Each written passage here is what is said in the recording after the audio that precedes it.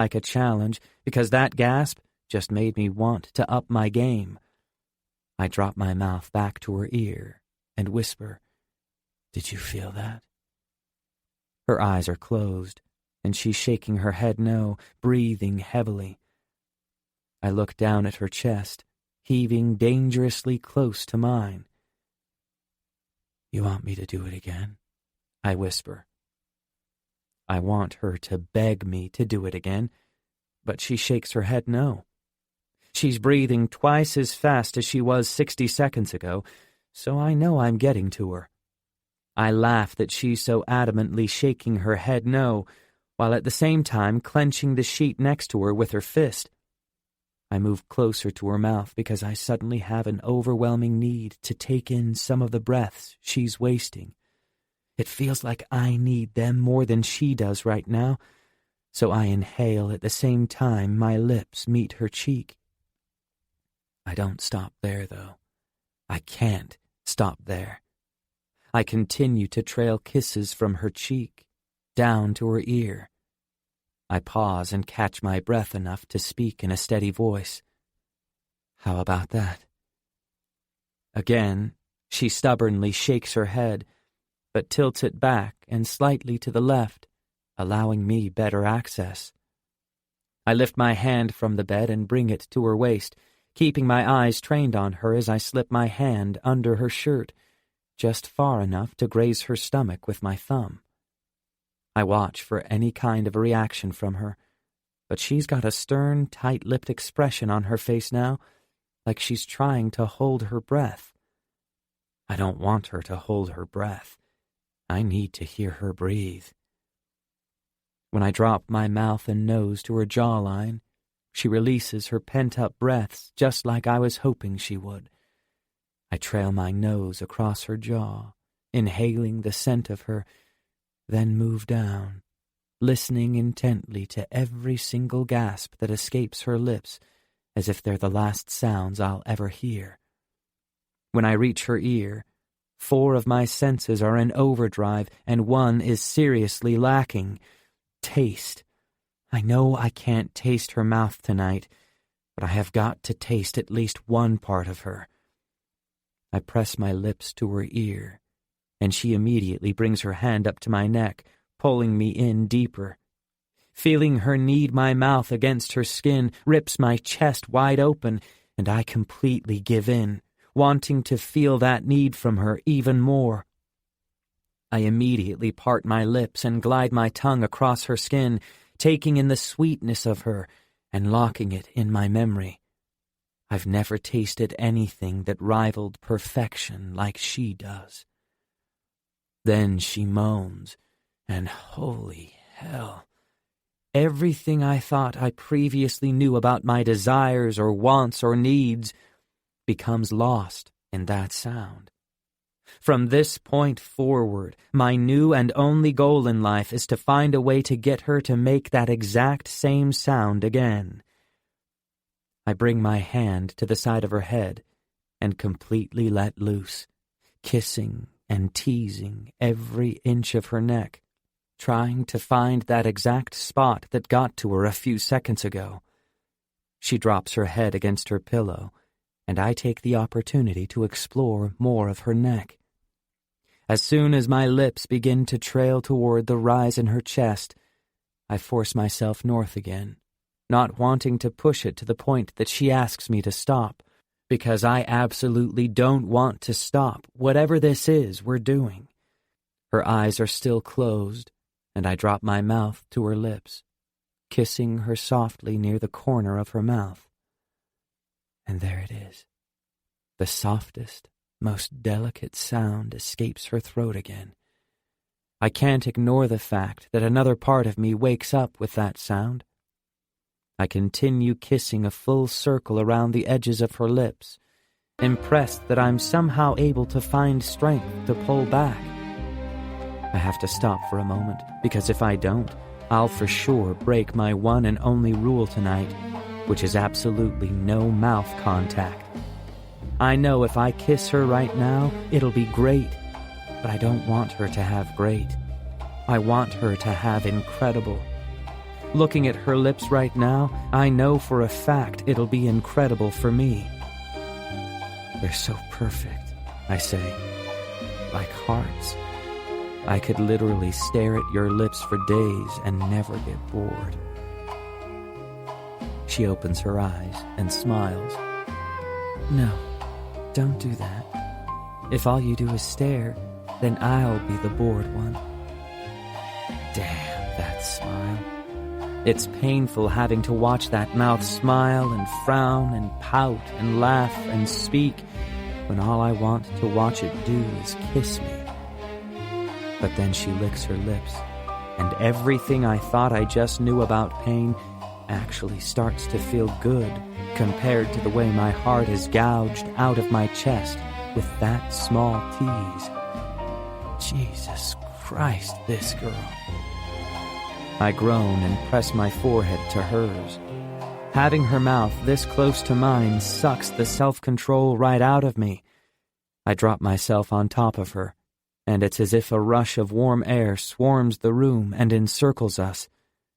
We both feel everything simultaneously, and we moan together, move together, and breathe together. Then we completely give in together. All four of our hands are frantically pulling off my shirt as if two hands can't do it fast enough. As soon as it's off, her legs lock around my waist and she pulls me tightly against her. I drop my forehead back to hers and move against her, finding a new way to force those tiny sounds from her mouth that have quickly become my new favorite song. We continue to move together, and the more she gasps and quietly moans, the closer my lips move to hers, wanting to experience those sounds firsthand. I just need a tiny sample of what her kiss will feel like. A little preview, that's all. I allow my lips to brush against hers, and we both suck in a breath. She feels it. She actually fucking feels this right now, and I think I'm drowning in satisfaction. I don't want to speed things up, and I definitely don't want to slow things down. I just want to keep things exactly as they are right now, because it's perfect. I bring my hand to the side of her head and keep my forehead pressed against hers, my lips resting against hers. I love the feel of our mouths sliding together, so I pull back and lick my lips to create smoother traction. I straighten my legs out, taking some of my weight off my knees, not expecting the small shift to do what it does to her. She arches her back and whispers, "Oh, God." I feel like I should answer her, because it sure as hell seems like she's referring to me right now with the way she throws her arms around my neck and tucks her head against me. Her arms are trembling and her legs are clenching my waist, and I realize that not only is she feeling this right now, she's doing everything in her power to fight it. "Hold her," she whispers, clenching my back. I'm not sure if she's wanting me to answer her or not, but I forgot how to speak, so it doesn't matter. I can barely even remember how to breathe right now. "Hold her." She says my name with more urgency this time, so I kiss the side of her head and slow my movements against her. She hasn't asked me to stop or slow down yet, but I'm pretty sure that's what she's about to do. I do whatever I can to intercept her plea, because she feels incredible, and I absolutely don't want to stop. "Sky, if you're asking me to stop, I will. But I'm hoping you're not, because I really don't want to stop. So please." I lift up and look down at her, still barely moving against her. She still hasn't asked me to stop yet, and honestly, I'm afraid to. I'm afraid if I stop, then whatever she's feeling right now will disappear. That scares me because I know that with me, I'll be feeling her for days after this. I love knowing that what I'm doing to her right now is having enough of an effect that she feels she needs me to stop before she passes an unexpected first tonight.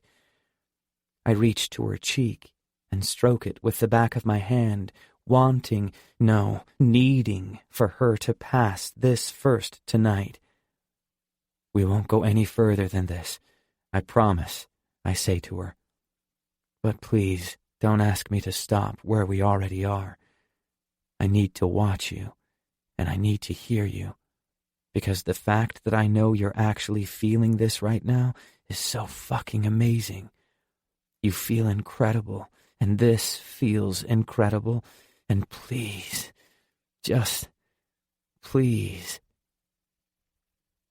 I drop my mouth to hers and kiss her softly, immediately pulling back before that amazing connection turns into more than just a peck. Her lips feel so inconceivably perfect. I have to lift off her completely in order to regain my bearings. Otherwise, I won't be able to hold myself at bay for another second. I look down at her, and she's looking back up at me, searching my eyes for an answer to a question she can only answer for herself. I wait patiently for her to decide where we go from here. Her head begins to shake back and forth, and she places her hands on my chest. Don't. Whatever you do, don't stop. I remain still for a few seconds, repeating what she just said in my head several times until I'm absolutely certain she just told me not to stop. I slip my hand behind her neck and pull her forehead to mine. Thank you, I say breathlessly. I ease myself back down on top of her until we recapture our rhythm. She feels so incredible pressed against me. I don't know that I'll ever be the same again. This girl just raised the bar so far above all other girls' heads, no one could ever come close. I kiss her everywhere my lips have already touched her tonight, picking up pace with the timing of her gasps and moans. When I feel her body tensing around mine, I pull away from her neck and look down at her. She digs her nails deeper into my skin, then tilts her head back and closes her eyes. She looks absolutely beautiful like this, but I need her eyes on mine. I need to watch her feel this. Open your eyes, I tell her. She winces, but doesn't look up at me. Please. Her eyes immediately open beneath me when I say please. Her eyebrows crease together and she loses all rhythm to her breathing pattern. She's fighting to breathe now as her body begins to tremble beneath me, all the while keeping our gaze locked together. All I can do is hold my breath and watch the most incredible thing I've ever seen unfold beneath me. When the loudest of her moans has escaped her lips, she can no longer keep her eyes open. As soon as she closes them, I drop my lips back to hers, needing to feel them against mine again. When she's finally calm, I move my lips down to her neck and kiss it like I wish I could be kissing her mouth right now. But seeing how much she needs me to kiss her mouth right now is making the wait even more important for me. Considering what just happened between us, it almost seems absurd to keep up the assurance of not kissing her. But I'm stubborn, and I like knowing that the next time we're together like this, we'll be able to experience another first that's likely to drive me even more insane than tonight has. I press my lips to her shoulder and push up on my arm. I trail my fingers down her hairline and wipe away the loose strands from her face. She looks absolutely content, and it's the most beautiful, satisfying thing I've ever felt. You're incredible, I say, knowing that word is a severe understatement for what she actually is. She smiles at me and inhales a deep breath at the same time I do. I collapse beside her on the bed, needing to get off her immediately. My chest is completely alive right now, and the only thing that I know could satisfy me is to be pressed against her again with my mouth on hers. I force the image of it out of my mind and attempt to cool myself off by matching my breathing pattern with hers. After silently finding a stable enough point to touch her again, I move my hand closer to hers on the bed and wrap my pinky around hers. The sensation of her pinky and mine feels way too familiar, way too right, way too long overdue. I squeeze my eyes shut and attempt to deny my conscience the satisfaction of being right. She's Sky. That's who she is. I only doubt this because of how she feels so familiar. Familiarity is hardly enough to convince me otherwise. I hope my instincts are wrong, because if I'm right, the truth will destroy her. Please, just let her be Sky. My fear of being right keeps pushing through, and I sit up on the bed, needing to separate myself from her. I need to clear my head of all this craziness. I have to go, I say, looking down at her. I can't be on this bed with you for another second. I'm being honest. I can't be on this bed with her for another second, although I'm sure she thinks it's for other reasons. Not for the reason I really need to separate myself from her. The fact that I'm terrified my intuition is finally right for once.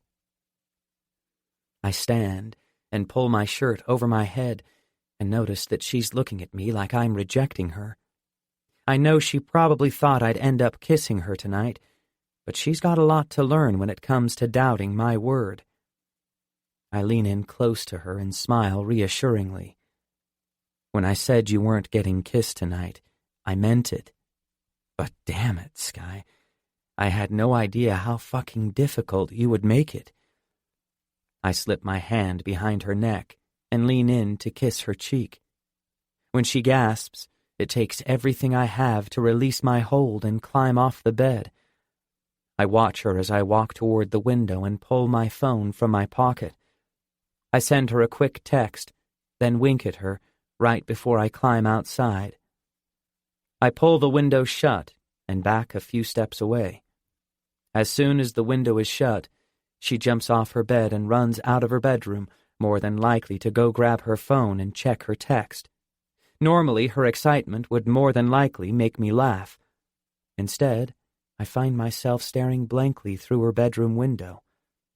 My heart feels heavy, and my mind even heavier, as the pieces of the puzzle slowly begin to fit together, right down to her name.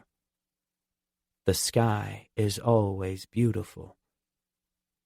The memory causes me to flinch. I brace my hand against the brick wall and inhale a deep breath. It's almost laughable, really. The fact that I can sit here and entertain the possibility that this could actually happen after 13 years. If it were true, if she really were her, it would ruin her. Which is exactly why I refuse to accept it without tangible proof, something I can actually touch that would confirm it. Without tangible proof, she'll remain Sky to me. I just want her to be Sky. Chapter 15. Les. Remember when we were kids and I made everyone stop calling me Dean? I never have told anyone the truth about why I go by Holder, not even you. We were 8 years old, and it was the first and only time we ever went to Disneyland. We were waiting in line for one of the roller coasters, and you and Dad were in front of me because you couldn't ride it by yourself. I was a few inches taller than you, and it pissed you off that I was able to ride most of the rides alone, and you weren't. When we made it to the front of the line, they put you and Dad on first, and I had to wait for the next car to pull in. I was standing there alone, patiently waiting. I turned around to find Mom, and she was about 100 yards away at the exit to the ride, waiting for all of us to finish. I waved at her, and she waved back at me. I turned back around when the next car pulled up. That's when I heard her. I heard Hope yelling my name. I spun around and stood on my tiptoes, facing the sound of her voice. "Dean!" she yelled. She sounded really far away, but I knew it was her because she said it with that accent of hers. She always dragged out the middle of my name and made it longer than one syllable. I always liked how she said my name, so hearing her yell it, I knew it was her.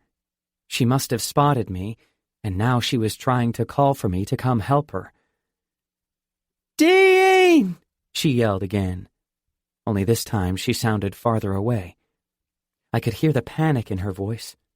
I began to panic myself because I knew I'd get in trouble if I lost my place in line. Mom and Dad spent the entire week before we left reminding us to stay by one of them at all times. I glanced over at Mom, but she wasn't looking at me. She was watching you and Dad on the ride. I didn't know what to do, because she wouldn't know where I was if I left the line. But as soon as Hope screamed my name again, I didn't care. I had to find her. I started running toward the back of the line, toward the sound of her voice. I was yelling her name, hoping she would hear me and walk toward the sound of my voice. God bless, I was so excited. I was terrified and excited and knew that all our prayers had been answered. But it was up to me to hurry up and find her, and I was scared I wouldn't be able to.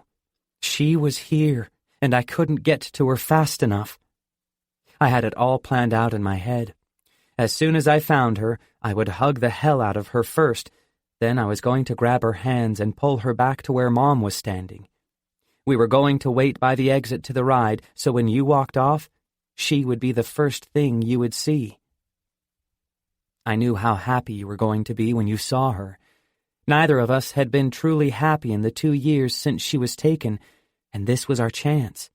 After all, Disneyland is the happiest place on earth, and for the first time, I was starting to believe it. "Hope!" I yelled, cupping my hands around my mouth. I had been running for several minutes, still trying to listen for the sound of her voice. She would yell my name, then I would yell her name, and this went on for what felt like forever until someone grabbed my arm and yanked it, stopping me in my tracks. Mom threw her arms around me and hugged me, but I was trying to get out of her grasp. "Dean, you can't run off like that," she said. She was kneeling down, shaking my shoulders, looking me frantically in the eyes. "I thought I lost you." I pulled away from her and tried to keep running toward Hope, but Mom wouldn't let go of my shoulders. "Stop it," she said, confused why I was trying to get away from her. I looked back at her in a panic and shook my head vigorously, trying to catch my breath and find the words. I pointed toward the direction I wanted to run. "It's Hope, Mom! I found Hope! We have to go to her before I lose her again!" Sadness instantly reached her eyes, and I knew she didn't believe me. "Dean," she whispered, shaking her head sympathetically. "Sweetie." She felt sorry for me. She didn't believe me because this wasn't the first time I thought I'd found her, but I knew I was right this time. I knew it. "Dean!" Hope cried again. "Where are you?" She was much closer this time, and I could tell by the sound of her voice that she was crying now. Mom's eyes darted toward the voice, and I knew she heard her calling for me too. "We have to find her, Mom," I pleaded. "It's her. That's Hope." Mom looked me in the eyes, and I could see the fear in them. She nodded, then grabbed my hand. "Hope!" she yelled, scanning over the crowd. We were both calling her name now, and I remember looking up at Mom at one point, watching her while she helped me search. I loved her more than I ever had in that moment, because she actually believed me. We heard my name called again, and it was so much closer this time. Mom looked down at me, and her eyes were wide. We both broke out into a run toward the sound of Hope's voice. We pushed through the crowd, and that's when I saw her. Her back was to us, and she was standing all by herself. "Dean!" she yelled again. Mom and I were both frozen. We couldn't believe it. She was standing right in front of us, looking for me. After 2 years of not knowing who took her or where she was, we had finally found her. I started to walk forward, but I was suddenly shoved aside by a teenage boy rushing toward her. When he reached her, he grabbed her by the arm and spun her around.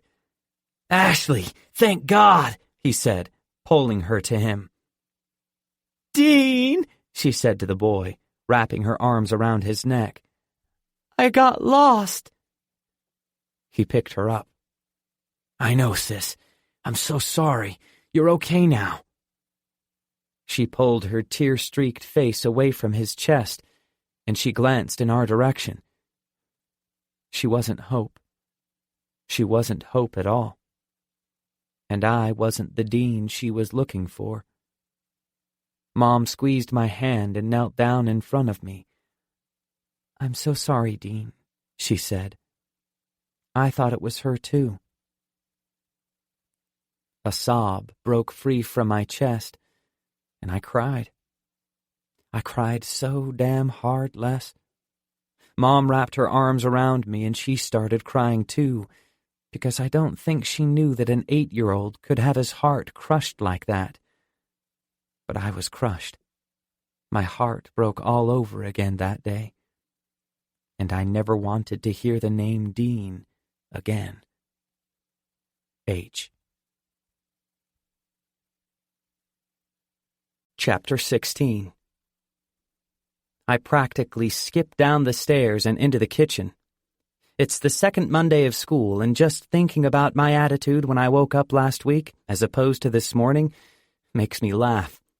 I never in a million years imagined I'd be so consumed with the thought of a girl as I have been. Since the second I left her house Saturday night, I've done nothing but eat, breathe, and sleep with her on my mind. "So how are you liking Sky?" my mom asks. She's seated at the kitchen table, eating her breakfast and reading the paper.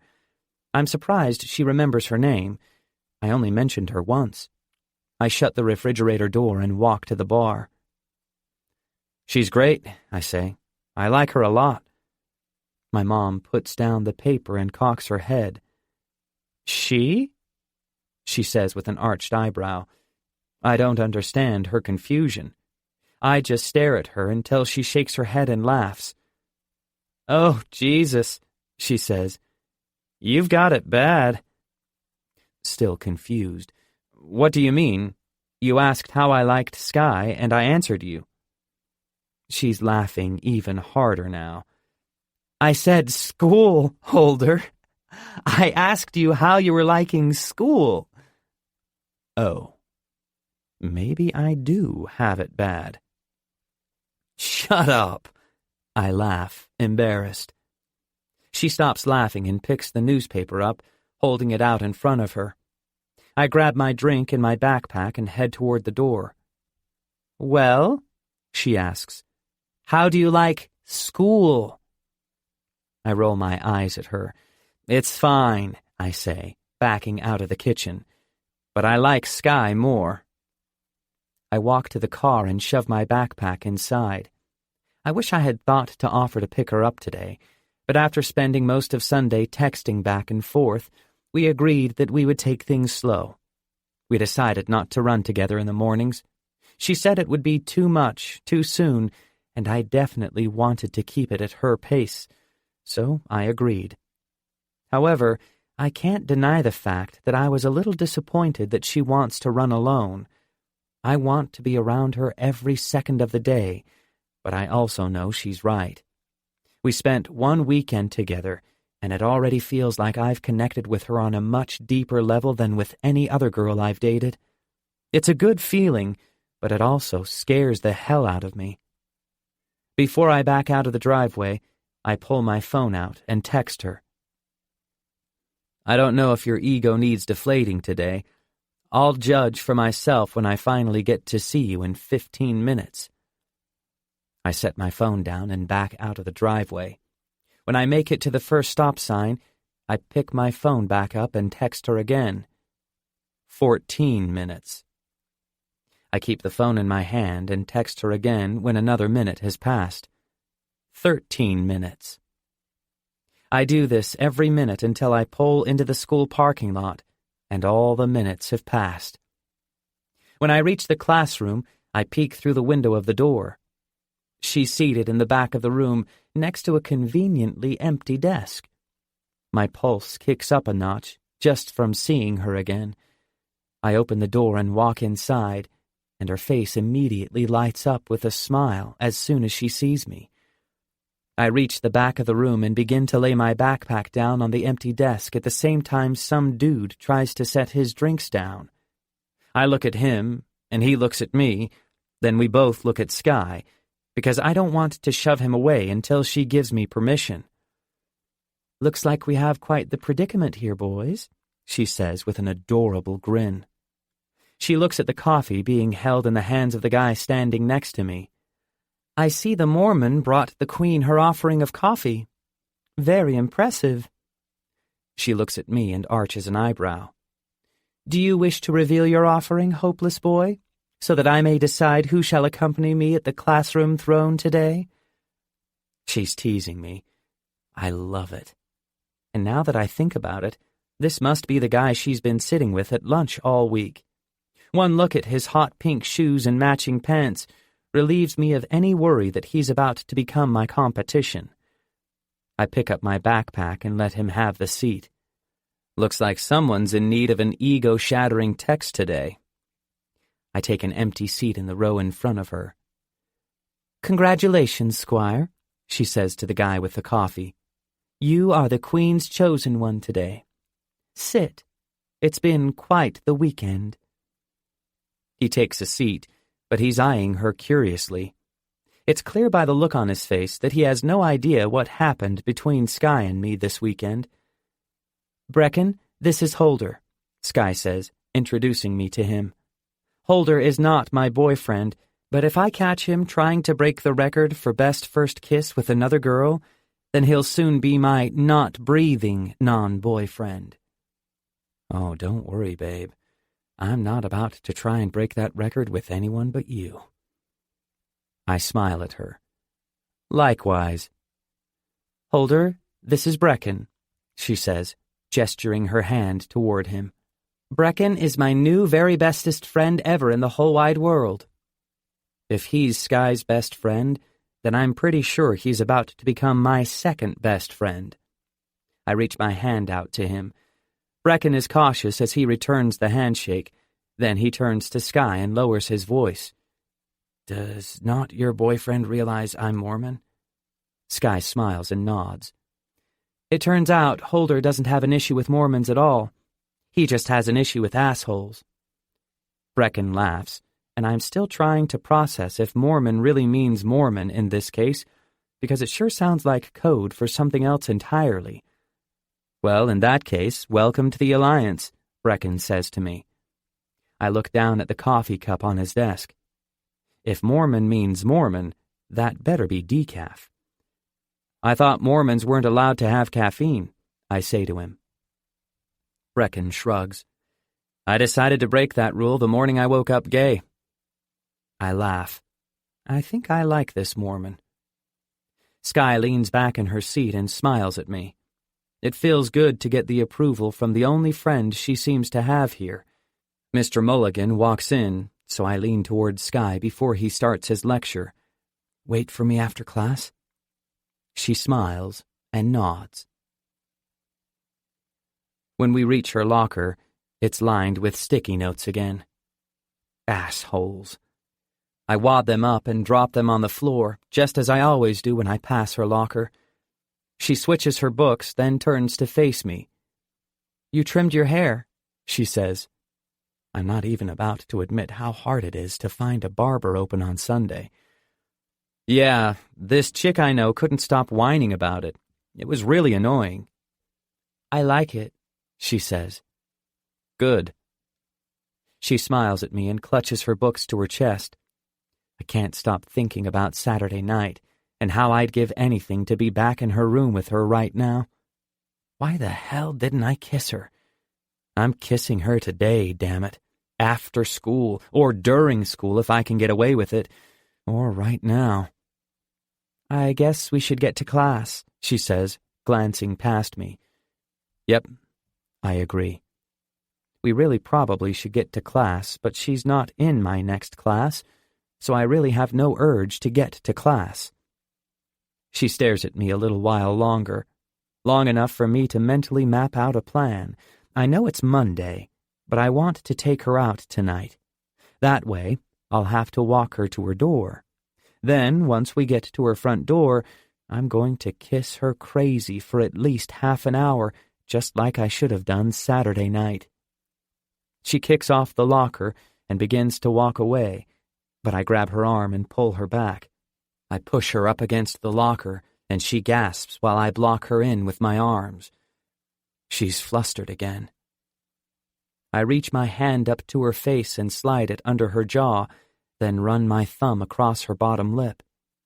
I can feel her chest heave against mine, and her breaths come in quicker succession.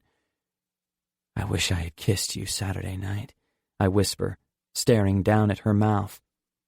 She parts her lips, and I continue to run my thumb across them.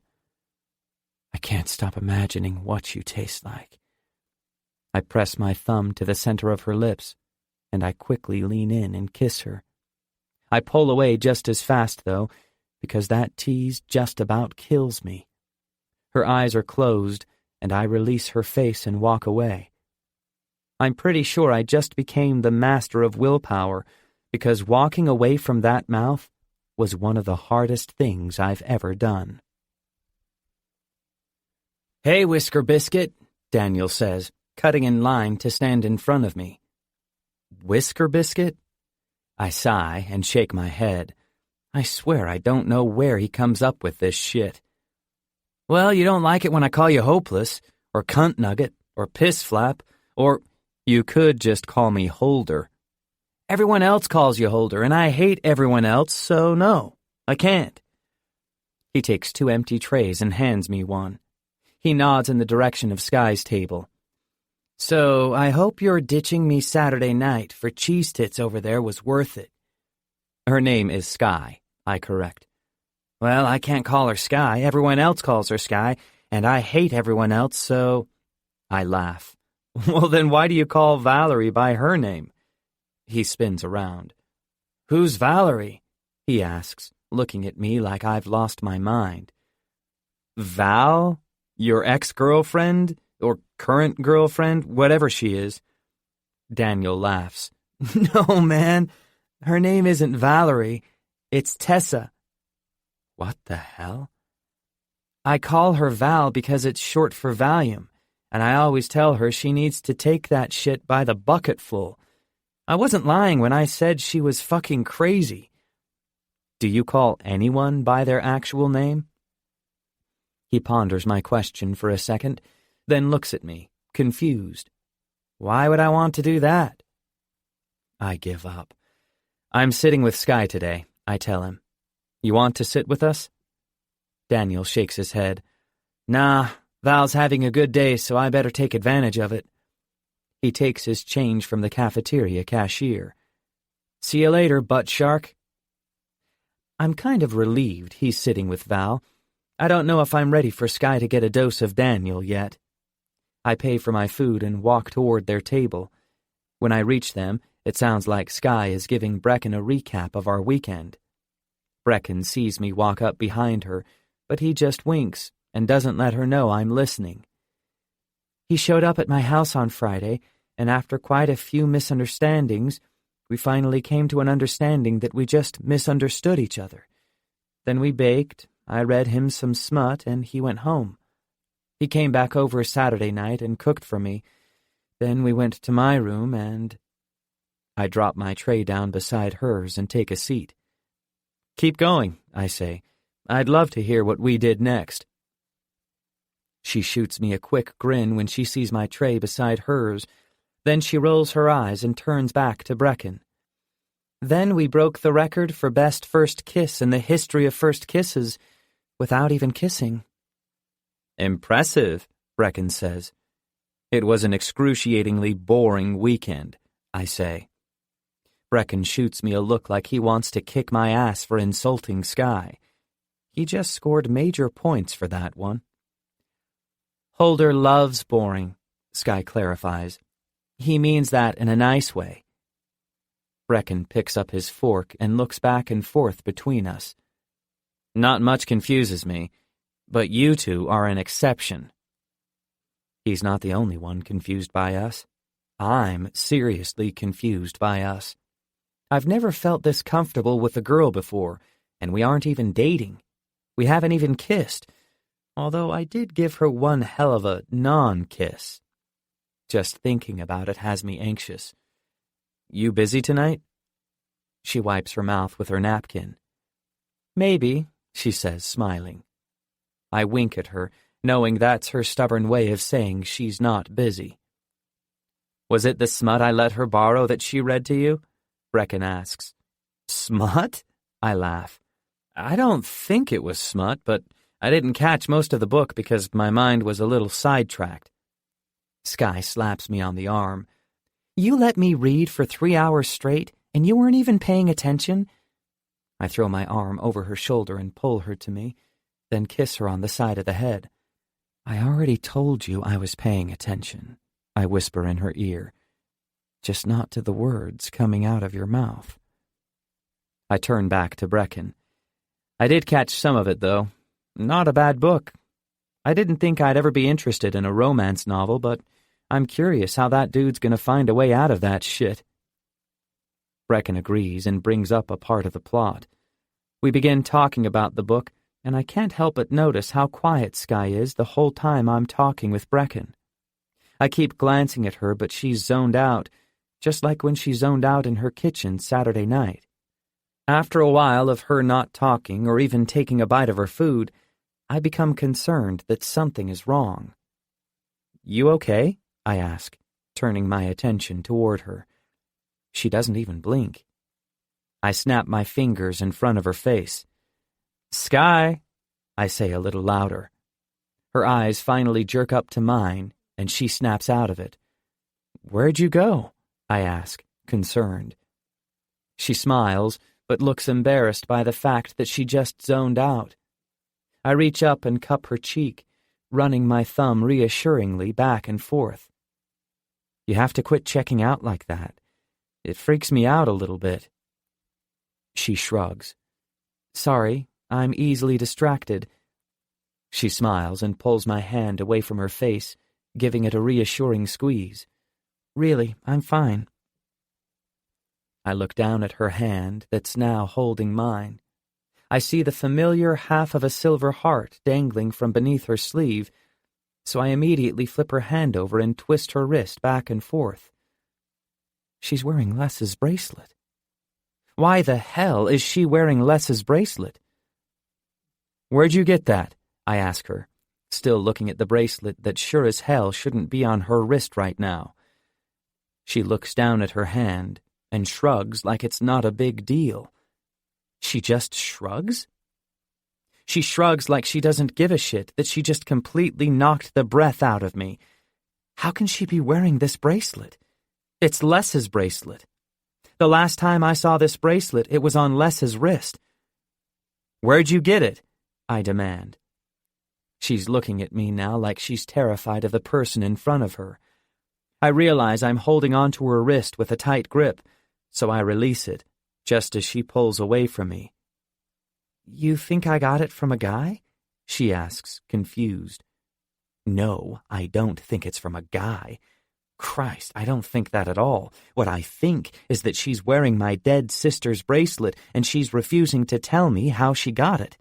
She can't just shrug and sit here acting like it's a coincidence because that bracelet is handmade and there's only one other bracelet like it in the whole damn world. So unless she's Hope, then she's somehow wearing Les's bracelet, and I want to know why the hell she's wearing it. Unless she's Hope. The truth hits me head on, and I think I'm about to be sick. No. Hold her, Brecken says, shifting forward. Ease up, man. No. This can't be Hope's bracelet. How could she even still have it after all this time? Her words from Saturday night rush through my head. The only thing I have from before Karen adopted me is some jewelry, and I have no idea who it came from. I lean forward, praying this bracelet isn't the jewelry she was referring to. Who gave you the damn bracelet, Sky? She gasps, still unable to give me an answer. She can't answer me because she honestly has no idea. She's looking at me like I just crushed her, and hell, I think I did. I know she doesn't have a clue what's going through my mind right now, but how could I even begin to tell her? How in the hell do I explain to her that she may not know where the bracelet on her wrist came from, but I do? How do I tell her that bracelet came from Les? From the best friend she doesn't even remember? And how do I admit that she got that bracelet just minutes before I walked away from her, minutes before her entire life was ripped out from under her? I can't tell her. I can't tell her because she honestly has no memory of me or Les or how she got this damn bracelet. From looking at her, I don't even think she remembers Hope. She doesn't even remember herself. She said Saturday night she has no memory of her life before Karen. How can she not remember? How can anyone not remember being stolen from her own home, from her best friend? How can she not remember me? I squeeze my eyes shut and turn away from her. I press my palms against my forehead and inhale a deep breath. I have got to calm down. I'm terrifying her right now, and that's the last thing I want to do. I grip the back of my neck in order to keep my hands busy so that I don't punch the table. She's Hope. Sky is Hope, and Hope is Sky, and shit! I don't mean to say it out loud, because I know I'm freaking her out, but this is as calm as I'm able to be right now. I have to get out of here. I have to figure out how the hell to explain this to her. I stand up and rush toward the exit to the cafeteria before I do or say anything else. As soon as I'm through the doors and alone in the hallway, I collapse against the nearest locker and pull my trembling hands to my face. Shit, shit, shit. Chapter 17. Les. I'm sorry I didn't find her sooner. I can't help but wonder if it would have made a difference. I'm so sorry. H. Chapter 18. Les. She still has your bracelet, though. That has to mean something to you.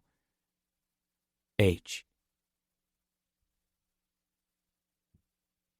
Chapter 19. Les. I don't know what to do. It's been over 6 hours now, and I keep trying to figure out if I should go to her house and tell her everything, or if I should give it more time. I think I'll give it more time. I need to process this. H. Chapter 20. Les. What if I call Karen and explain everything to her? Sky seems to have a good relationship with her. Karen could figure out what to do. H. Chapter 21. Les. Shit. What if Karen is the one who did it? H. Chapter 22. Les. What if I tell Mom? I could tell Mom, and she could figure out what we need to do, or if we need to call the police. She's a lawyer. I'm sure she deals with this kind of stuff all the time. H. Chapter 23. Les. I can't tell Mom. Mom's in intellectual property law. She wouldn't know what to do any more than I do. H. Chapter 24. Les. It's almost midnight. 12 hours I've let this continue without giving her a single explanation for what happened at lunch today. God, I hope I didn't make her cry. H. Chapter 25. Les. She's probably asleep right now. I'll tell her in the morning. She runs every morning, so I'll just show up and run with her. Then I'll tell her. We'll figure out what to do after that. H. Chapter 26. Les. I can't sleep. I can't believe I actually found her. H. Chapter 27. Les. Why do you think she calls herself Sky? There was this thing we used to do when we were little. We only did it a few times because she was taken shortly after that. But she used to cry all the time, and I hated it. So we would lie in the driveway and watch the sky, and I would hold on to her finger. I remember thinking it was gross to hold a girl's hand, so I would always hold her pinky instead. Because even though I was just a kid and it was gross to hold a girl's hand, I really did want to hold her hand. I used to tell her to think about the sky when she got sad, and she always promised me she would. Now, here she is, and her name is Sky. It's 3 a.m. None of this makes any sense. I'm going to sleep now. H. Chapter 28. Les. Well, I ran with her. Sort of. It was more like I chased her. I couldn't bring myself to speak to her once I showed up. Then after the run, we were both so exhausted we just collapsed onto the grass. I was hoping that the incident in the cafeteria yesterday would spark some sort of memory from her.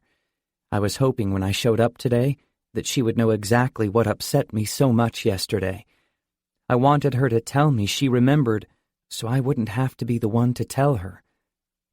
How do you tell someone something like that, Les?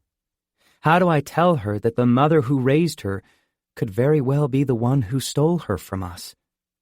If I said anything, her life would change forever. And she likes her life. She likes running and reading and baking and... Holy shit. Holy shit. It didn't make sense until just now, but the whole internet thing? Her mom not wanting her to have a phone? Karen did it. Karen fucking took her, and she's doing everything she can to make sure Sky doesn't find out. I don't know what to do.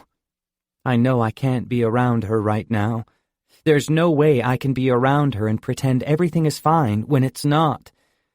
But there's no way I can tell her the truth either, because it would turn her world upside down. I don't know what will be more painful, staying away from her so she doesn't find out, or telling her the truth and ruining her life all over again. H. Chapter 28.5. Les. It's Thursday night. I haven't spoken to her since Monday. I can't even look at her because it hurts so much. I still don't know what to do, and the longer I just let this go on, the more of an asshole it makes me look.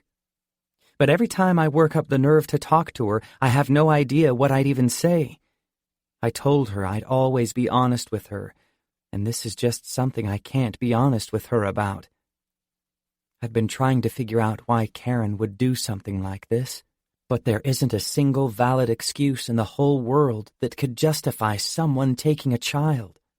I've even thought about the chance that maybe Hope's dad didn't really want her, so he just gave her away. But I know that's not true because he did everything he could to find her for months. I just can't figure it out. I don't even know if I need to. Until I barged into her life 2 weeks ago, she was happy. If I don't walk away now, it'll ruin all that. Ironic, isn't it? I walked away from her 13 years ago and ruined her life. Now, if I decide not to walk away from her, I'll ruin her life again. Just goes to show that everything I do is hopeless. Fucking hopeless. H. Chapter 29. Yo, Flipdick, we on for tonight? Daniel says, walking up to my locker. The last thing I feel like doing tonight is going out. I know Daniel would probably get my mind off her with all the crazy shit that comes out of his mouth, but I don't really want to get my mind off her. I haven't spoken to her since Monday, and the only thing that sounds appealing besides being with her is wallowing alone in self-pity. Maybe tomorrow. I don't really feel like doing anything tonight. Daniel leans his elbow into the locker, and he lowers his head, leaning toward me. You're really being a mangina, he says. You didn't even date the chick. Get the fuck over it and... Daniel glances over my shoulder without finishing the sentence. What the hell is your problem, Powder Puff? He's speaking to someone now standing behind me. The way he says it can only mean it's Grayson. Fearing I'm about to get sucker-punched from behind, I spin around. It's not Grayson. Brecken is facing me, and he doesn't look very pleased about it. Hey, I say. I need to talk to you, he says. I know he wants to talk about Sky, and I really don't want to talk about Sky. Not to Brecken, not to Daniel, not even to Sky. No one understands anything about anything, and frankly, it's nobody's business. Sorry, Brecken. I'm not really in the mood to talk about her. Brecken takes a quick step forward, and I take a quick step back because I wasn't expecting him to rush me like he just did. My back is against the locker and Daniel is laughing, probably because Brecken is a good 50 pounds lighter than I am and several inches shorter, and he's probably wondering why the hell I haven't laid Brecken on his ass yet. But that doesn't stop Brecken from moving in even closer and shoving his finger hard against my chest. I don't really give a shit what kind of mood you're in, because I'm in a pretty shitty mood myself, Holder. You aren't the one having to pick up all the shattered pieces of Sky this week. I don't know what the hell happened in the cafeteria Monday, but it was enough to show me that I don't like you. I don't like you one goddamn bit, and I have no idea what Sky sees in you. Because what you did to her? How you led her on for days and then just walked away like she was a waste of your time? Brecken shakes his head, still fuming. He drops his eyes down to my arm, down to the tattoo. I feel sorry for you, he sighs. He inhales a calming breath and slowly looks back up at me. I feel sorry for you because people like her don't come along more than once. She deserves someone who realizes that, someone who appreciates her, someone who would never just... He shakes his head, looking at me disappointedly. Someone who would never crush her hope and then just walk away. Brecken backs up a step when he's finished, and Daniel gives me the look that indicates he's ready to start one of his fights. Before I even have the chance to tell Daniel to refrain, he begins to lunge forward toward Brecken. I quickly step in between them and shove Daniel against the locker with my arm, keeping it pressed against his chest. Don't, I say, holding Daniel back. Let him hit me, Brecken says loudly from behind me. Or better yet, why don't you just do it, Holder? You proved to Sky on Monday what a badass you are. Have at it. I release Daniel and turn around to face Brecken. The last thing I want to do is hit him. Why would I hit him when everything he just said to me was the absolute truth? He's pissed at me because of how I treated Sky. He's pissed, and he's protecting her, and I have no idea how to tell him how much it means to me to know she has him. I turn around and open my locker, then grab my backpack and car keys. Daniel is watching me closely, wondering why I'm not kicking Brecken's ass right now. I face Brecken again, and he's eyeing me with just as much confusion as Daniel. I begin to walk away, but pause when I'm shoulder to shoulder with Brecken. I'm glad she has you, Brecken. He doesn't respond. I pull my backpack onto my shoulder and walk away. Chapter 29.5. Les. I haven't spoken to her in 2 weeks. I'm still going to school, though, because I can't imagine the thought of not being able to see her every day. But I just watch her from a distance. I hate that she seems sad now. I was hoping that my actions in the cafeteria last Monday would have left her pissed off, if even a little bit. But when I decided it was better not to allow myself back into her life, I was hoping her anger would help her get over me faster. But she doesn't seem angry. She just seems heartbroken, and that crushes me. I made a list over the weekend of the pros and cons of telling her the truth about who she is. I'll share it with you so you'll understand my decision better, because I know it doesn't make sense. Pros to telling Skye the truth. Her family deserves to know what happened to her, and that she's okay. She deserves to know what happened. Cons to telling Skye the truth. The truth would ruin the life she has now. She never seemed happy to me when we were little, but she seems happy now. Forcing her back into a life she doesn't even remember doesn't seem like the right thing to do. If she found out I knew all along who she was, she would never forgive me for keeping it from her. I know she thinks her birthday is next week, but she still has months to go before she actually turns 18. If she finds out right now, the decision about what happens to her will be made for her by her father and the state. When she finds out the truth, I want her to be old enough to make her own decisions about what happens to her life. As much as I don't want to believe Karen did this, what if she did? If the truth came out, Karen would be punished. And that probably should be listed in pros, but I just don't think her going to prison would in any way be a pro for Skye. So you can see the cons won, which is why I've decided not to tell her the truth. Not yet, anyway. After I decided I wasn't going to tell her what happened to her as a child, I also thought about whether it was a good idea to at least try and apologize for what happened at lunch that day. I thought that somehow I could still keep the secret until she's out of high school, and in the meantime, we could be together. I want to be with her again more than anything, but there are so many reasons why I shouldn't be. Pros to being with Skye. I fucking miss her. I miss her rude comments, her laughter, her smile, her scowl, her cookies, her brownies, her kiss. Even though I never really had that one, I know I'd miss it if I did. She wouldn't be as heartbroken if I would just apologize. We could go back to whatever it was that we were doing, and I could pretend she wasn't Hope.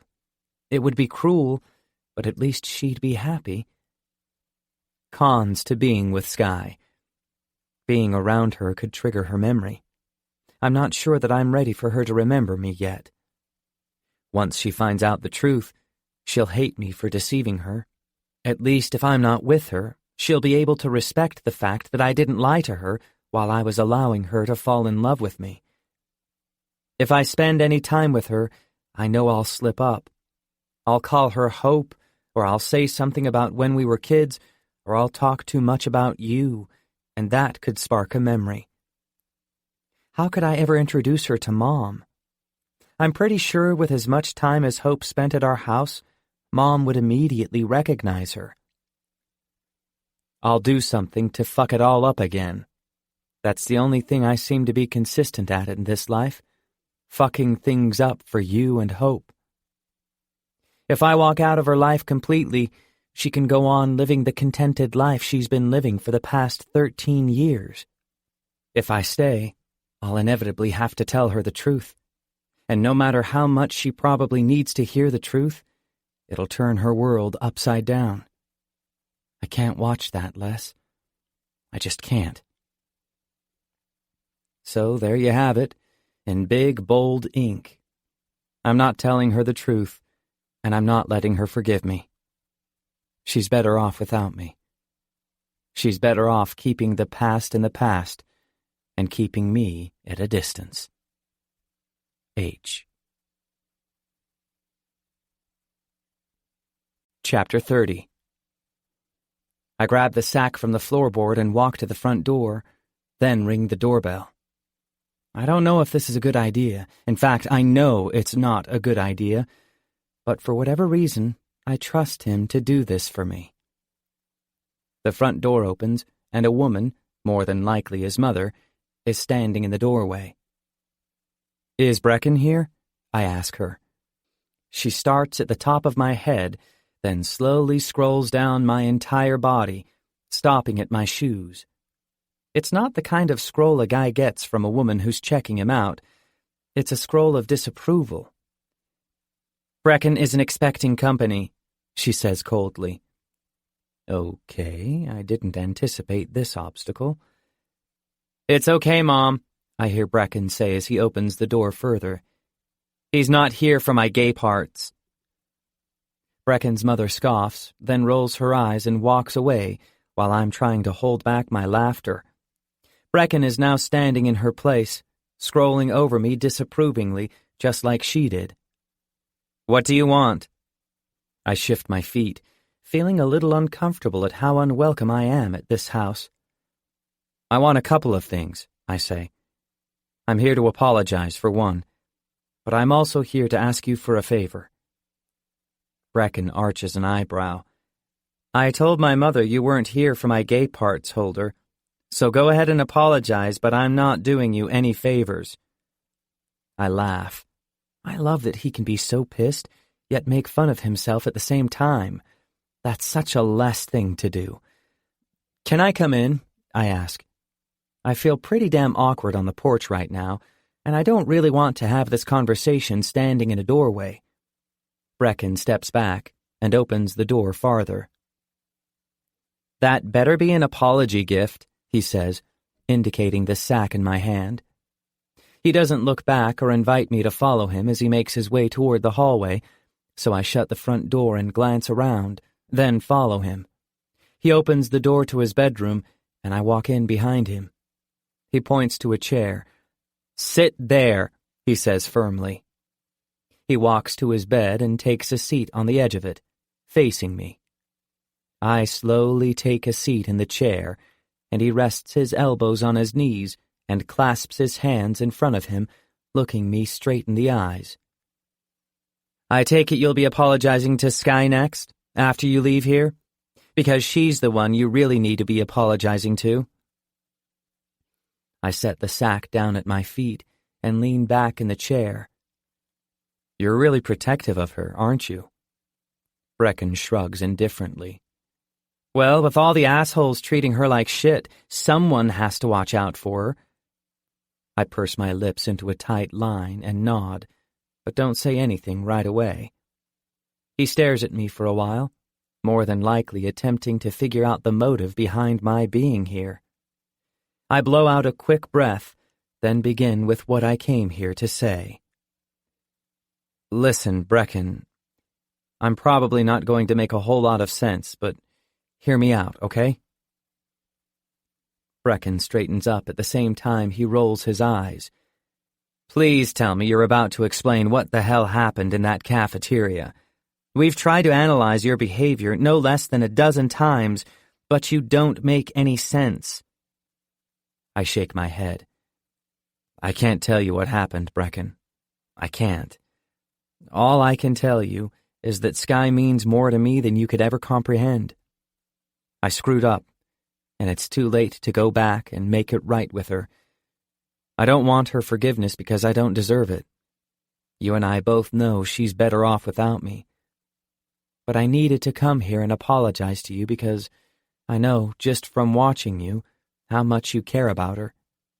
It kills me that I hurt her, but I know that my hurting her indirectly hurt you too. So, I'm sorry. I keep my eyes trained on his. He tilts his head slightly and chews on his bottom lip while he studies me. Her birthday is next Saturday, I say, picking up the sack.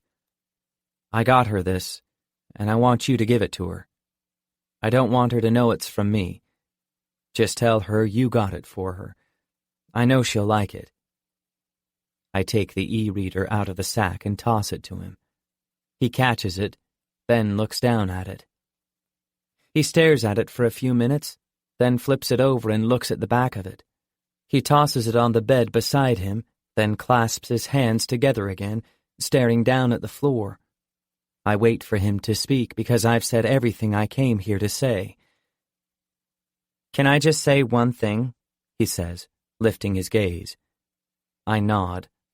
I figured he'd have way more than just one thing to say after all that. I think what pissed me off the most is the fact that I liked her with you, he says. I liked seeing how happy she was that day. And even though it was just 30 minutes that I watched you with her at lunch before you went and flipped the fuck out, he says, waving his arm in the air, it just seemed so right. You seemed right for her and she seemed right for you and... I don't know, Holder. You just don't make any sense. You didn't make sense when you walked away from her that day, and you sure aren't making any sense right now. But I can tell you care about her. I just don't understand you. I don't understand you at all, and it pisses me off because if there's one thing in the world I'm good at, it's understanding people. I wasn't counting while he was talking, but I'm pretty sure that was more than just one thing. Can you just trust that I really do care about her? I say.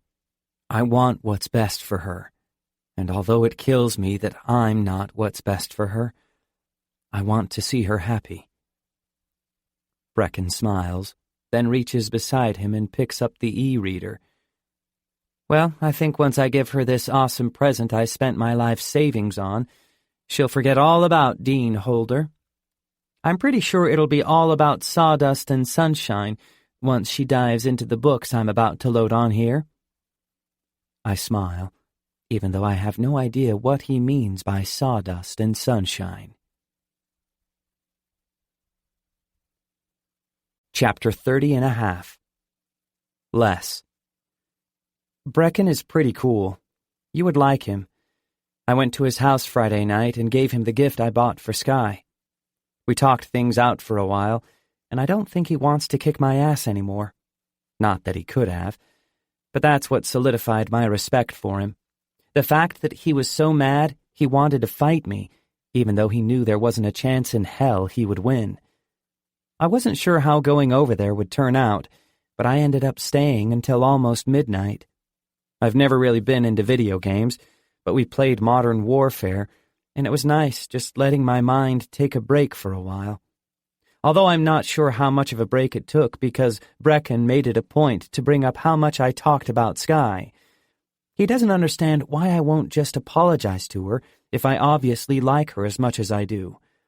Unfortunately, I can't explain it to him, so he'll never understand it. But he seems okay with that. Neither of us thinks it's a good idea to let Sky know we hung out. I don't want her upset with Brecken, but now it feels like I'm somehow cheating on her by being friends with him. But I can assure you, Les, I wasn't there for his gay parts. H. Chapter 31. What do you want to do? I ask. I don't care what we do, Daniel says. Me neither. We're sitting in his driveway. I'm leaned back in my seat with my foot propped on his dash. He's in the same position in the driver's seat, only his hand is hanging loosely from the steering wheel and his head is resting against the headrest. He's staring out the window and he's being unusually distant. What's wrong with you? I ask. He continues to stare out the window and sighs a heavy, depressing sigh. Broke up with Val again, he says disappointedly. She's crazy. She's so fucking crazy. I thought that's why you loved her. But that's also why I don't. He drops his leg to the floorboard and scoots his seat forward. Let's get out of here. He cranks the car and begins backing out of the driveway. I put my seatbelt on and slide my sunglasses off my head and over my eyes. What do you want to do? I don't care what we do, he says. Me neither. Is Brecken home? I ask his mother, who's now eyeing Daniel from the doorway in the same way she was eyeing me last Friday night. Well, aren't you becoming a real regular? Brecken's mother says to me. There isn't any humor behind her voice, and quite frankly, she's a little intimidating. We stand silently for several awkward seconds, and she still doesn't invite us in. Daniel leans his head toward mine. Hold me, I'm scared. The door widens, and Brecken replaces his mother after she turns and walks away. He's now the one eyeing Daniel suspiciously. I'm definitely not doing you any favors, Brecken says to him. Daniel turns to face me, shooting me a quizzical look. It's Friday night, and you bring me to Powder Puff's house? He shakes his head disappointedly. What the hell has happened to us, man? What the hell have these bitches done to us? I look at Brecken and nudge my head sympathetically in Daniel's direction. Girl trouble. I thought some modern warfare could help. Brecken sighs, rolls his eyes, then steps aside to let us in. We make our way inside, and Brecken closes the door behind us, then stops in front of Daniel. You call me Powder Puff again, and my new second best friend ever in the whole wide world will kick your ass. Daniel grins, then cuts his eyes to mine. We have one of our silent conversations where he tells me this kid isn't half bad. I smile, completely agreeing with him.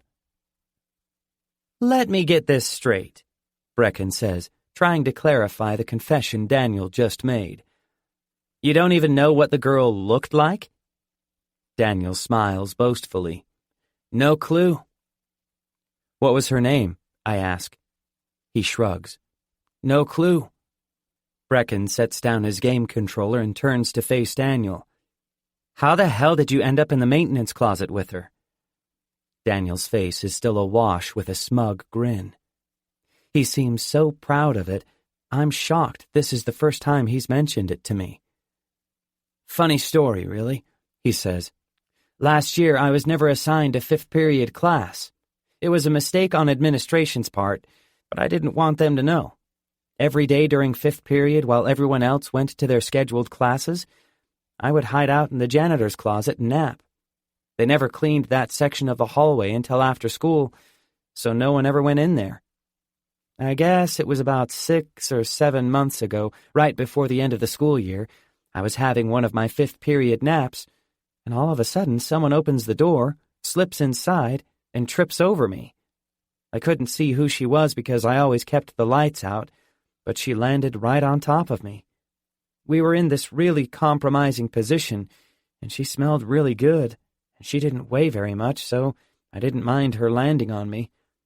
I wrapped my arms around her and made no attempt to roll her off me because she felt so damn good. She was crying, though, he says, losing some of the excitement in his eyes. He leans back in his chair and continues, I asked her what was wrong, and all she said was, I hate them. I asked her who she hated, and she said, everybody. I hate everybody. The way she said it was just heartbreaking, and I felt bad for her, and her breath smelled so fucking good, and I knew exactly what she meant because I hate everyone too. So I kept my arms wrapped around her, and I said, I hate everybody too, Cinderella. We were still in... Wait, Brecken says, interrupting the story. You called her Cinderella? What the hell for? Daniel shrugs. We were in a janitor's closet. I didn't know her name, and there were all these mops and brooms and shit, and it reminded me of Cinderella, okay? Give me a break. But why would you even call her anything? Brecken asks, not understanding Daniel's penchant for random nicknames. Daniel rolls his eyes. I didn't know her fucking name, Einstein. Now stop interrupting me. I'm just now getting to the good part. He leans forward again. So I said to her, I hate everybody too, Cinderella. We were still in the same position, and it was dark, and to be honest, it was really kinda hot. You know, not knowing who she was or what she looked like. Sort of mysterious. Then she just laughs and leans forward and kisses me. Of course I kissed her back because I'd already finished my nap, and we still had about 15 minutes to kill. We kissed for the rest of the period. That's all we did. We never spoke another word, and we never did more than just kiss. When the bell rang, she hopped up and walked out. I didn't even see what she looked like. He's staring at the floor, smiling. I've honestly never seen him talk about a girl like this before, not even Val. But I thought you said she was the best sex you ever had, Brecken says, bringing us back to the point that started this whole conversation. Daniel grins boastfully again. She was. Turns out I wasn't hard to find after that. She showed up again a week later. The closet light was out like always, and she walked in and shut the door behind her. She was crying again. She said, Are you in here, kid? The way she called me kid made me think she might have been a teacher, and I'd be lying if I said that didn't turn me on. Then one thing led to another, and let's just say I became her Prince Charming for the rest of the hour. And that was the best sex I ever had. Brecken and I both laugh. So who was she? I ask. Daniel shrugs. I never found out. She never showed up again after that, and school ended a few weeks later. Then I met Val, and my life spiraled out of control. He exhales a deep rush of air, then turns to face Brecken. Is it racist of me to not really want to hear about your gay sex? Brecken laughs and throws his game controller at Daniel. Racist isn't the correct term, dipshit. Homophobic and discriminatory, yes. And understandable. I wouldn't tell you anyway. Daniel looks at me. I don't even have to guess who you'll say was your best, he says. The way Sky has you broken right now, I think it's pretty obvious. I shake my head. Well, you're wrong, because not only did I never have sex with her, but we never even kissed. Daniel laughs, but Brecken doesn't, and neither do I, which quickly shuts Daniel up. Please tell me you're kidding. I shake my head. Daniel stands up and tosses his controller onto the bed. How the hell have you not kissed her? He says, raising his voice. Because the way you've been acting this month had me thinking she was the fucking love of your life. I cock my head. Why do you seem pissed off by this? He rolls his head. Seriously? He stalks toward me and bends forward, placing his hands on either side of my chair. Because you're being a pussy. Pussy. He lets go of my chair and backs up. Jesus, Holder. I was actually feeling sorry for you. Suck it up, man. Go to her house and fucking kiss her already and allow yourself to be happy for once. He drops down onto the bed and grabs his controller. Brecken smiles a tight-lipped smile and shrugs. I don't really like your friend, but he does make a good point. I still don't understand why you got so mad at her and walked away, but the only way to make it up to her is to not stay away. He turns back toward the TV, and I'm staring at both of them, completely speechless. They make it sound so simple. They make it sound so easy, like her whole life isn't hanging in the balance. They don't know what the fuck they're talking about. Take me home, I say to Daniel. I don't want to be here anymore. I walk out of Brecken's bedroom and make my way back to Daniel's car. Chapter 32. Les. Everyone likes to have an opinion, don't they? Daniel and Brecken have no clue what I've been through, what either of us has been through. Fuck it. I don't even feel like telling you about it. H. I close the notebook and stare at it. Why the hell do I even write in it? Why the hell do I bother when she's fucking dead? I throw the notebook across the room and it hits the wall and falls to the floor.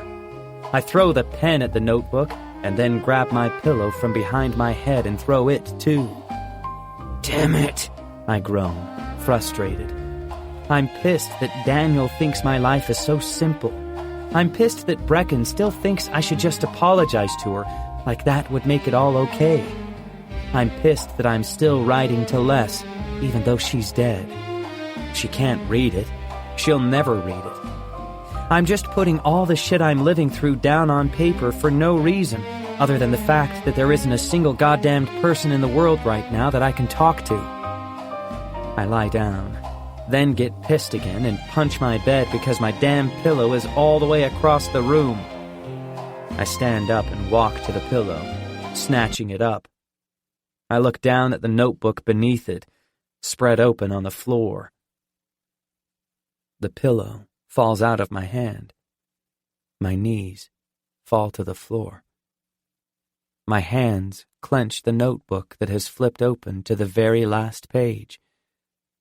I frantically flip through the pages covered in Les's handwriting until I find where the words begin. As soon as I see the first words written on top of the page, my heart comes to a screeching halt. Dear Holder, if you're reading this, I'm so sorry. I slam the notebook shut and throw it across the room. She wrote me a letter. A fucking suicide letter? I can't breathe. Oh God, I can't breathe. I pull myself up and jerk open my window, then stick my head out. I take a deep breath, and it's not enough air. There isn't enough air, and I can't breathe. I shut the window and run to my bedroom door. I swing it open and rush down the stairs, taking them several at a time. I pass by my mother, and her eyes grow wide, seeing me in such a hurry. Holder, it's midnight. Where are... Running, I yell, then slam the front door behind me. And that's what I do. I run. I run straight to Sky's house, because she's the only thing in the world that can help me breathe again. Chapter 33. These past few weeks of doing everything in my power to avoid her have taken every ounce of my strength. I can't do it anymore. I thought by staying away from her, I was being strong, but not being near her is making me weaker than I've ever been. I know I shouldn't be here, and I know she doesn't want me here, but I have to see her. I have to hear her. I have to touch her. I have to feel her against me because that weekend I spent with her was the only time since I walked away from her 13 years ago that I actually looked forward. I've never looked forward before. I've always looked back. I think about the past way too much, and I think about what I should have done and everything I did wrong, and I've never once looked forward in my life. Being with her had me thinking about tomorrow and the day after that and the day after that and next year and forever. I need that right now, because if I don't get to hold her one more time, I'm scared I'll look back again, and the past will completely swallow me up. I grab the windowsill and close my eyes. I inhale several times in an attempt to calm my pulse and the trembling going on with my hands right now. I hate that she always leaves her window unlocked. I push it up and slide the curtains back, then climb inside. I contemplate saying something so she'll know I'm in her room, but I also don't want to scare her if she's asleep. I turn and close the window and walk to her bed, then slowly ease myself down. She's facing the other way, so I lift the covers and scoot in beside her. Her posture immediately stiffens, and she pulls her hands up to her face. I know she's awake, and I know she knows it's me climbing into her bed, but the fact that it terrifies her completely breaks me. She's scared of me. I didn't expect fear to be a reaction from her at all. Anger, yes. I'd so much rather her be angry at me right now than scared. She's not telling me to leave yet, and I don't think I could, even if she asked me to. I have to feel her in my arms, so I move closer to her and slide my arm under her pillow. I wrap my other arm around her and slide my fingers into hers, then bury my face into her neck. Her scent and her skin and the feel of her heartbeat against our hands is exactly what I need. More tonight than ever before, I just need to know that I'm not alone, even if she doesn't have a clue how much allowing me to hold her is helping. I kiss her softly on the side of her head and pull her closer. I don't deserve to be back in her bed or in her life after all I've put her through. In this moment, she's allowing me to be here. I'm not going to think about what might happen in the next few minutes. I'm not going to think about what happened in the past. I'm not looking forward or backward. I'm just holding her and thinking about this. Right now. Her. She hasn't spoken in almost half an hour, but neither have I. I'm not apologizing to her because I don't deserve her forgiveness, and that's not why I'm here. I can't tell her what happened that day at lunch because I don't want her to know yet. I have no idea what to say, so I just hold her. I kiss her hair, and I silently thank her for helping me breathe again. I fold my arm up and hold her tighter. I'm trying not to fall apart right now. I'm trying so hard. She inhales a breath, then speaks to me for the first time in almost a month. I'm so mad at you, she whispers. I squeeze my eyes shut and press my lips desperately against her skin. I know, Sky. I slip my hand around her to pull her closer. I know. Her fingers slide through mine, and she squeezes my hand. All she did was squeeze my hand, but that one small gesture does more for me in this moment than I could ever give her in return. Knowing she's reassuring me, even in the slightest way, is more than I deserve from her. I press my lips to her shoulder and kiss her softly. I know, I whisper again, as I continue kissing up her neck. She's responding to my touch and to my kiss, and I want to stay here forever. I wish I could freeze time. I want to freeze the past and the future and just focus on being here in this moment with her forever. She reaches up and runs her hand to the back of my head, pulling me against her neck even harder. She wants me here. She needs me here just as much as I need to be here, and just knowing that is enough to freeze time for just a little while. I raise up in the bed next to her and gently pull on her shoulder until she's flat on her back, looking up at me. I brush the hair away from her eyes and look down at her. I've missed her so much, and I'm so scared she'll come to her senses and ask me to leave. God, I've missed her. How did I ever think walking away from her would be good for either of us? I know you're mad at me, I say, running my hand down to her neck. I need you to be mad at me, Sky. But I think I need you to still want me here with you even more. She continues to keep her eyes locked with mine, and she nods her head slightly.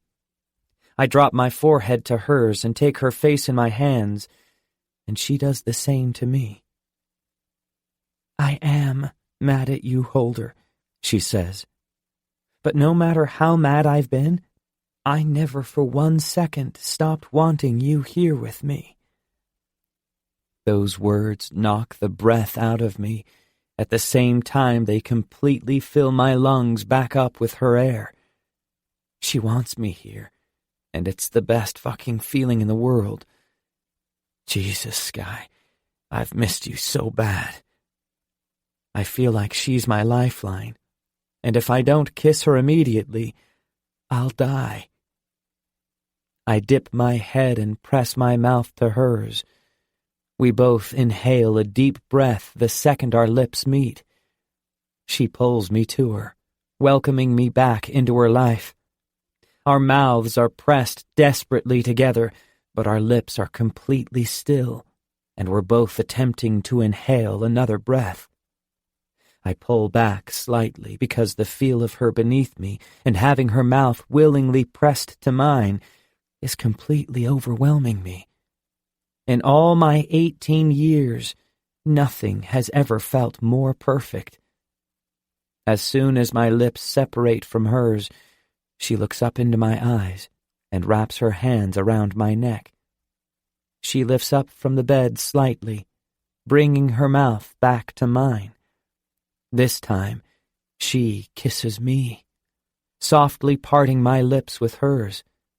When our tongues meet, she moans, and I push her back against the mattress, kissing her this time. For the next few minutes, we're completely lost in what feels like sheer perfection. Time has completely stopped, and all I'm thinking about while we kiss is how this is what saves people. Moments like these, with people like her, are what make all the suffering worth it. It's moments like these that keep people looking forward, and I can't believe I've let them slip by for an entire month. I know I told her that she's never really been kissed before, but until this moment, I had no idea that I had never really been kissed before. Not like this. Every kiss, every movement, every moan, every touch of her hand against my skin. She's my saving grace, my hope, and I'm never walking away from her again. I hear the door to her bedroom close, so I know she's about to walk in on me cooking breakfast for her. I still haven't explained what the hell I've done to her over the past month, and I'm not sure that I can, but I'll do whatever it takes to get her to accept it without letting her forgive me. No matter what happened between us last night, I still don't deserve her forgiveness, and honestly, she's not the type of girl who would put up with the shit I've put her through. If she forgave me, I feel like she would be compromising her strength. I don't want her compromising anything about herself for my sake. I know she's standing behind me. Before everything I've done catches back up with her again, I try to explain away the fact that I've made myself at home in her kitchen again. I left early this morning, I say, with my back still turned to her, because I was afraid your mom would walk in and think I was trying to get you pregnant. Then, when I went for my run, I passed by your house again and realized her car wasn't even home, and remembered you said she does those trade days every month. So I decided to pick up some groceries because I wanted to cook you breakfast. I also almost bought groceries for lunch and dinner, but maybe we should take it one meal at a time today.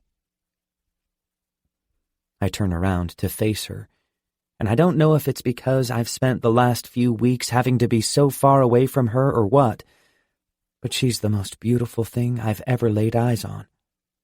I look her up and down, recognizing that this is the first time I've ever fallen in love with a piece of clothing before. What the hell is she trying to do to me? Happy birthday, I say casually, trying not to show her just how flustered I am looking at her in that outfit. I really like that dress. I bought real milk. You want some? I take a glass and pour her some milk, then slide it to her. She eyes the milk warily, but I don't give her time to drink it. seeing those lips and that mouth and... shit. I need to kiss you, I say, walking swiftly to her. I take her face in my hands. Your mouth was so damn perfect last night. I'm scared I dreamt that whole thing. I expect her to resist, but she doesn't. Instead, I'm met with eager perfection when she grabs me by the shirt with both hands and kisses me back. Knowing that she still wants me after all I've put her through makes me appreciate her even more.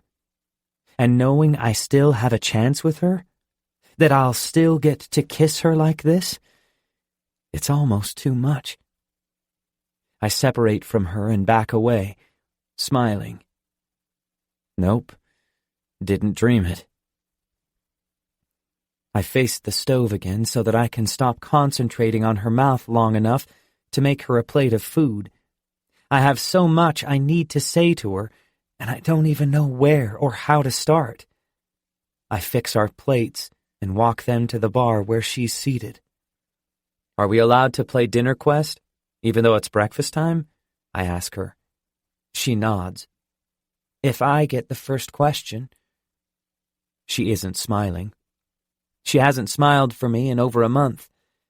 I hate that I'm the reason she doesn't smile anymore. I lay my fork down on my plate and bring my hands up, clasping them under my chin. I was thinking about just letting you have all the questions, I say. I only need the answer to one, she says. I sigh, knowing for a fact she needs more than just one answer.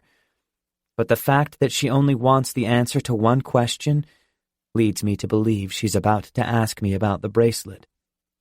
And that's the one question I'm not willing to share the answer to just yet. She leans forward in her chair, and I brace myself for her question. How long have you been using drugs, Holder? I immediately look up at her, not expecting that to have been her question at all. It comes from so far out of left field that I keep my eyes locked with hers, but the randomness of the question makes me want to laugh. Maybe I should be disturbed by the fact that my behavior has given her such an absurd thought, but instead, I feel nothing but relief.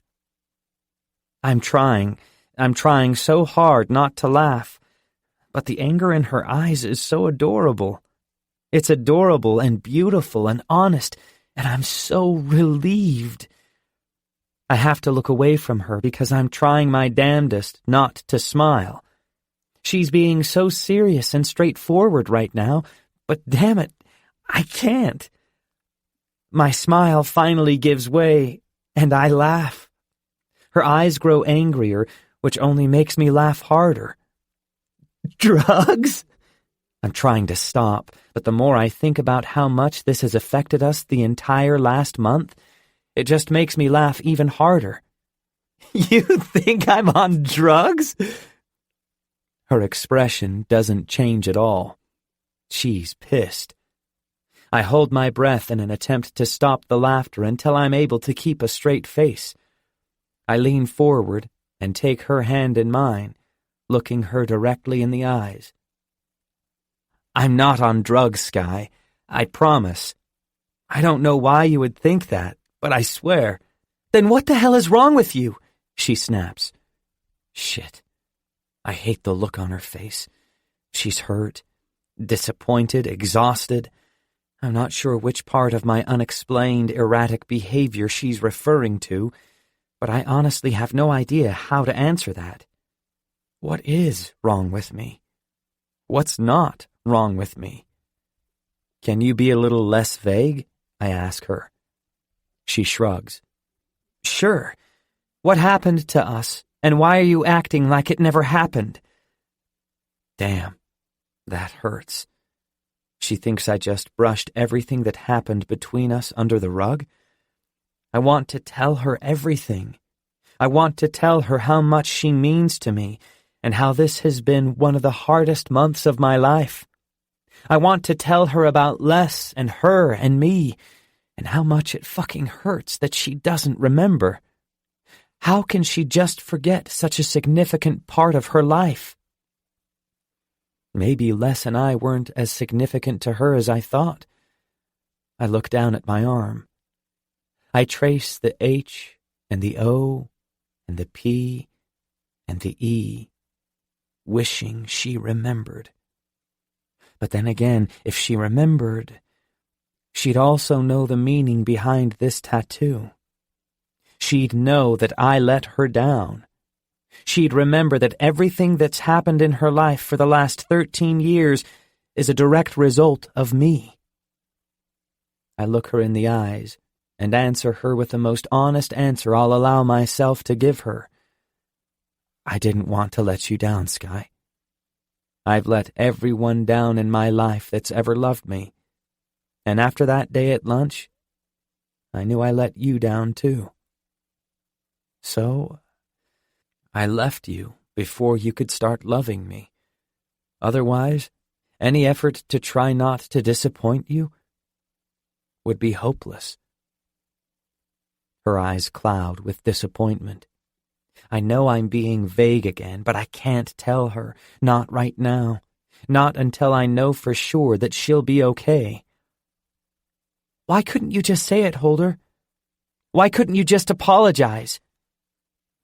The hurt in her voice grips my heart.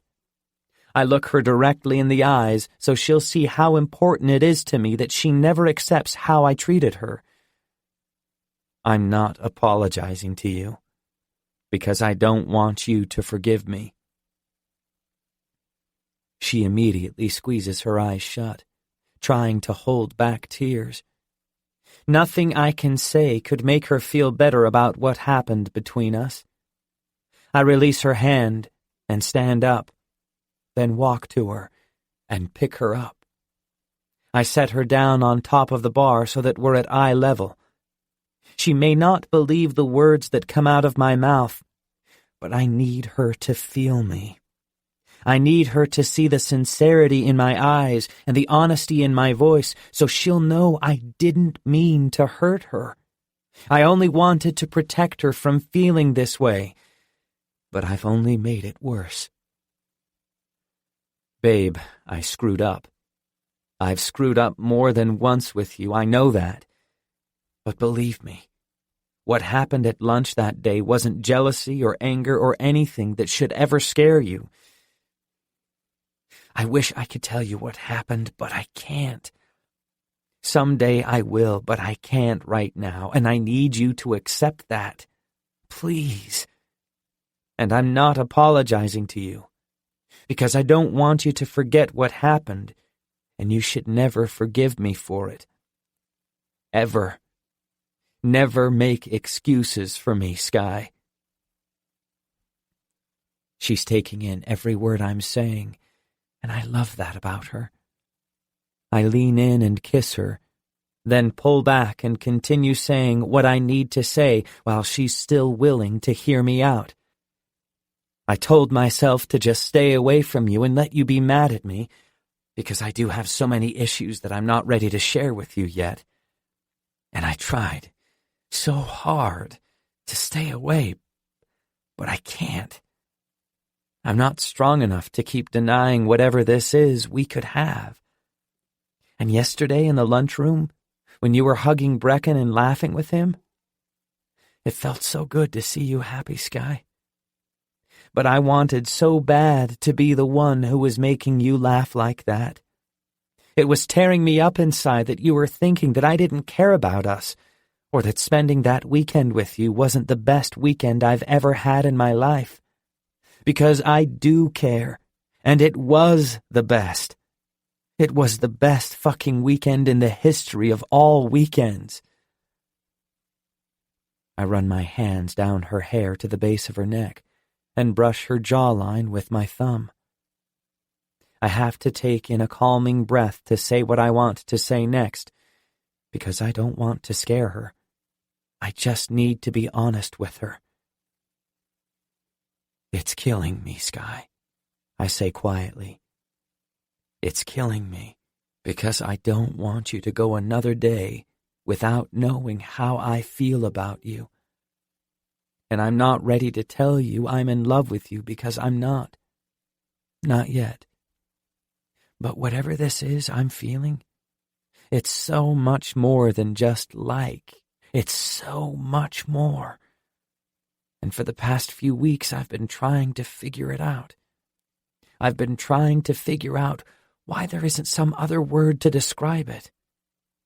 I want to tell you exactly how I feel, but there isn't a single goddamned word in the entire dictionary that can describe this point between liking you and loving you.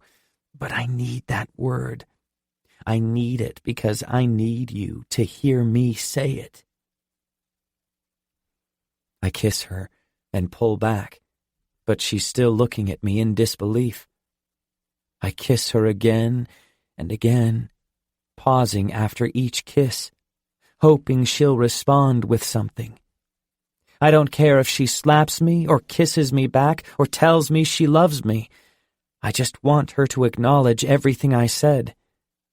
Instead, she's just staring at me, and it's making me so damn nervous. Say something, I plead. She continues to stare at me for a long time. I try to stay patient. She's always patient with me, even though she's so quick-witted. What I wouldn't give for her to be a little more quick-witted in this moment. I need a reaction from her. Something. Anything.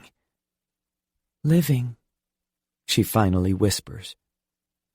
That's not what I expected to come out of her mouth, but at least it's something. I laugh and shake my head, confused about what she means. What? Live. If you mix the letters up in the words like and love, you get live.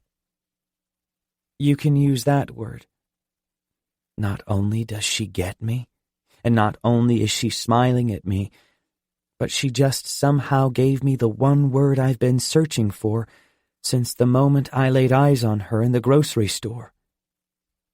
I don't deserve her. I don't deserve her understanding, and I sure as hell don't deserve the way she just made my heart feel. I laugh and take her in my arms, bringing my mouth to hers. I live you, Sky, I say against her lips. I live you so much. And as perfect as that word sounds, as perfectly as it describes the point we're at, I know it's a lie.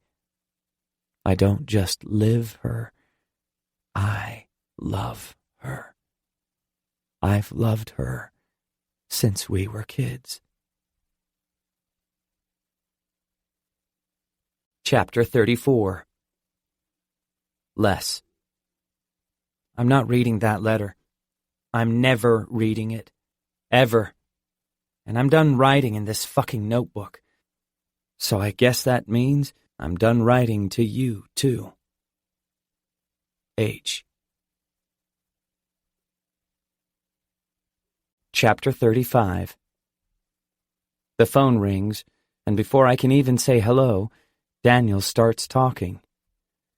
Do you and Cheese Tits want to come over and watch a movie with me and Val tonight? I thought you broke up with Val. Not today, Daniel says. I don't know if that's a good idea.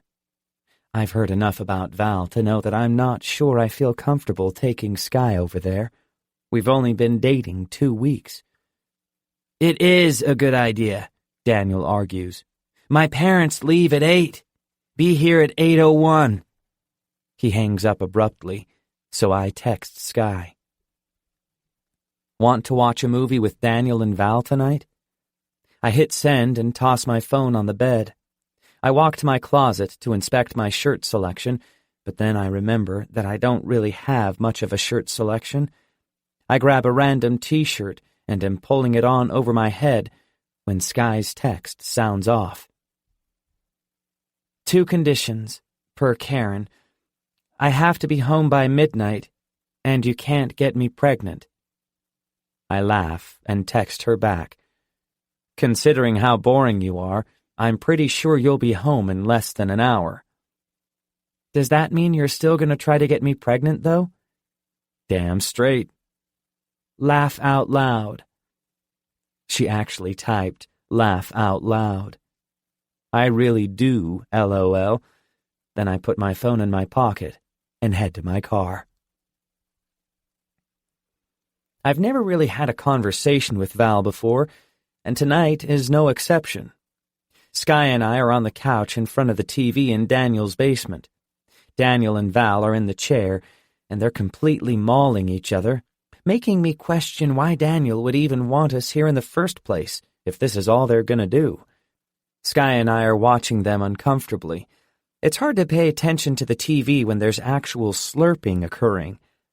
The second Daniel's hand begins to slip up Val's shirt, I toss the remote at them, hitting Daniel in the knee. He jumps and lifts his hand to flip me off, but never breaks contact with Val's mouth. He does somehow glance at me, though, and I silently tell him to get the hell out of his basement or get the hell out of her shirt. He stands up, and Val is now wrapped around him. They say nothing as he carries her up the stairs and to his bedroom. "Thank you," Sky says, breathing a sigh of relief. I was about to hurl. She's curled up beside me on the couch with her head resting on my shoulder. I ease myself down into the couch so that we're more comfortable, and we both look back at the TV. But I know we aren't really paying attention to it, because the energy in the room completely shifted the second Daniel and Val left. We haven't had privacy like this since we officially started dating 2 weeks ago.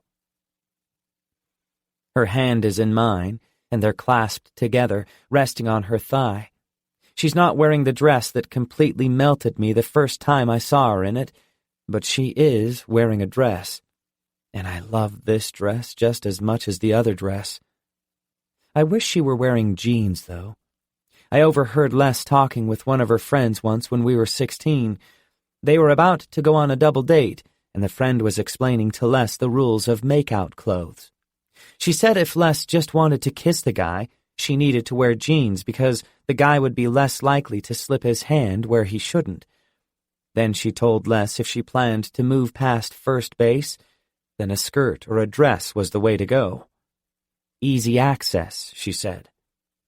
I remember waiting in the living room after hearing that conversation to see which outfit Les chose. She walked down the stairs in a skirt, and I marched her right back up to her room and forced her to change into a pair of jeans. I wish Sky were wearing jeans right now, because my hands are starting to sweat, and I know she can feel my pulse through the palm of my hand. Her dress makes me think she wants to take things a step further tonight, and I absolutely can't get that out of my head. I sure as hell want to take the next step, but what if Sky doesn't know the rules to make-out clothes? What if she's wearing this dress just for the hell of it? What if she's just wearing this dress because her washing machine broke and all her jeans were dirty? What if she's wearing this dress because she didn't have time to change into jeans before I showed up at her house? What if she's wearing this dress because she went to some sort of random church today that has service on Saturdays? I wish I knew what was going through her head right now. I rest my head against the back of the couch and swallow the huge lump in my throat before I speak. I like your dress, I say. It comes out in more of a raspy whisper because my throat is so weak right now just thinking about her. But I think she liked the way I said it, because she tilts her head and looks up at me, then slowly drops her eyes to my mouth. Thanks to the angle we're sitting, we wouldn't even have to shift position to kiss. Her mouth is so incredibly close, it's practically on top of mine. But neither of us is taking advantage of that. Yet. Thank you, she whispers. The sweet breath from her words crashes against my mouth, warming me from the inside out. The tension is so thick now, I can't even inhale. You're welcome, I whisper back, staring at her mouth the same way she's staring at mine. We're both quiet for a moment, just silently staring. She slides her lips together and moistens them, and I'm pretty sure I mutter, "Holy shit," under my breath. She likes that she just got me all flustered because she grins. "Wanna make out?" she whispers. Oh, hell yes. My lips are on hers before the sentence is even completely out of her mouth. I lower my hands to her waist and pull her until she's straddling me in her dress. I keep my hands locked tight on her hips while her hands slowly make their way up my neck and into my hair. The way her chest is pressed against mine makes my head spin, and it feels like the only thing that could set it straight again is if I pull her even closer and kiss her even harder. So that's what I do. I slide my hands away from her hips and reach behind her and pull her closer, pressing her into me so perfectly that she moans and tugs on my hair. I keep one hand on her ass, letting it flow with the rhythm of her movements, while my other hand slides up her back and into her hair. I pull her mouth deeper into mine while I straighten my posture and lean forward so that my back is no longer touching the couch and my mouth is as meshed with hers as it's gonna get. Only that just makes my head spin even worse. So we're kissing faster now, and she's moaning louder, and I'm gripping her hips again and moving her against me so perfectly that I'm pretty sure she's about to have a repeat of what I did to her the first night we made out. I don't want that yet, because she's wearing this dress, and it's absolutely amazing, and I'm not even taking advantage of it. I grip her shoulders and push her away from me, letting myself fall back against the couch. We're both gasping for breath. We're both smiling. We're both looking at each other like this is the best night ever because it's only 10 o'clock and we've got a good 2 hours left of this. I release her shoulders and take her face in my hands, then slowly pull her back to my mouth. I change the position of my hands to support her weight, and I stand up, then lower her onto the couch. I join her, pressing one knee between her legs and the other on the couch beside her. I'm starting to get the impression that Daniel picked out this oversized couch in the same way that girls pick out their make-out clothes, because it's the perfect couch for this sort of thing. I begin to kiss down her chin, down her neck, and down to the area where her dress stops and her cleavage begins. I slowly glide my hand over her dress and up the length of her body until I reach her breast. I stroke my hand over the material, and she hardens beneath my fingertips.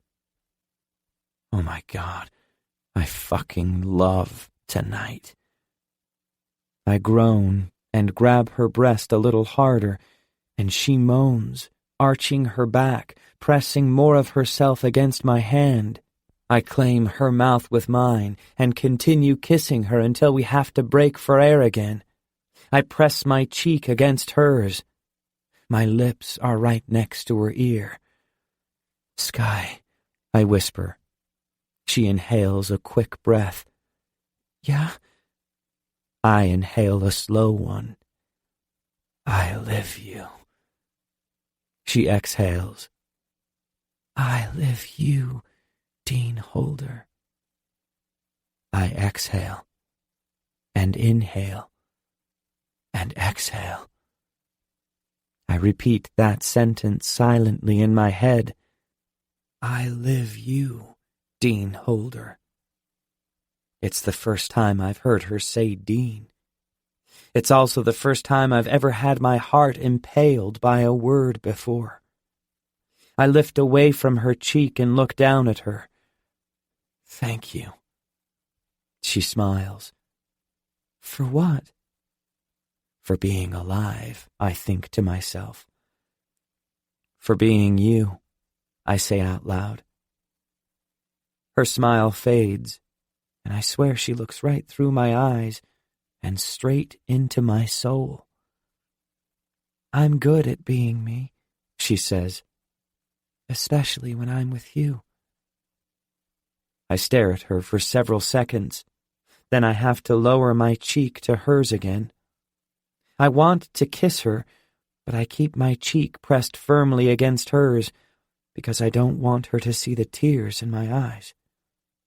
I don't want her to see how much it hurts to know she can be this close to me and somehow not remember me. Chapter 35.5. Dear all dead people who aren't less, since I'm not writing letters to Les anymore. I've loved Hope since we were kids. But tonight, I fell in love with Sky. H. Chapter 36. Les. I know I said I wasn't writing to you anymore. Shut up. I'm still not writing in that notebook because I don't want to touch it, knowing that letter from you is in there. I can't read it, so I just bought a new notebook. Problem solved. Now I need to catch you up. I've been dating Sky for a month now. She still hasn't had any recollection of me, or you, or all of us as kids. I keep catching myself almost slipping up, but luckily I haven't. Remember that guy I got arrested for beating up last year? The one who was talking shit about you? Well, his brother finally said something to me today. I've been waiting for him, or anyone really, to bring it up since the day I got back to school. It would have been fine had he just confronted me, but he didn't. He had to use Sky and Brecken, and even you, as a way to get back at me. He started talking shit about them to me at lunch, and I swear to God, Les, I wanted to hurt him just as badly as I hurt his brother. Actually, I probably would have hurt him worse than I hurt his brother had Sky not been there. She saw where my mind was going, and she immediately pulled me out of the situation, forcing me out of the lunchroom.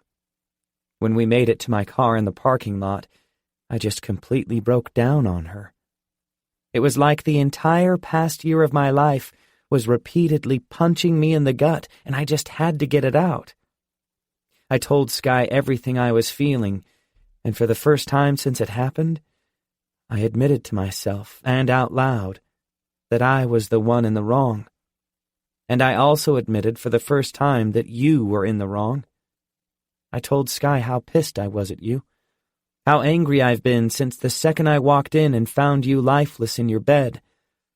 I've been so mad at you, Les, for so many things. But the thing that pissed me off the most was the fact that you never once thought about what it would do to me when I found you. You knew I would be the one to find you, and the fact that you knew that and you still killed yourself? I hated that you did it anyway, knowing you wouldn't be the only one who died. I was so mad because you let me die too. Sky's right. I've got to let go of the blame. But until Sky knows the truth, I don't think I'll be able to forgive myself. I'm not even ready to forgive you. H. Chapter 37. I've never brought her to my house before, even though we've been dating for a month now. Hope spent a lot of time at our house when we were kids, so I'm worried my mother will recognize her and say something when she meets her. So until Sky knows the truth about her past, I don't want to risk her finding out from anyone other than me. I don't want Sky to think I don't want her to be a part of my life by never allowing her to come to my house or meet my family, so I've taken the opportunity to bring her here tonight, since I know my mother won't be home. And even though we're finally alone, kissing on my bed, I don't feel right about it.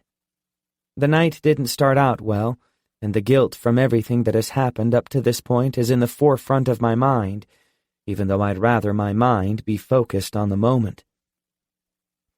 She's been distant all day, and I should have known it was my fault somehow. After we left the art gallery where we went to support Brecken and his boyfriend Max, she hardly spoke 2 words to me. I wondered if it had something to do with last night, and sure enough, it had everything to do with last night. After my mother's Halloween party at the law firm yesterday, where I may or may not have snuck too many drinks, I went to Sky's house and crawled through her window. Things were good, and we fell asleep, only to wake up to her crying hysterically. She was crying and shaking, and I've never seen anyone react to a nightmare like that. Ever. It scared the shit out of me, mostly because I didn't know how to help her, but also because I really didn't know where the hell I was when I woke up next to her. I was still a little buzzed from the drinks, and I had little recollection of even leaving my house and sneaking into her bedroom. It scared me to know that I was around her while I was incoherent. I was scared that I might have let something slip about her past.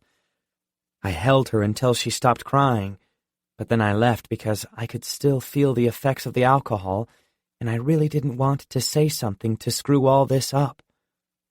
But apparently I did, because earlier when we were downstairs, she said something about hope.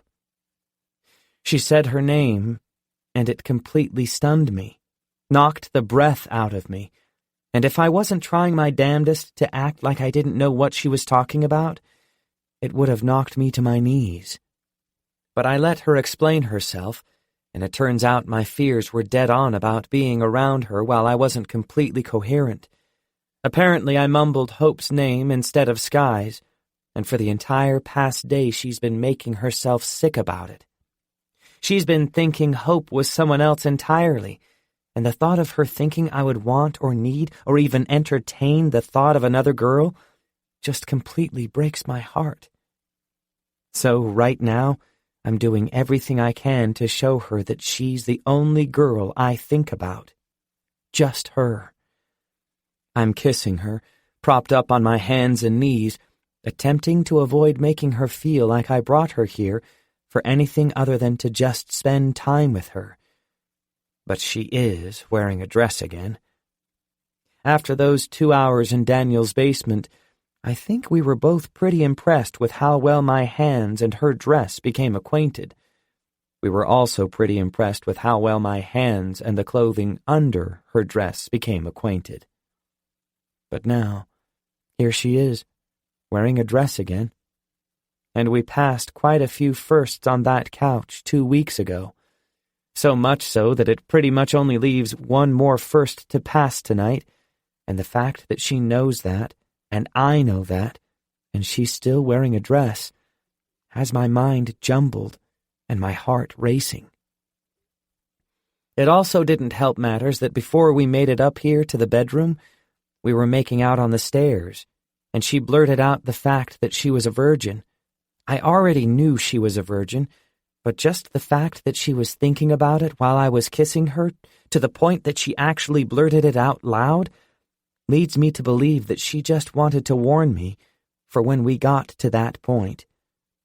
And I'm thinking she's at that point, which is why she felt the need to clear the air downstairs, so she wouldn't have to say it when it actually came to that point.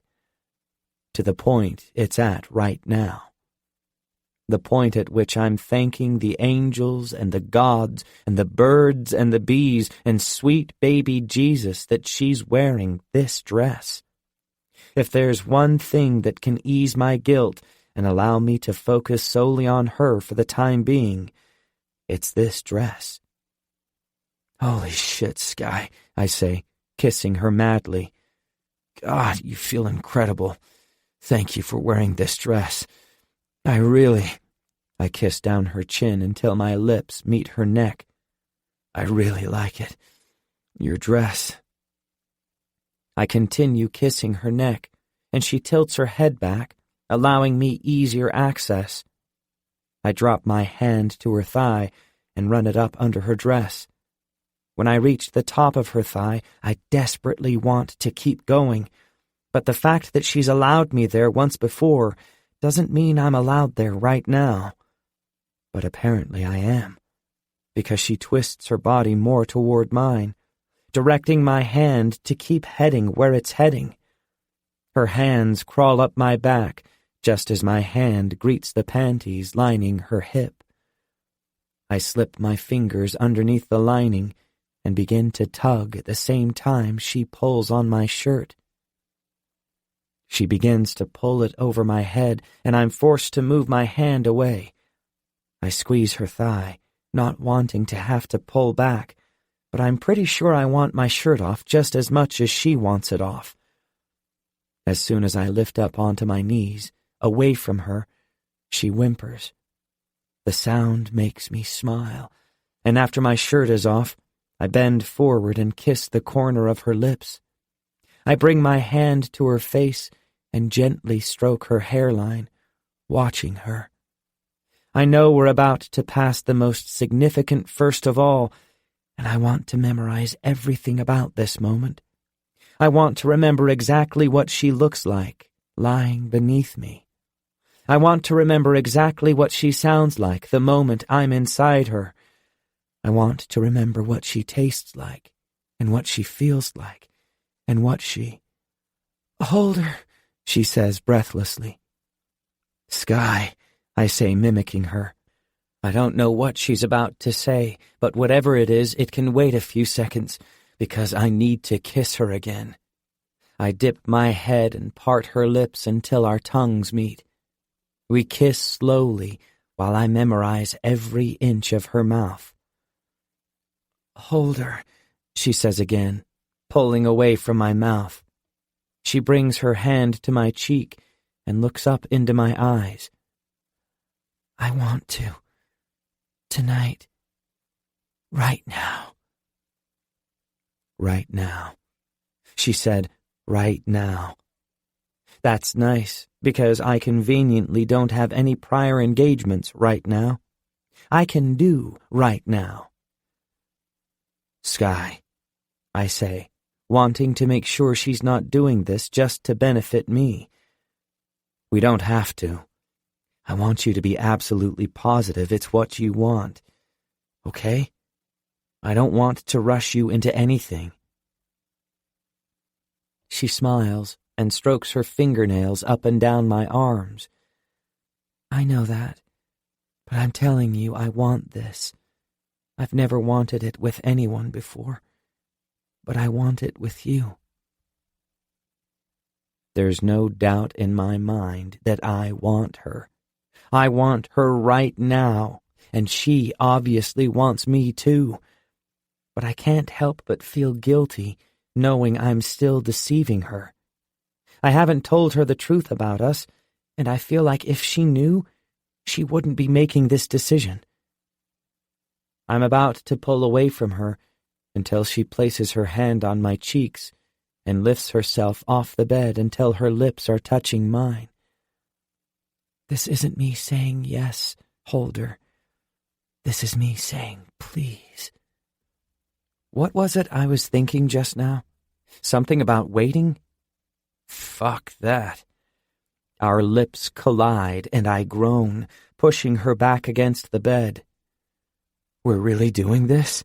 I ask, not really believing it myself. "Yes," she laughs. "We're really doing this. I've never been more positive of anything in my life." My hand resumes its position, and I begin to pull down her panties. "I just need you to promise me one thing first," she says. I pull my hand away, thinking maybe she's about to tell me to go a little slower. "Anything." She takes my hand and places it right back on her hip. "I want you to do this," she says, firmly looking into my eyes. "But only if you promise we'll break the record for the best first time in the history of first times." I smile. Damn straight. When it's you and me, Sky, it'll never be anything less. I slide my arm underneath her back and pull her up. I curl my fingers underneath the straps of her dress, then slowly slide them down her arms. She fists one of her hands through my hair, pressing her cheek to mine while my lips meet her shoulder. My fingers are still holding on to the straps of her dress. I'm taking it off. She nods, and I grab the loose material at her waist and begin to lift the dress over her head. Once it's completely off, I lower her back down onto the bed, and she opens her eyes. I scroll over her body, running my hand down her arm and across her stomach, coming to rest on the curve of her hip. I let everything I'm seeing sink in, because this is what I want to remember the most. I want to remember exactly what she looks like the second she hands over a piece of her heart. "Holy shit, Sky," I whisper, running my hands across her skin. I bend down and kiss her softly on the stomach. "You're incredible." I watch my hand as it glides across her body. I watch as it slides up her stomach and meets her breast. I watch my thumb disappear beneath her bra. As soon as my entire hand has slipped beneath her bra, she's locking her legs around my waist. I groan and wish at this point that I had more hands, because they want to be everywhere, all at once, and I don't want there to be any material in the way of their journey. I reach down and pull her underwear off, then remove her bra. I'm kissing her the whole time, even when I slide off the bed to remove the rest of my own clothes. I climb back onto the bed with her, back on top of her. As soon as I'm pressed against her, I'm hit with the revelation that I've never experienced or felt anything like her in my life. This is how it should be when people pass this first. This is exactly how it should feel, and it's incredible. I reach across the bed and pull a condom out of my nightstand. We haven't stopped kissing for a single second, but I need to see her face.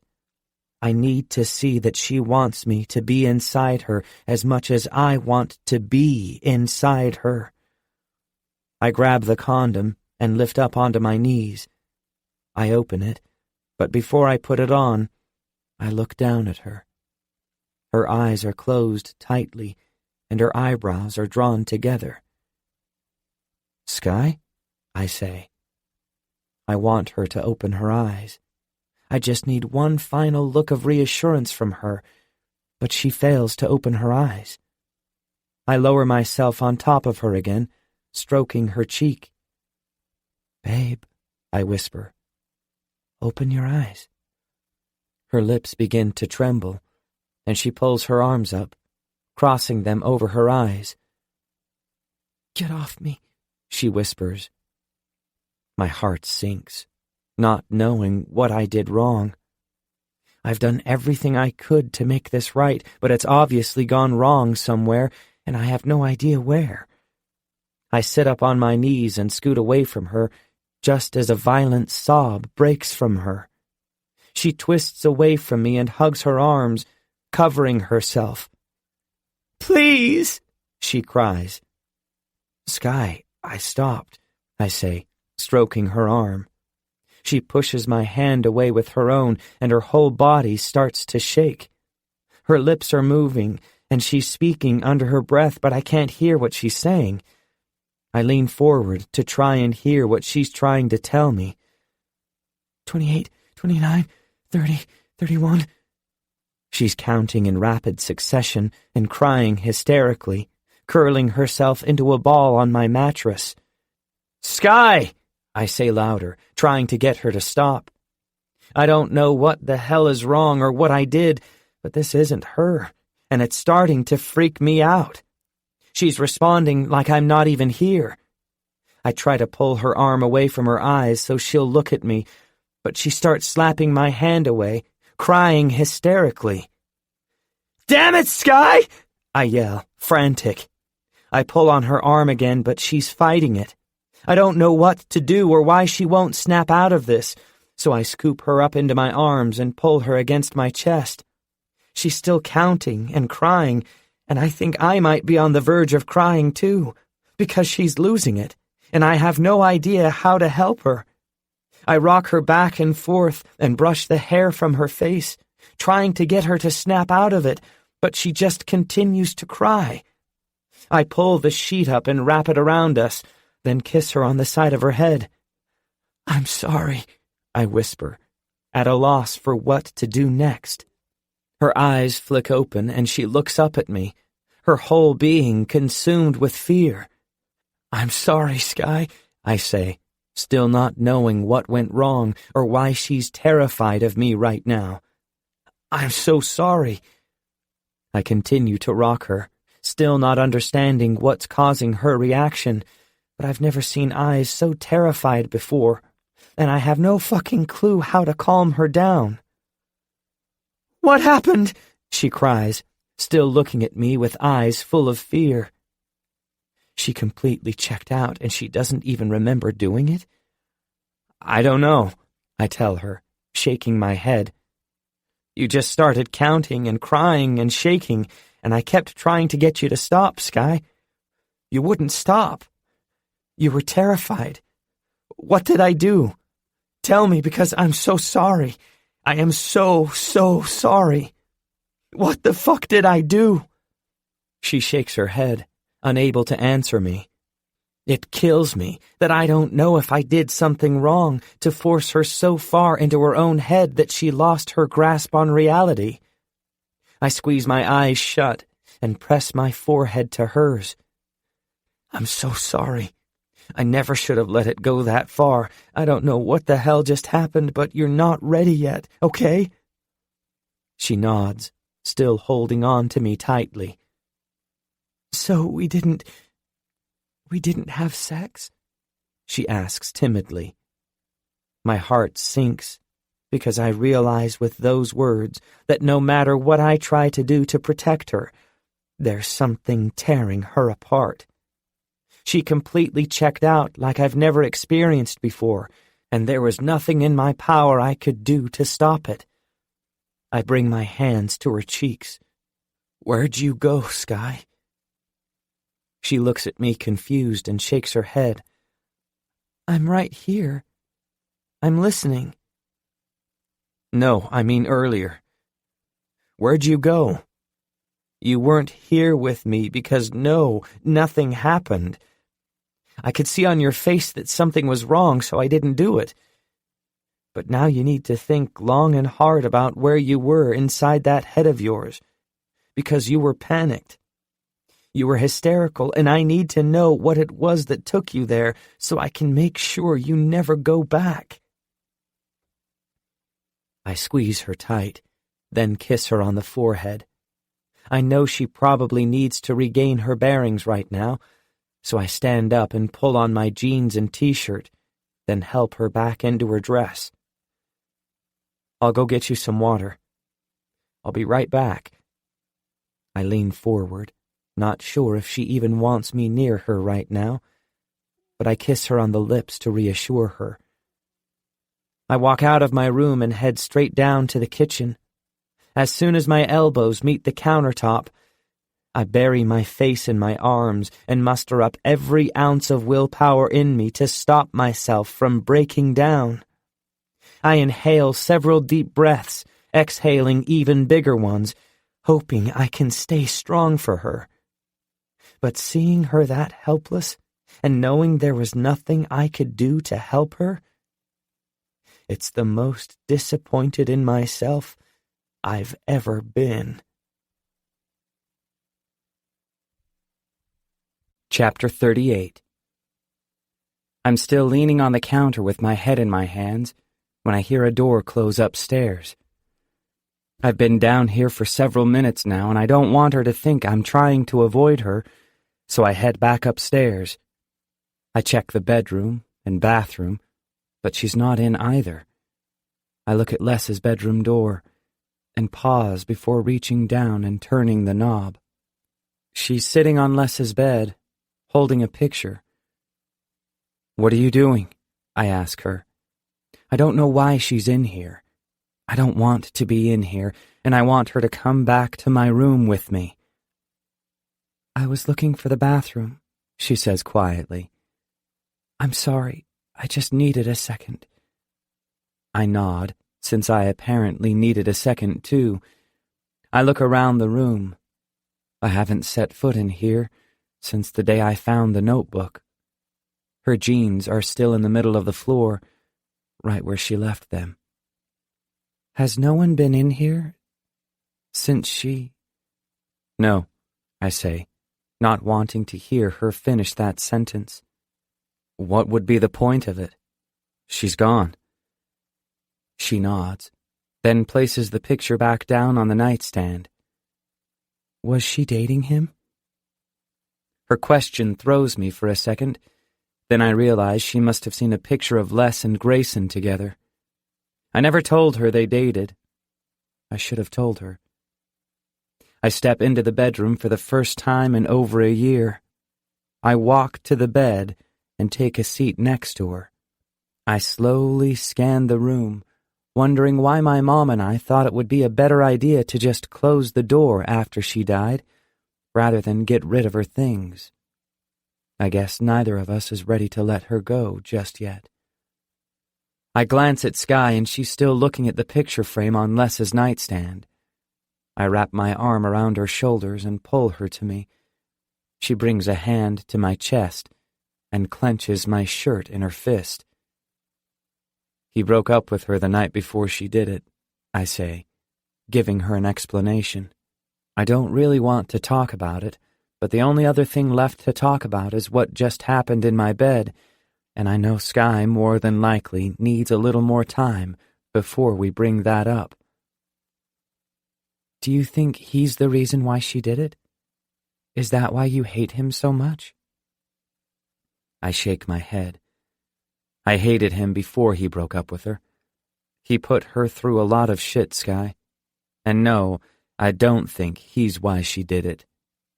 I think maybe it was the deciding factor in a decision she had wanted to make for a long time. She had issues way before Grayson ever came into the picture. So no, I don't blame him. I never have. I grab her hand and stand up, because I honestly don't want to talk about it. I thought I could, but I can't. Come on, I don't want to be in here anymore. I take her hand and she stands up. Then we walk toward the door. She yanks her hand free once I reach the door, so I turn around. She's staring at a picture of me and Les when we were kids. She's smiling at the picture, but my pulse immediately quickens when I realize that she's seeing me and Les as children. She's seeing us in the exact way she used to know us. I don't want her to remember. If she were to have even the slightest recollection right now, she might start asking questions. The last thing she needs after the breakdown she just had is to find out the truth. She squeezes her eyes shut for a few seconds, and the look on her face kicks my pulse up a notch. You okay? I ask, attempting to pull the picture out of her hands. She immediately snatches it back and looks up at me. It's the first sign of recognition I've seen on her face, and it feels like my entire body is wilting. I manage to take a step toward her, but she immediately takes a step back. She keeps looking at the picture, then back up to me, and I just want to grab the frame and throw it across the fucking room and pull her out of here. But I have a feeling it's too late. Her hand goes up to her mouth, and she chokes back a sob. She looks up at me like she wants to say something, but she can't speak. Skye, no, I whisper. How? She says achingly, looking back down at the picture. There's a swing set, and a well, and your cat. It got stuck in the well. Holder, I know that living room. The living room is green, and the kitchen had a countertop that was way too tall for us, and your mother, Your mother's name is Beth." Her rush of words come to a pause, and she darts her eyes back up to mine. "Hold her," she says, sucking in a breath. "Is Beth your mother's name?" Not tonight. Not tonight. God, she doesn't need this tonight. Sky. She looks at me, heartbroken. She rushes past me and across the hall into the bathroom, where she slams the door behind her. I follow after her and try to open the door, but she's locked it. "Sky, open the door. Please." Nothing. She doesn't open the door, and she says nothing. "Baby, please. We need to talk, and I can't do it from out here. Please open the door." Another moment passes without her opening the door. I grip the edges of the doorframe and wait. It's too late to backtrack now. All I can do is wait until she's ready to hear the truth. The door swings open, and she's looking at me, her eyes full of anger now rather than fear. "Whose hope?" she says, barely above a whisper. How do I say it? How do I tell her the answer to that question? Because as soon as I do, I know I'll have to watch as her entire world collapses around her. "Who the hell is Hope?" she says, much louder this time. I can't tell her. She'll hate me, and that would destroy me. Her eyes fill with tears. "Is it me?" she asks, her voice barely audible. "Hold her. Am I Hope?" A rush of breath escapes my lungs, and I can feel the tears following. I look up to the ceiling to try to hold them back. I close my eyes and press my forehead against my arm, inhaling the breath that will encase the voice that will release the one word that will destroy her again. Yes. Her eyes grow wide, and she just stands there, slowly shaking her head. I can't even imagine what must be going through her head right now. She suddenly shoves past me, out into the hallway. "Sky, wait!" I yell, as she descends the steps 2 at a time. I rush after her, trying to catch her before she leaves. As soon as she hits the bottom step, she collapses to the floor. "Sky!" I drop to my knees and take her in my arms, but she's pushing against me. I can't let her run. She needs to know the rest of the truth before she leaves here. "Outside," she breathes. "I just need outside. Please hold her." I know how it feels to need air this badly. I release my hold and look her in the eyes. "Don't run, Sky. Go outside, but please don't leave. We need to talk." She nods, and I help her stand up. She walks outside and into the front yard where she tilts her head back and stares up at the stars, up at the sky. I watch her the whole time, wanting nothing more than to hold her, but I know that's the last thing she wants right now. She knows I've been lying to her, and she has every right to hate me. After a while, she finally turns and heads back inside. She brushes past me without making eye contact, and she walks straight into the kitchen. She takes a bottle of water out of the fridge and opens it, downing several gulps before finally making eye contact with me. "Take me home." I'll get her out of the house, but I'm not taking her home. We're at the airport now. I couldn't think of anywhere else quiet enough to take her, and I refused to take her home until she asked me everything she needs to ask me.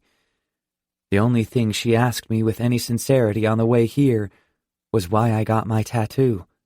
I told her the same thing I told her last time she asked me about it, only this time I think she actually understood. "Are you ready for answers?" I ask her. We've been silently watching the stars for several minutes now. I'm just trying to give her a chance to calm down, to clear her head. I'm ready if you're actually planning on being honest this time, she says, anger lacing her voice. I turn to face her, and the hurt in her eyes is as prominent as the stars in the sky. I lift up onto my elbow and look down at her. Just a while ago, I was looking down at her this same way, memorizing everything about her. When we were in that moment on my bed, I was looking at her with so much hope. I felt like she was mine and I was hers, and that moment and feeling would last forever. But now, looking down at her, I feel like it's all about to end. I lower my hand to her face and touch her. I need to kiss you. She shakes her head. No, she says resolutely. I feel like tonight is the end of us, and if she doesn't let me kiss her one more time, it'll kill me. I need to kiss you, I say again. Please, Sky. I'm scared that after I tell you what I'm about to tell you, I'll never get to kiss you again. I grasp her face harder and pull her closer. Please. Her eyes are desperately searching mine, possibly to see if there's any shred of truth behind my words. She doesn't say anything. She just barely nods, but it's enough. I lower my head and press my lips firmly against hers.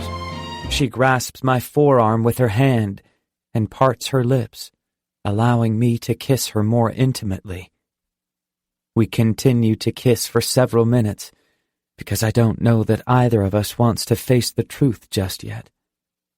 I lift up onto my knees without breaking away from her, and I climb on top of her. She runs her hand through my hair and to the back of my head, where she pulls against me, urging me closer.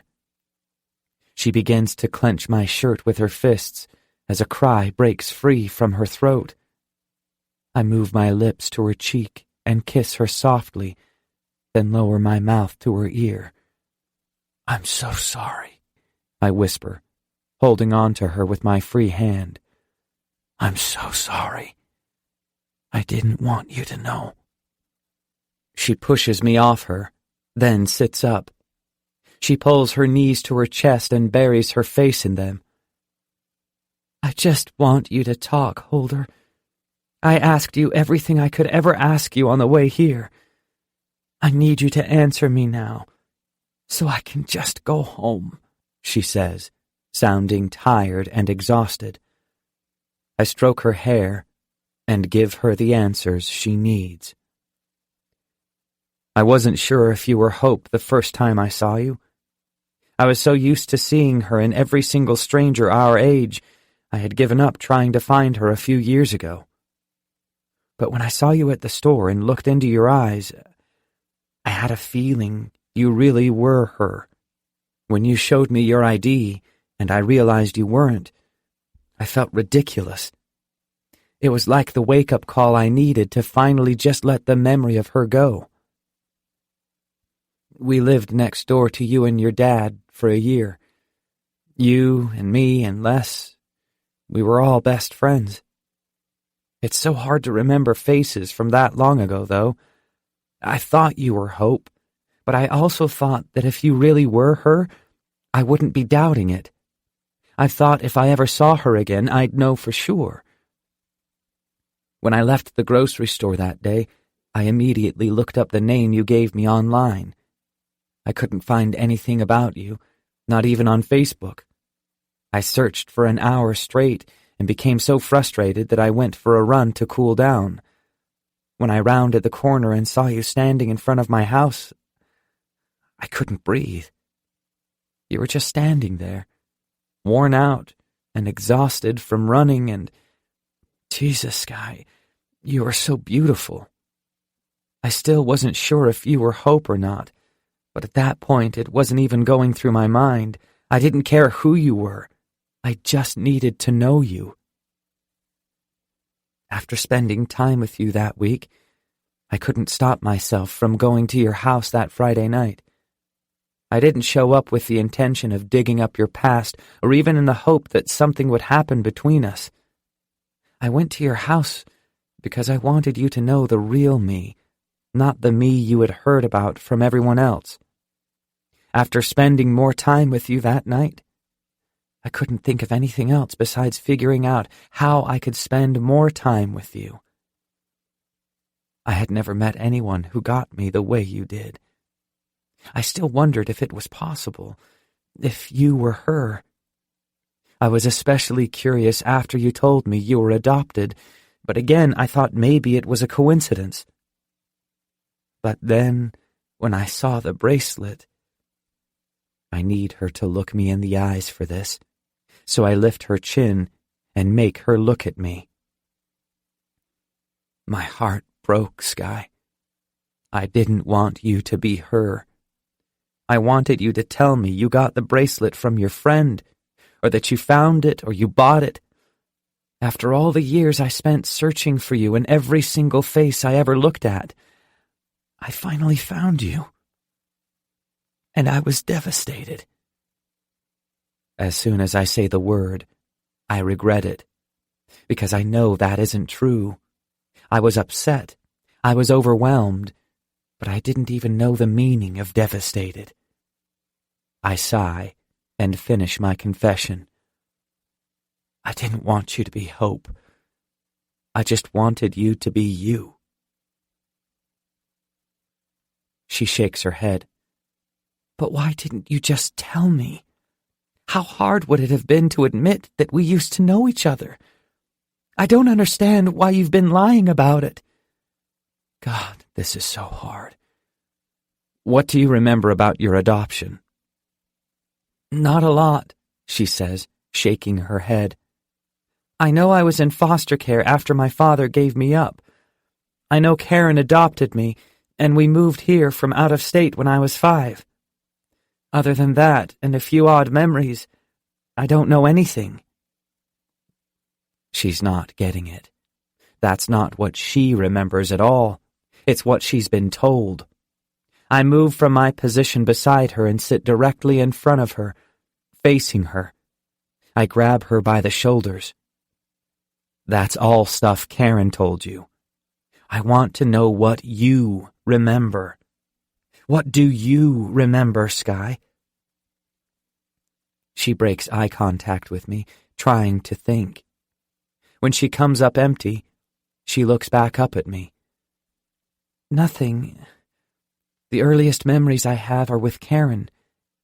The only thing I remember from before Karen was getting the bracelet, but that's only because I still have it and the memory stuck with me. I wasn't even sure who gave it to me. I lower my lips to her forehead and kiss her, knowing the next words that come out of my mouth will be the words I know she doesn't want to hear.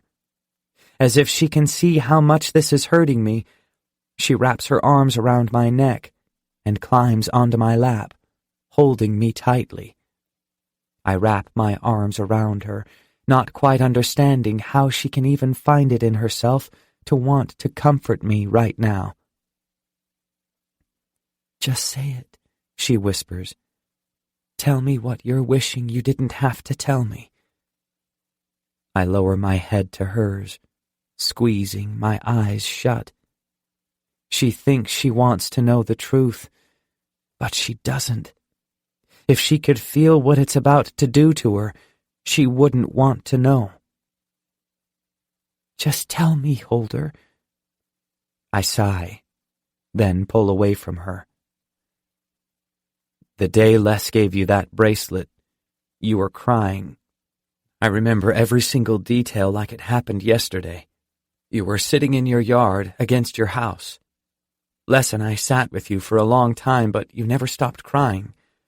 After she gave you your bracelet, she walked back to our house, but I couldn't.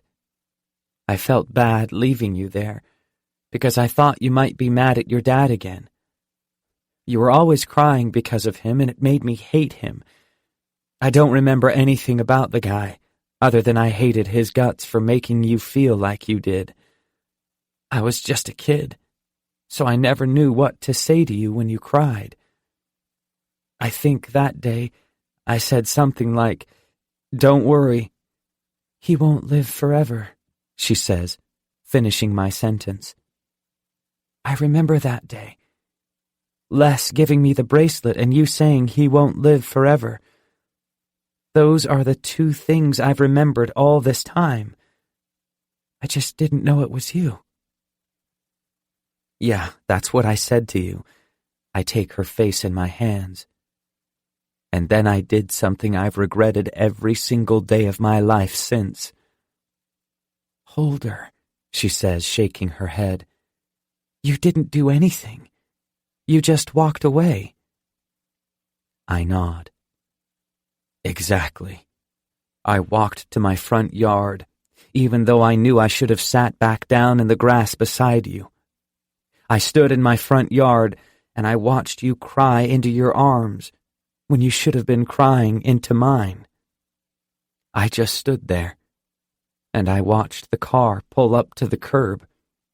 I watched the passenger window roll down and I heard someone call your name. I watched you look up at the car and wipe your eyes.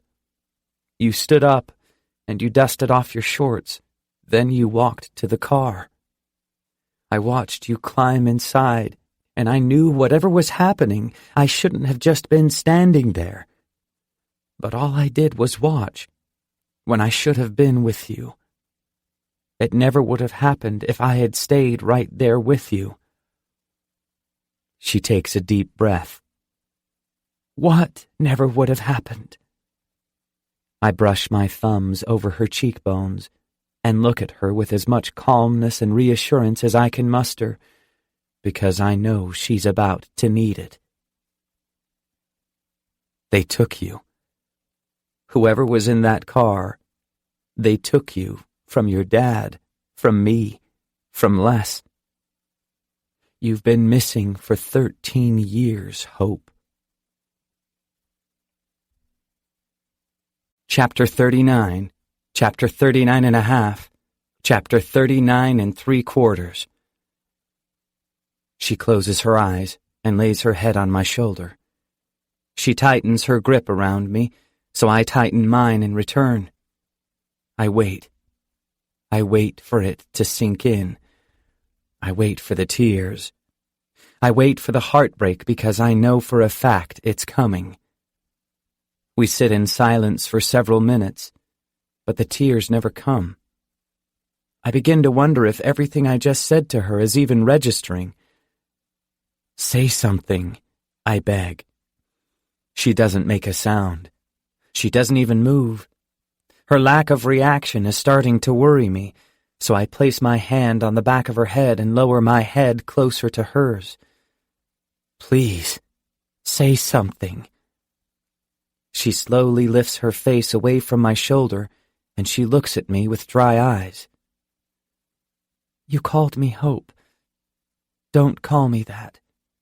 It's not my name. I didn't even realize I did. I'm sorry, Sky. Her eyes grow cold, and she slides off me, then stands up. Don't call me that either, she says. I stand up and take both of her hands, but she pulls away and turns toward the car. I haven't really thought out what I would do or say after she finally found out the truth from me. I'm not at all prepared for whatever comes next. I need a chapter break, she says, continuing to walk away. I don't even know what that means, I say, following behind her. Whatever she needs, it's more than just a chapter break. She needs a chapter break within a chapter break within a chapter break. I can't imagine how confused she must be right now. She continues to walk away, so I grab her arm, but she immediately jerks away from me. She spins around, and her eyes are wide with fear and confusion. She begins to take deep breaths like she's attempting to hold off a panic attack. I don't know what to say to her, and I know she doesn't want me to touch her right now. She takes 2 quick steps forward, and she reaches up and grabs my face, standing on the tips of her toes. She presses her lips firmly to mine and kisses me desperately, but I can't find it in me to kiss her back. I know she's just scared and confused right now, and she's doing whatever she can to not think about it. She pulls away from my mouth when she realizes I'm not kissing her back. Then she reaches up and slaps me. What she's experiencing right now is more than likely more traumatic and more emotional than anything someone can experience in life, short of death. I try to remember that when she reaches up and slaps me again, then pushes against my chest. Panic consumes her completely, and she's screaming and hitting me, and the only thing I can do is spin her around and pull her against my chest. I wrap my arms around her from behind and press my lips to her ear. "Breathe," I whisper. "Calm down, Sky.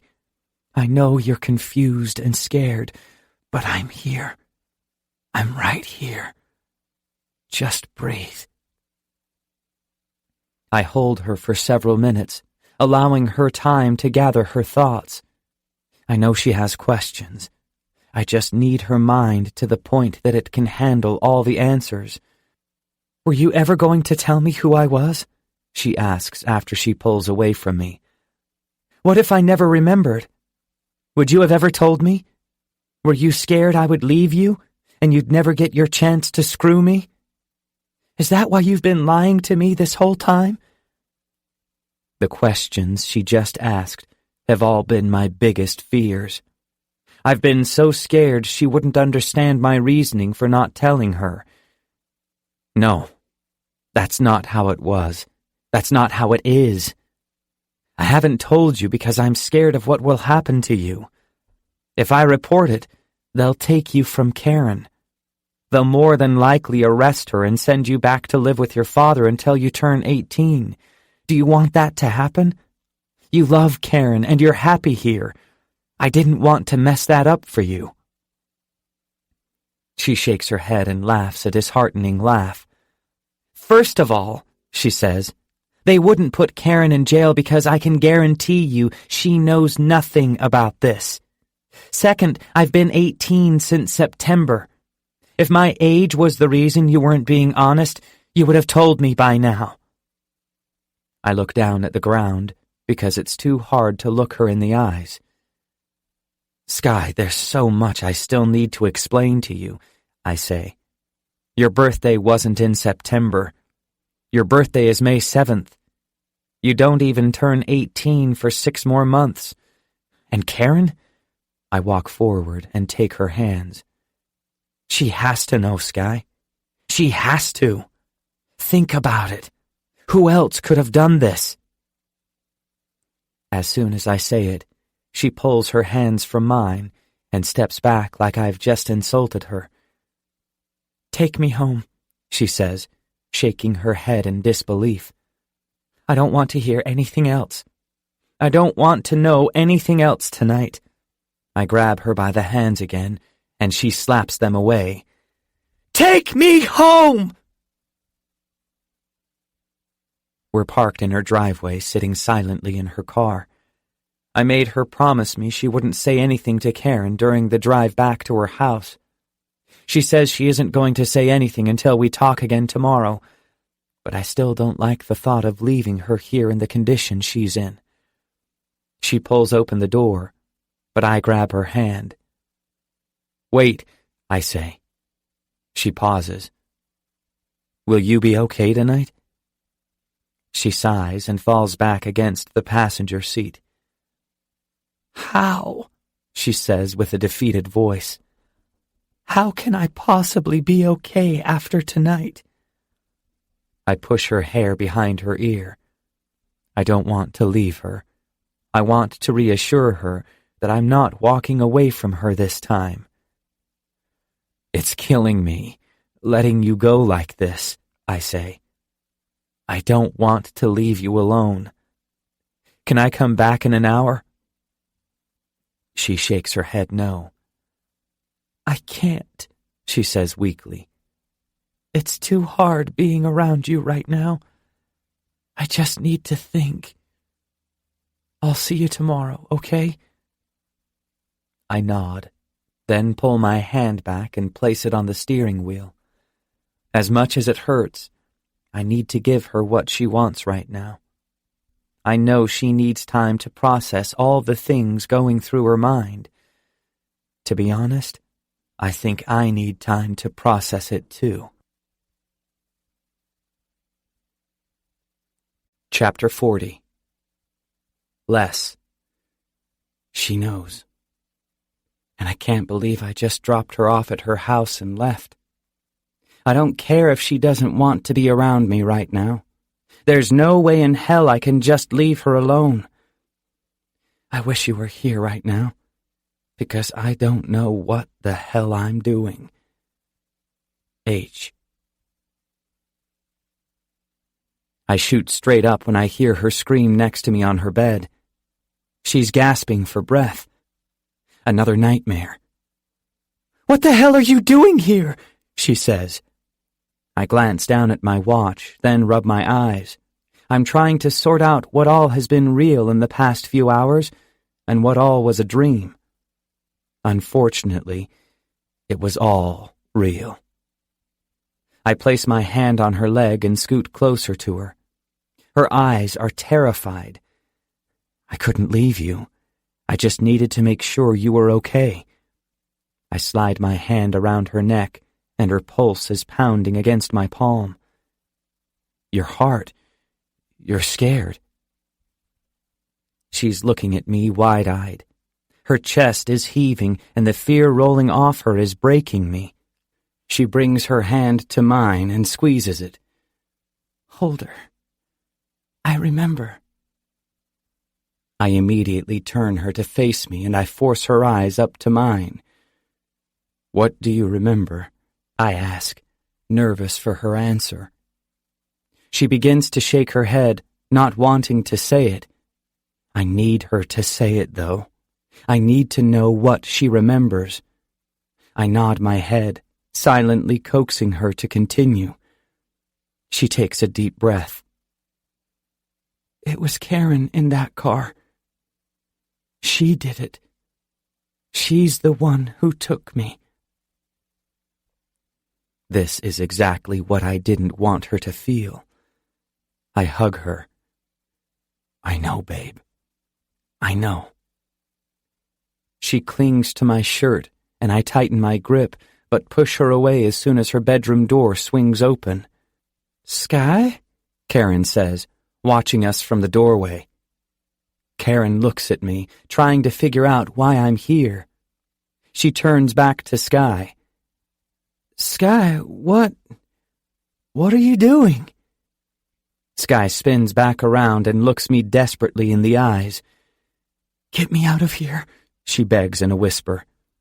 "Please." I nod, then stand up and walk to her closet. I don't know where she wants to go, but I know she'll need clothes. I find a duffel bag on the top shelf, then walk it to her bed. "Throw some clothes in here. I'll get what you need out of the bathroom." She nods and heads to her closet, while I head into her bathroom to grab whatever else she might need. Karen is pleading with her not to leave. When my hands are full, I walk out of the bathroom, and Karen has her hands on Sky's shoulders. "What are you doing? What's wrong with you? You're not leaving with him." I walk around Karen and try to remain as calm as possible for all of our sakes. "Karen, I suggest you let go of her." Karen spins around, shocked at my words. "You are not taking her. If you so much as walk out of this house with her, I'm calling the police." I don't say anything. I'm not sure if Sky wants her to know that she knows the truth, so I do my best to refrain from saying what I've wanted to say to Karen since the moment I realized she's the one responsible. I zip the duffel bag and reach for Sky's hand. "You ready?" She nods. "This isn't a joke!" Karen yells. "I'll call the police! You have no right to take her!" Sky reaches into my pocket and pulls out my cell phone, then steps toward Karen. "Here," she says. "Call them." She's testing Karen. Her wheels are churning as fast as mine, and she's hoping she can prove that Karen is innocent in all of this. It makes my heart break for her, because I know Karen isn't innocent.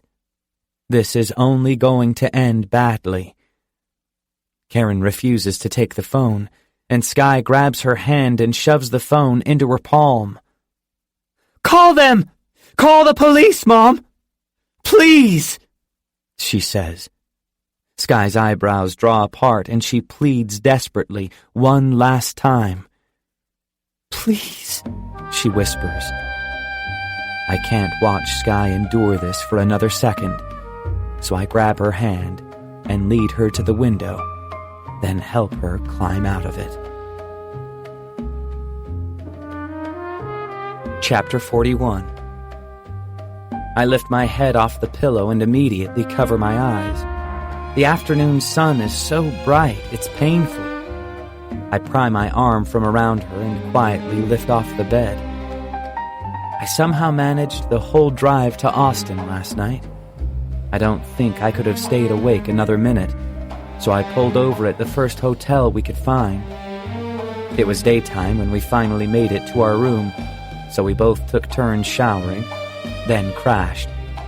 She's been asleep for over 6 hours now, and I know how much she needs it. I softly brush the hair away from her cheek and lean down and kiss it. She pulls her arm out from under the blanket and looks up at me with tired eyes. "Hey," she whispers, somehow smiling despite everything she's going through. "Shh," I say, not wanting her to wake up just yet. "I'm about to leave for a little while to get us something to eat. I'll wake you when I get back, okay?" She nods and closes her eyes, then rolls back over. After we finish eating, she walks to the bed and slips on her shoes. "Where are you headed?" I ask her. She ties her shoes and stands up, wrapping her arms around my neck. "I want to go for a walk," she says, "and I want you to go with me. I'm ready to start asking questions." I give her a quick kiss, then grab the key and head to the door. "Then let's go." We eventually make our way to the hotel courtyard and take a seat in one of the cabanas. I pull her to me. "You want me to tell you what I remember? Or do you have specific questions?" "Both," she says, "but I want to hear your story first." I kiss her on the side of the head, then rest my head against hers while we stare out over the courtyard. You have to understand how surreal this feels for me, Sky. I've thought about what happened to you every single day for the past 13 years. And to think I've been living 2 miles away from you for 7 of those years? I'm still having a hard time processing it myself. And now, finally having you here, telling you everything that happened. I sigh, remembering back to that day. After the car pulled away, I went into the house and told Les that you left with someone. She kept asking me who, but I didn't know. My mother was in the kitchen, so I went and told her. She didn't really pay any attention to me. She was cooking supper, and we were just kids. She had learned to tune us out. Besides, I still wasn't sure anything had happened that wasn't supposed to happen, so I didn't sound panicked or anything. She told me to just go outside and play with Les. The way she was so nonchalant about it made me think everything was okay. Being so young, I was positive adults knew everything, so I didn't say anything else about it. Les and I went outside to play, and another couple of hours had passed by when your dad came outside, calling your name. As soon as I heard him call your name, I froze. I stopped in the middle of my yard and watched him standing on his porch, calling for you. It was that moment that I knew he had no idea you had left with someone, I knew I did something wrong. "Holder," she interrupts. "You were just a little boy." Yeah, a little boy who was old enough to know the difference between right and wrong. "Your dad walked over to our yard and asked me if I knew where you were." This is where it gets hard for me. This is the point I realized the awful mistake I had made. "Sky, you have to understand something," I say to her. "I was scared of your father. I was just a kid and knew I had just done something terribly wrong by leaving you alone. Now your police chief father is standing over me, his gun visible on his uniform. I panicked. I ran back into my house and ran straight to my bedroom and locked the door.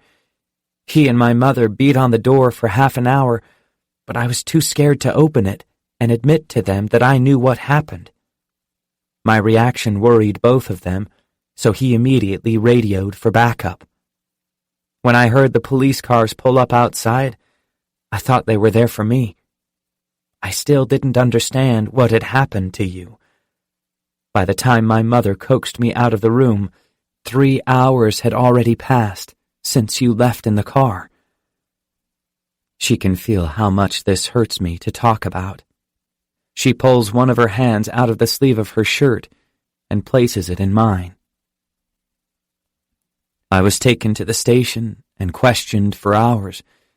They wanted to know if I knew the license plate number, what kind of car took you, what the person looked like, what they said to you.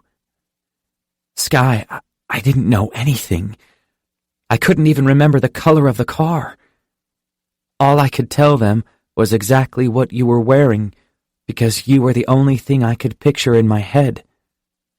Your dad was furious with me. I could hear him yelling in the hallway of the station that if I had just told someone right when it happened, they would have been able to find you. He blamed me. When a police officer blames you for losing his daughter, you tend to believe he knows what he's talking about. Les heard him yelling too, so she thought it was all my fault. For days, she wouldn't even talk to me. Both of us were trying to understand what had happened. For almost 6 years, we lived in this perfect world where adults were always right and bad things don't happen to good people. Then, in the span of a minute, you were taken, and everything we thought we knew turned out to be this false image of life that our parents had built for us. We realized that day that even adults do horrible things. Children disappear. Best friends get taken from you, and you have no idea if they're even alive anymore. We watched the news constantly, waiting for reports. For weeks they would show your picture on TV, asking for leads. The most recent picture they had of you was from right before your mother died, when you were only 3.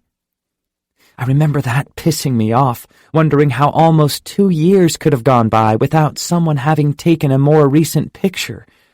They would show pictures of your house, and would sometimes show our house too. Every now and then, they would mention the boy next door who saw it happen, but couldn't remember any details. I remember one night, the last night my mother allowed us to watch the coverage on TV, one of the reporters showed a panned-out image of both our houses. They mentioned only the witness, but referred to me as the boy who lost hope. It infuriated my mother so bad. She ran outside and began screaming at the reporters, yelling at them to leave us alone, to leave me alone. My dad had to drag her back inside the house. My parents did their best to try to make our life as normal as possible. After a couple of months, the reporters stopped showing up. The endless trips to the police station for more questioning finally stopped. Things began to slowly return to normal for everyone in the neighborhood. Everyone but Les and me. It was like all of our hope was taken right along with our hope. She sighs when I've finished, and she's quiet for a while. "I've spent so many years hating my father for giving up on me," she says. "I can't believe she just took me from him. How could she do that? How could anyone do that?" "I don't know, babe." She sits up in the chair and looks me in the eyes. "I need to see the house," she says. "I want more memories, but I don't have any, and right now it's hard. I can barely remember anything, much less him. I just want to drive by. I need to see it." "Right now?" "Yes. I want to go before it gets dark." Chapter 42. I should never have let her come here. As soon as we pull up in front of the house, I could tell just looking at it wouldn't be enough for her. Sure enough, she got out of the car and demanded to see the inside of it. I tried to talk her out of it, but I can only do so much. I'm standing outside her window, waiting. I don't want her to be in there right now, but I could clearly see that she's not having it any other way. I lean against the house and hope she hurries the hell up. It doesn't look like any of the neighbors are home, but that doesn't mean her father isn't going to drive up any second now. I look down at the ground beneath my feet, then glance behind me at the house. This is the exact spot she was standing in when I walked away from her 13 years ago. I close my eyes and rest my head against the house. I never expected I'd ever be back here with her again. My eyes flash open, and I stand up straight the second I hear the crash come from inside her bedroom, followed by screaming. I don't give myself time to question what the hell is going on in there. I just run. I run through the back door and down the hall until I'm in her old bedroom with her. She's crying hysterically and throwing things across the room, so I immediately wrap my arms around her from behind to calm her down. I have no idea what the hell brought this on, but I'm at an even bigger loss how to stop it. She's frantically jerking against me, attempting to get out of my hold, but I just grip her even tighter. "Stop," I say against her ear. She's still frantic, and I need her to calm down before someone hears her. "Don't touch me!" she screams. She claws at my arms, but I don't relent, even for a second. She eventually weakens and becomes defeated by whatever it is that has hold of her mind right now. She grows limp in my arms, and I know I need to get her out of here, but I can't have her reacting like this once I get her outside. I loosen my grip and turn her around to face me. She falls against my chest and sobs, grabbing fistfuls of my shirt while she tries to hold herself up. I lower my mouth to her ear. "Sky, you need to leave. Now." I'm trying to be strong for her, but I also need her to know that being here is a very bad idea, especially after she's just destroyed the entire room. He'll know someone was here for a fact now, so we need to leave. I pick her up and carry her out of the bedroom. She keeps her face buried in my chest while I walk her outside into the car. I reach into the back seat and hand her my jacket. "Here, use that to wipe off the blood. I'm going back inside to straighten up what I can." I watch her for a few seconds to make sure she's not about to panic again. Then I shut the door and head back inside to her bedroom. I straighten up what I can, but the mirror is a hard one to cover up. I'm hoping that her father doesn't come into this room very often. If I can make it look like nothing outside this room was disturbed, it could be weeks before he even notices the mirror. I put the blanket back on the bed and hang the curtains back up, then head back outside.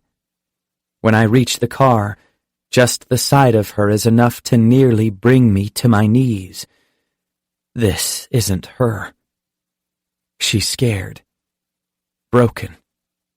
She's shaking and crying, and I'm wondering for the first time if any of the decisions I've made over the last 24 hours have been smart ones.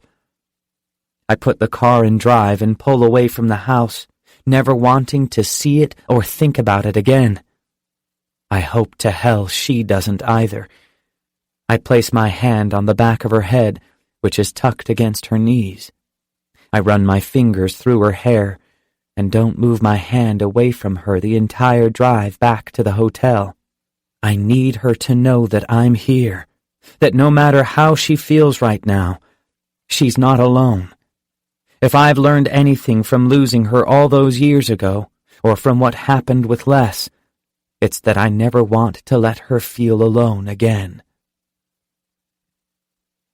Once we're back inside the hotel room, I help her down onto the bed, then grab a wet rag and come back and inspect the cuts. It's just a few scratches, I say. Nothing too deep. I remove my shoes and climb onto the bed with her. I pull the blanket over us and rest her head against my chest while she cries.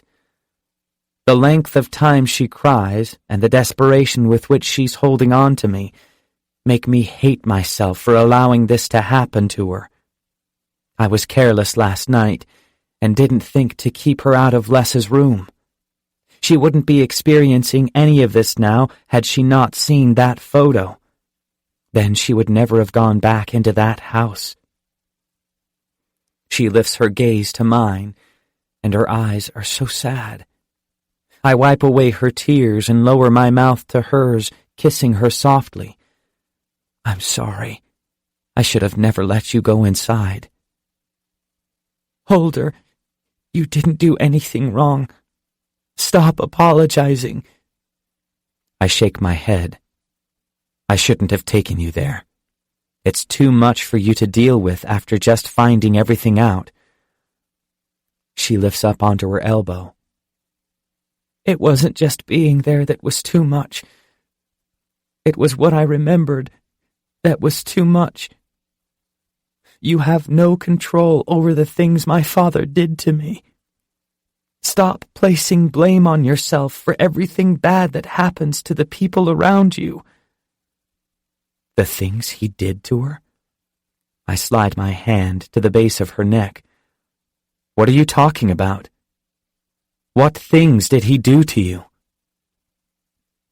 She squeezes her eyes shut and drops her head to my chest, then starts crying again.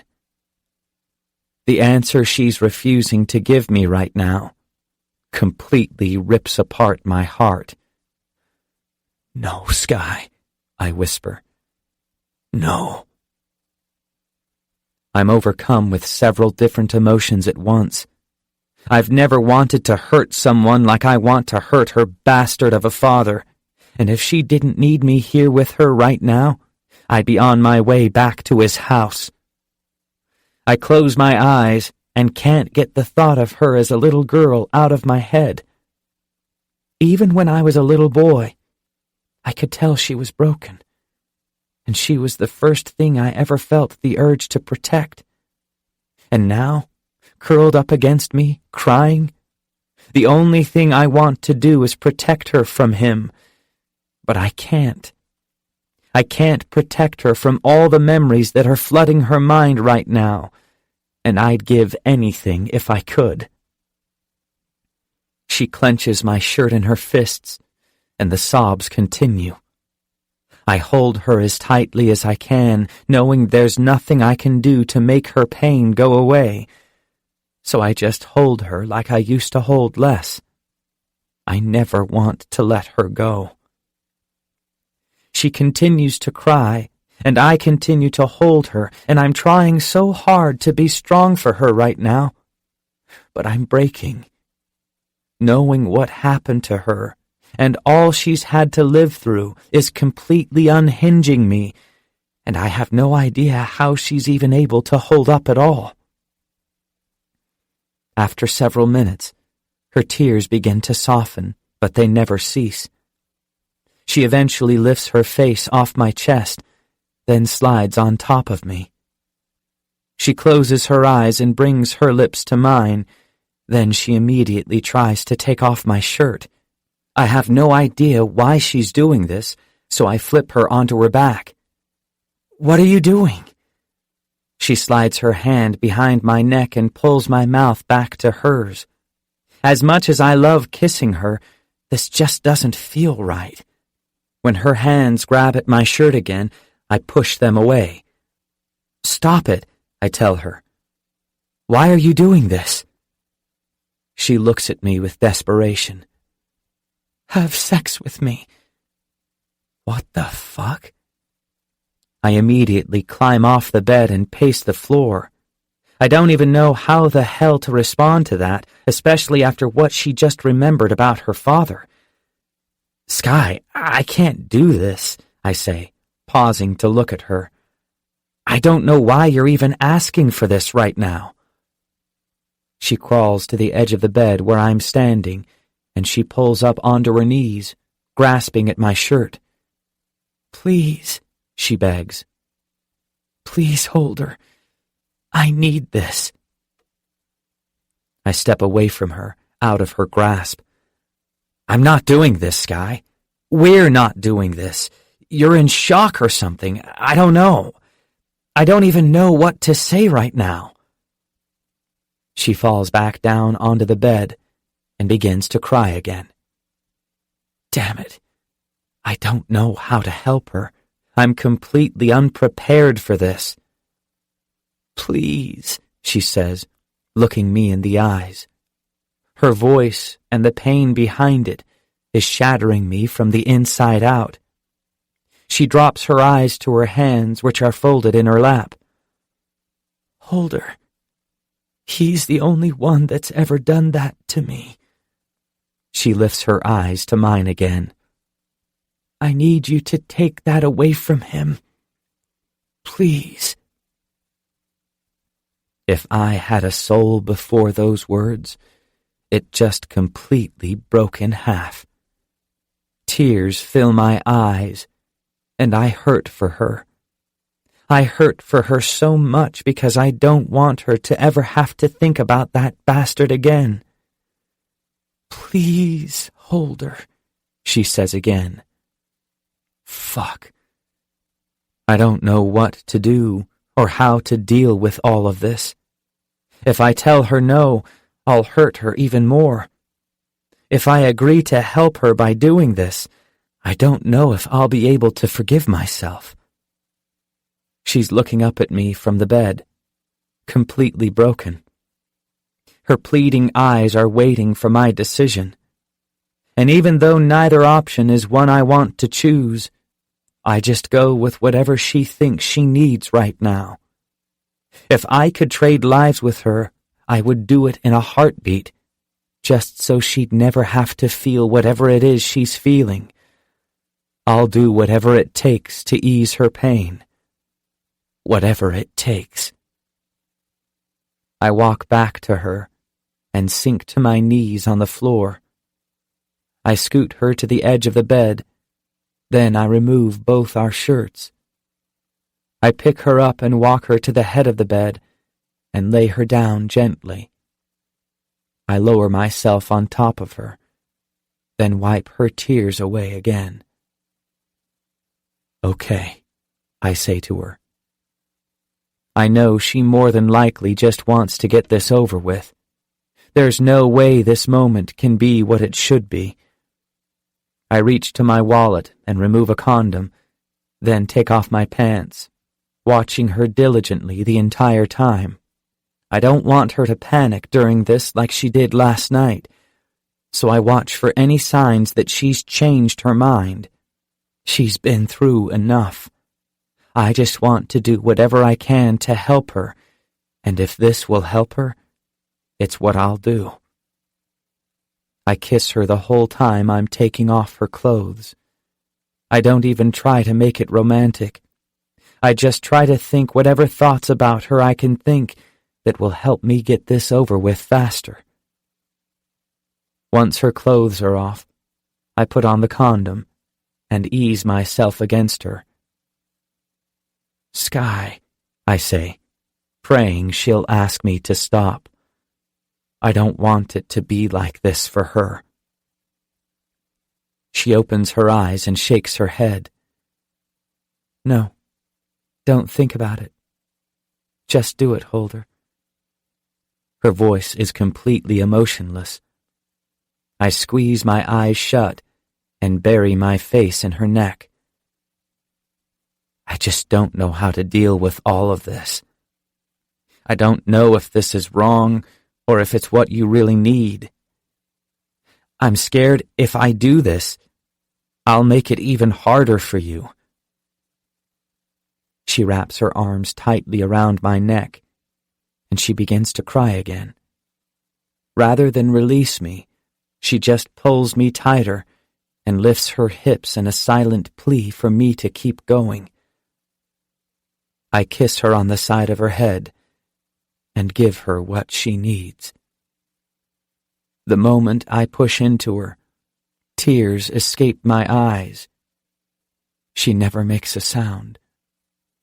She just keeps herself wrapped tightly around me, and I go through the motions, trying desperately not to think about how different I wanted this to be. I try not to think about how I feel like I'm taking advantage of her with every movement against her. I try not to think about how doing this makes me feel like I'm no better than her father. That thought freezes me. I'm still inside her, but I can't move. I can't do this to her for another second. I pull away from her neck and look down at her, then roll off her completely. I sit on the edge of the bed and fist my hands in my hair. I can't do it, I say to her. It feels wrong, Sky. It feels wrong because you feel so good, but I'm regretting every single fucking second of it. I stand up and toss the empty condom into the trash can, pull my clothes back on, then walk to the door, knowing I'm letting her down again. I make my way outside, and as soon as I'm alone in the parking lot, I scream out of frustration. I pace the sidewalk for a while, trying to figure out what to do.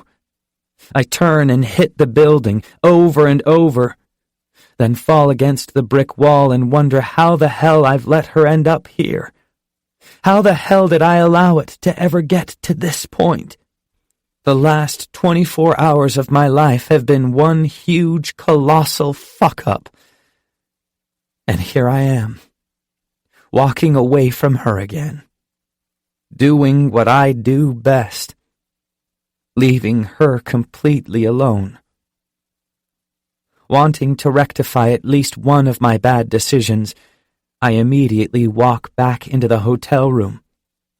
When I make it inside, she's in the bathroom, so I sit on the bed and pick up my shirt, then wrap it around my now bleeding hand. The bathroom door opens, and she pauses mid-step, just as I look up at her. Her eyes drop to my hand, and she immediately rushes to me, unwrapping the shirt to inspect my hand. "Holder, what did you do?" she says, twisting my hand back and forth. "I'm fine," I say, wrapping my hand back up. I stand up and look down at her, wondering how the hell she could possibly be worried about me right now. "I'm so sorry," she says quietly. "I shouldn't have asked you to do that.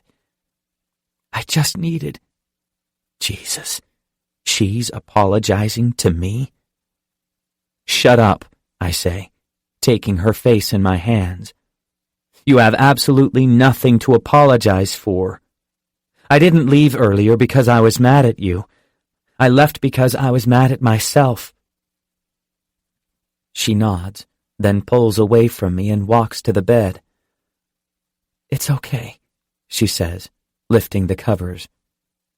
"I can't expect you to want me in that way right now. It was wrong and selfish and way out of line for me to ask you to do that, and I'm really sorry. Let's just go to sleep, okay?" She climbs into the bed and pulls the covers over her, I'm trying to process her words, but they aren't making any sense. I don't feel that way about what she asked me to do at all.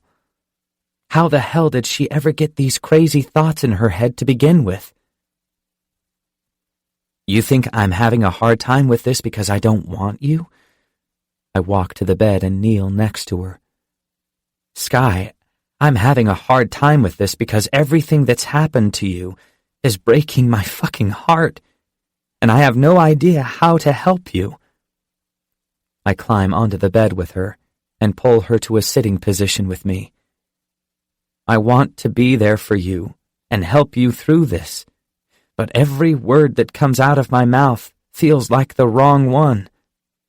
Every time I touch you or kiss you, I'm afraid you don't want me to. Now you're asking me to have sex with you because you want to take that from him, and I get it.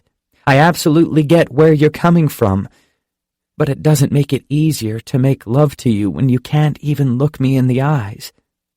It hurts so much because you don't deserve for it to be like this. You don't deserve this life, and there isn't a fucking thing I can do to make it better for you. I want to make it better, but I can't, and I feel so helpless. I take her in my arms and she wraps her legs around me, hanging on to every word I'm saying. And even though I stopped, I should have never even started without telling you first how much I love you. I love you so much. I don't deserve to touch you until you know for a fact that I'm touching you because I love you, and for no other reason. I press my lips to hers desperately, needing her to know that I'm speaking nothing but the truth now. Every word I speak, and every time I touch her, there's nothing there but honesty. She pulls away and kisses my chin, and my forehead, and my cheek, then my lips again. I love you too, she says, proving to me that words are yet another characteristic someone can fall in love with. But I'm not falling in love with her piece by piece anymore. I'm in love with the whole girl, every single piece of her. I don't know what I'd do right now if I didn't have you, Holder. I love you so much, and I'm so sorry. I wanted you to be my first, and I'm sorry he took that from you. Don't you ever say that again, I tell her. Don't you ever think that again. Your father took that first from you in an unthinkable way, but I can guarantee you that's all he took. Because you are so strong, Sky. You're amazing and funny and smart and beautiful and so full of strength and courage. What he did to you doesn't take away from any of the best parts of you. You survived him once, and you'll survive him again. I know you will. I place my palm over her heart, then pull her hand to my heart. I lower my eyes to her level, making sure she's completely in this moment with me. Fuck all the firsts, Sky. The only thing that matters to me with you are the forevers. She releases a breath of relief, then completely kisses the hell out of me. I grab her head and lower her back onto the bed, climbing on top of her. I love you, I say against her lips. I've loved you for so long, but I just couldn't tell you. It didn't feel right letting you love me back when I was keeping so much from you. She's crying again, but she's also smiling. I don't think you could have picked a better time to tell me you loved me than tonight. I'm happy you waited. I dip my head and kiss her. I kiss her like she deserves to be kissed. I hold her like she deserves to be held. And I'm about to make love to her like she deserves to be loved. I untie the robe she's wearing and slide my hand across her stomach. God, I love you, I say to her. My hand moves from her waist, down her hip, and to her thigh. I can feel her tense up, so I pull back and look down at her. Remember, I'm touching you because I love you. No other reason.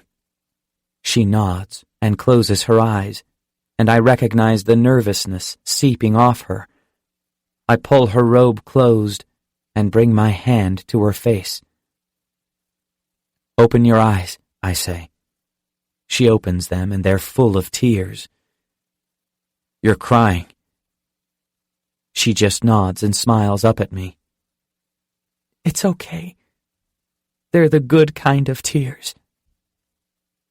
I silently watch her, gauging if we should even be doing this right now. I want to show her how much I love her, and I want to erase what happened between us an hour ago because it never should have happened. I want to make it right for her. It's always been so ugly for her, but she deserves to see how beautiful it can be.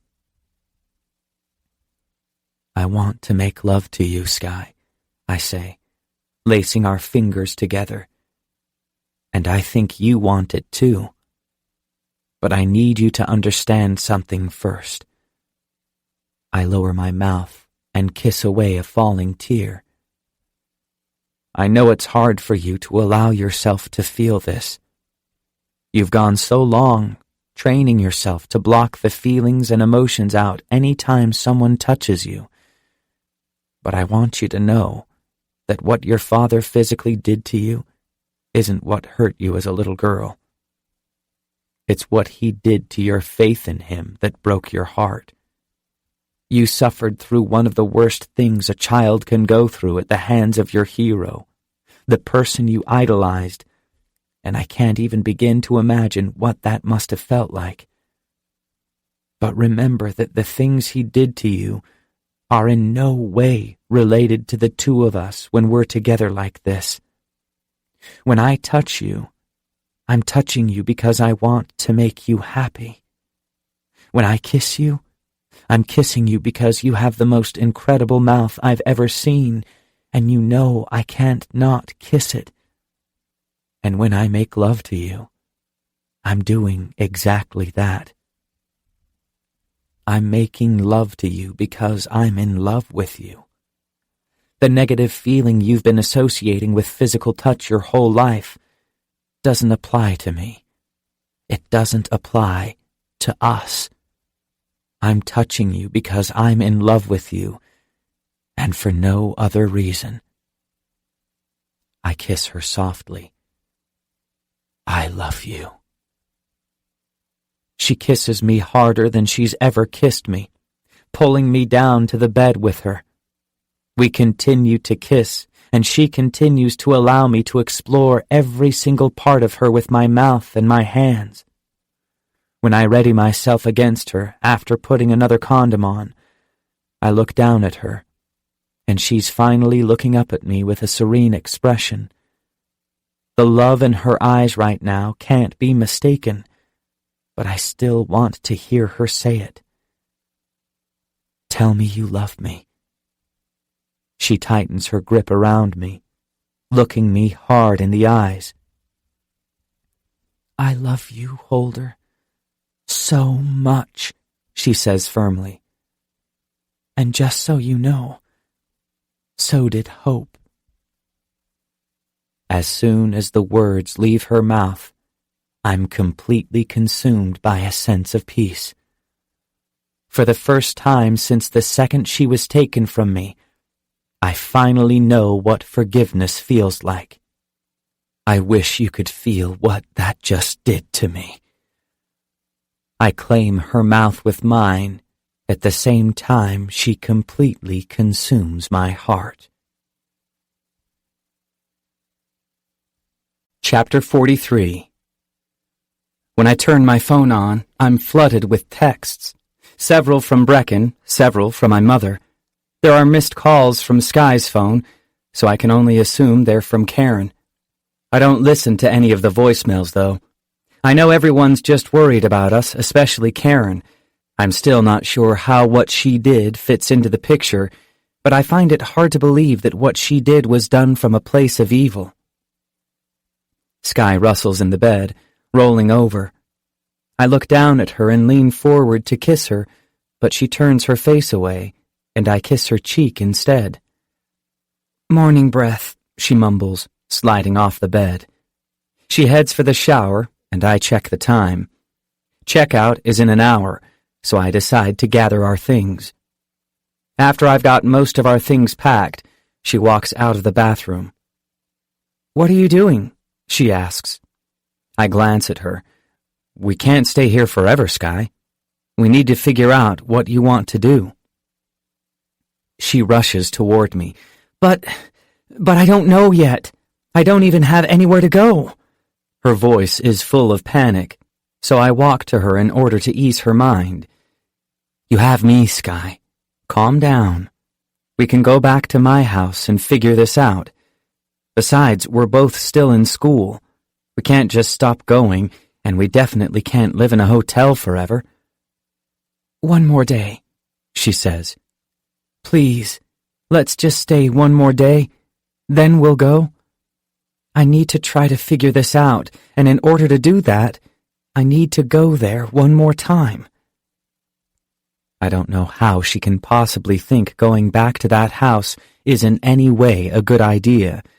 There's absolutely nothing she needs from there. "No way. I'm not putting you through that again. You're not going back." "I need to hold her," she says pleadingly. "I swear I won't get out of the car this time. I swear. But I need to see the house again before we go. I remembered so much while I was there. I just want a few more memories before you take me back and I have to decide what to do." Jesus, she's relentless. I pace the floor, not knowing how I can get it through her head that she can't do this. "Please," she says again. Ugh, I can't say no to that voice. "Fine," I groan. "I told you I would do whatever it was you felt you needed to do. But I'm not hanging all of those clothes back up." She laughs and rushes to me, throwing her arms around my neck. "You're the best, most understanding boyfriend in the whole wide world." I hug her back and sigh. "No, I'm not. I'm the most whipped boyfriend in the whole wide world."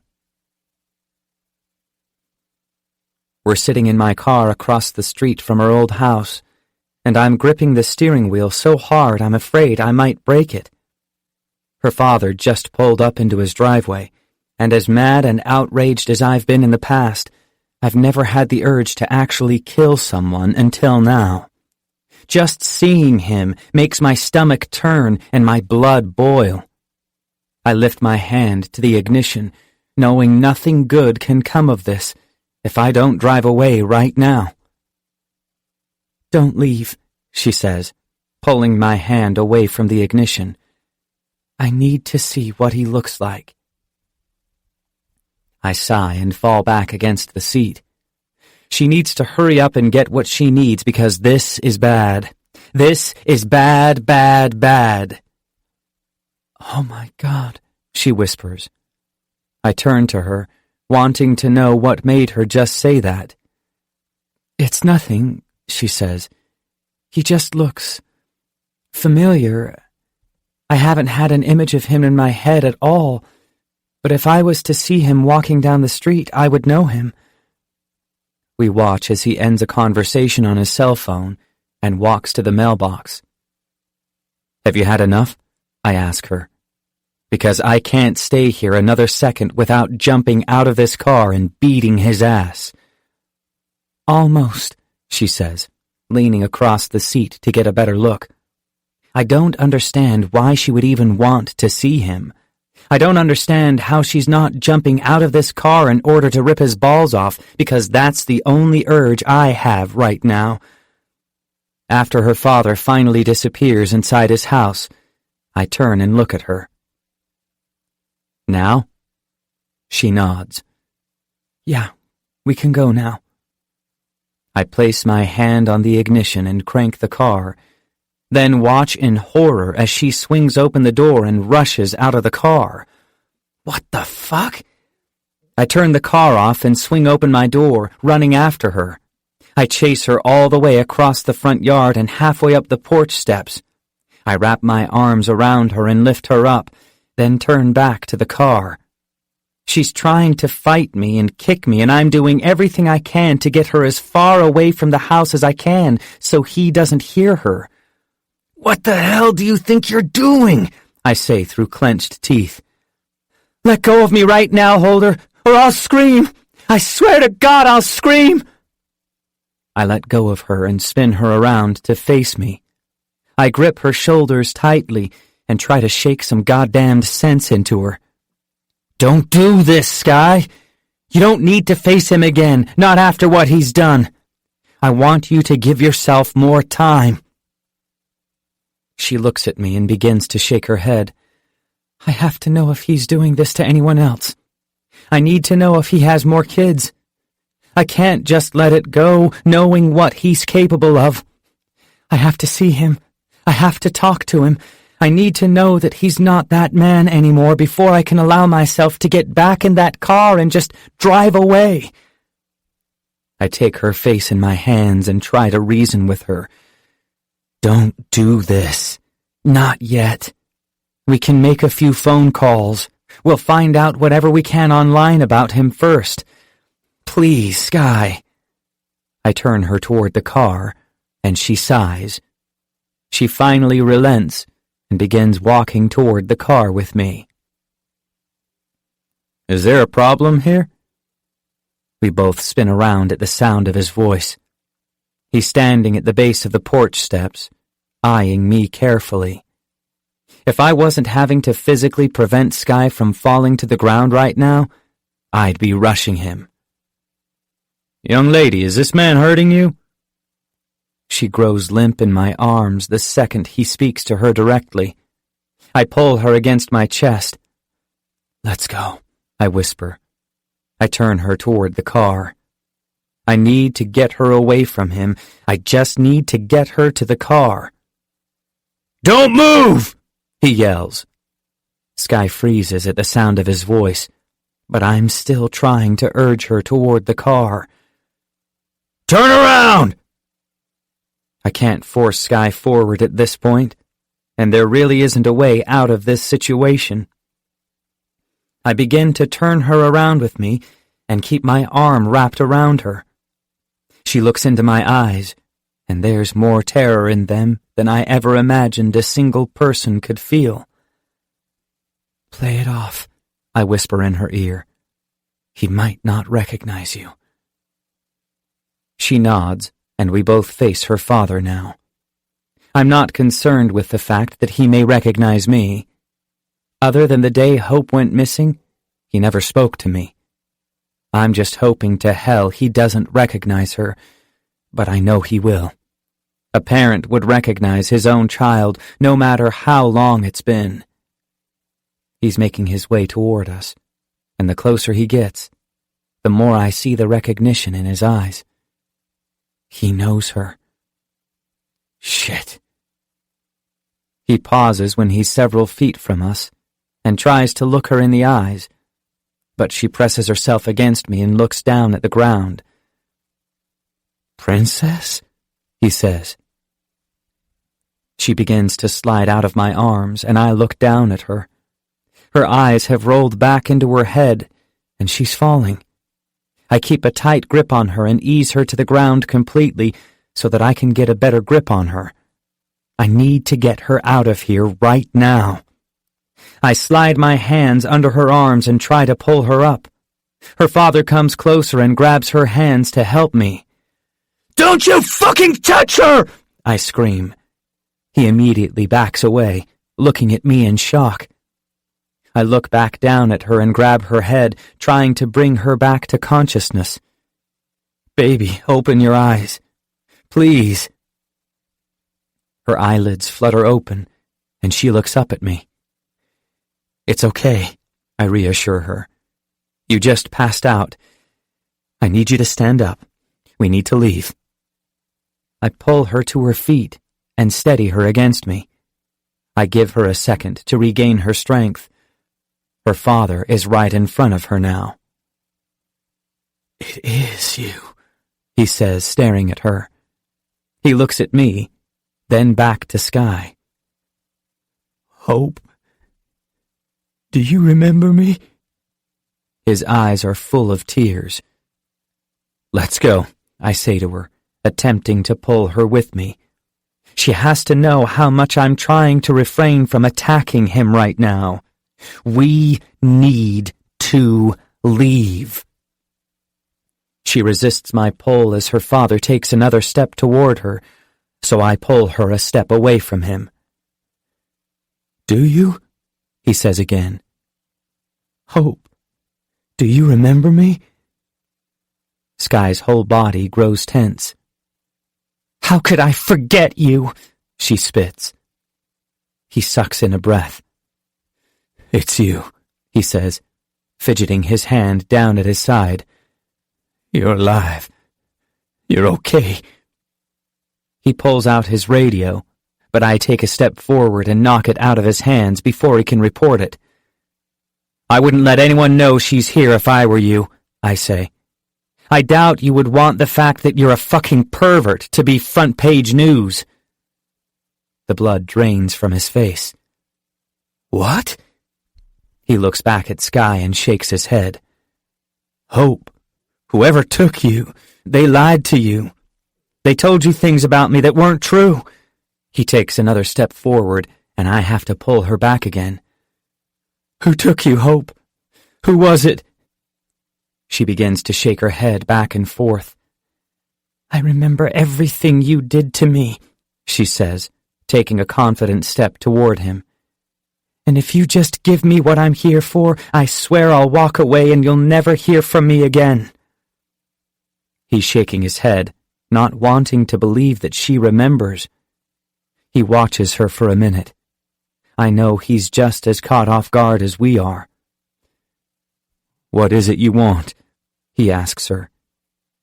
Answers, Sky says. And I want anything you have that belonged to my mother.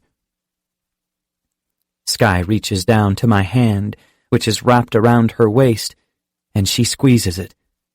She's scared. Her father glances at me, then back to Sky.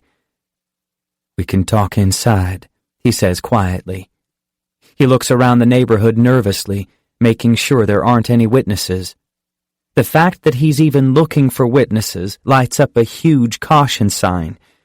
There's no telling what this man is capable of. Leave your gun, I demand. He pauses, then removes his gun from his holster. He lays it on the porch. Both of them, I say. He reaches down and removes the extra gun from his leg, laying it on the porch right before he walks into his house. I spin Sky around to face me before we walk through the door. I'm staying right here with the door open. I don't trust him. Don't go any farther than the living room. She nods, and I give her a quick kiss, then watch her turn and step into the living room. She walks to the couch and takes a seat, eyeing him guardedly the entire time. He raises his eyes to hers. Before you say anything, he says, you need to know that I loved you, and I've regretted what I did every second of my life. I want to know why you did it, she says. He leans back in his seat and rubs his hands over his eyes. I don't know, he says. After your mother died, I started drinking heavily again. It wasn't until a year later that I got so drunk one night that I woke up the next morning and knew I had done something terrible. I was hoping it was just a horrible dream, but when I went to wake you up that morning, you were different. You weren't the same happy little girl you used to be. Overnight, you somehow became someone who was terrified of me. I hated myself. I'm not even sure what I did to you because I was too drunk to remember, but I knew it was something awful, and I'm so sorry. It never happened again, and I did everything I could to make it up to you. I bought you presents all the time and gave you whatever you wanted. I didn't want you to remember that night.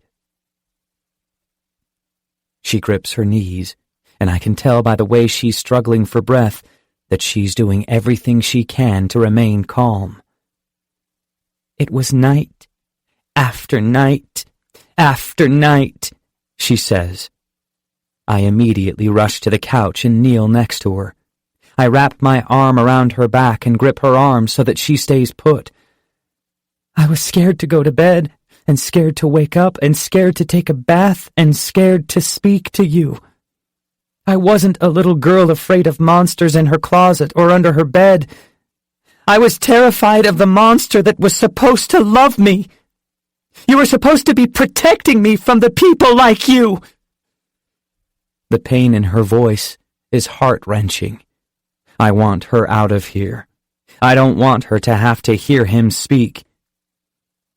Do you have any other children? She asks. He drops his head and presses a palm to his forehead, but fails to answer her. Do you? She screams. He shakes his head. No, I never remarried after your mother. Am I the only one you did this to? He keeps his eyes trained to the floor, avoiding her question. You owe me the truth, she says, her voice quiet now. Did you do this to anyone else before you did it to me? There's a long silence. He's staring at the floor, unable to admit the truth. She's staring at him, waiting for him to give her what she came here for. After a long silence, she begins to stand up. I grasp her arm, but she looks me in the eyes and shakes her head. It's okay, she says. I don't want to let her go, but I have to allow her to handle this the way she wants to handle it. She walks to him and kneels in front of him. I was sick, she says. My mother and we were in my bed and you came home from work. She had been up with me all night and she was tired. So you told her to go get some rest. He's looking her in the eyes like a regretful father. I don't know how. You held me that night like a father is supposed to hold his daughter. And you sang to me. I remember you used to sing a song to me about your ray of hope. Before my mother died, before you had to deal with that heartache, you didn't always do those things to me, did you? He shakes his head and touches her face. I have the urge to rip his hand off, just like all the urges I've had to rip Grayson's hand off. Only this time I don't want to stop at his hand. I want to rip his head off and his balls off and... No hope, he says to her. I loved you so much. I still do. I loved you and your mother more than life itself, but when she died, the best parts of me died right along with her. I'm sorry you had to go through that, she says with little emotion. I know you loved her. I remember. But knowing that doesn't make it any easier to find it in my heart to forgive you for what you did. I don't know why whatever is inside of you is so different from what's inside other people, to the point that you would allow yourself to do what you did to me. But despite the things you did to me, I know you loved me. And as hard as it is to admit, I once loved you too. I loved all the good parts of you. She stands up and steps back. I know you aren't all bad. I know that. But if you love me like you say you do, if you loved my mother at all, then you'll do whatever you can to help me heal. You owe me that much. All I want is for you to be honest so I can leave here with some semblance of peace. That's all I'm here for, okay? I just want peace. Her father is crying now. She walks back to me, and I can honestly say I'm amazed by her right now. I'm amazed by her resolve, her strength, her courage. I slide my hand down her arm until I find her pinky, and I hold it. She wraps her pinky tightly around mine in return. Her father sighs heavily, then looks back up at her. When I first started drinking, it was only once. I did something to my little sister, but it was only one time. It was years before I met your mother. She exhales a breath. What about after me? Have you done it to anyone else since I was taken? It's obvious he has by the guilt that consumes his features. Who? She asks. How many? He shakes his head slightly. There was just one more. I stopped drinking a few years ago and haven't touched anyone since. I swear. There were only 3. And they were at the lowest points of my life. When I'm sober, I'm able to control my urges. That's why I don't drink anymore. Who was she? Sky asks. He nudges his head to the right, toward the house next door.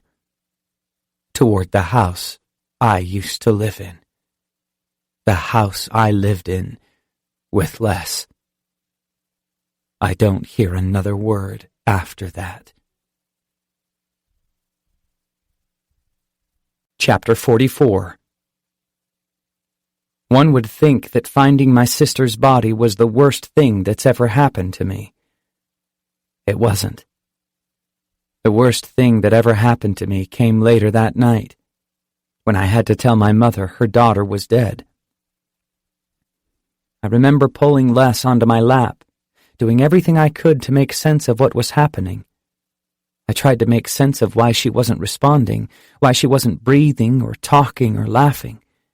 It just didn't make sense that someone could be here one minute, then the very next minute they're not. They're just not. I don't know how long I held her. It could have been seconds, it could have been minutes. Hell, I was so out of it that it could have been hours. I just know that I was still holding her when the front door slammed shut downstairs. I remember panicking, knowing what was about to happen. I was about to have to walk downstairs and look my mother in the eyes. I was about to have to tell her that her daughter was dead. I don't know how I did it. I don't know how I let go of Les long enough to stand up. I don't know how I found the strength to even stand. When I made it to the top of the stairs, she and Brian were removing their jackets. He took hers and turned around to hang it on the coat rack. She glanced up at me and smiled, but then she stopped smiling. I began to walk down the stairs toward her. My body was so weak. I was taking them slowly, one at a time, watching her the whole way. I don't know if she had mother's intuition or if she could just tell by the look on my face what had happened, but she started to shake her head and back away from me. I started to cry, and she started to panic, and she continued to back away from me until her back met the front door.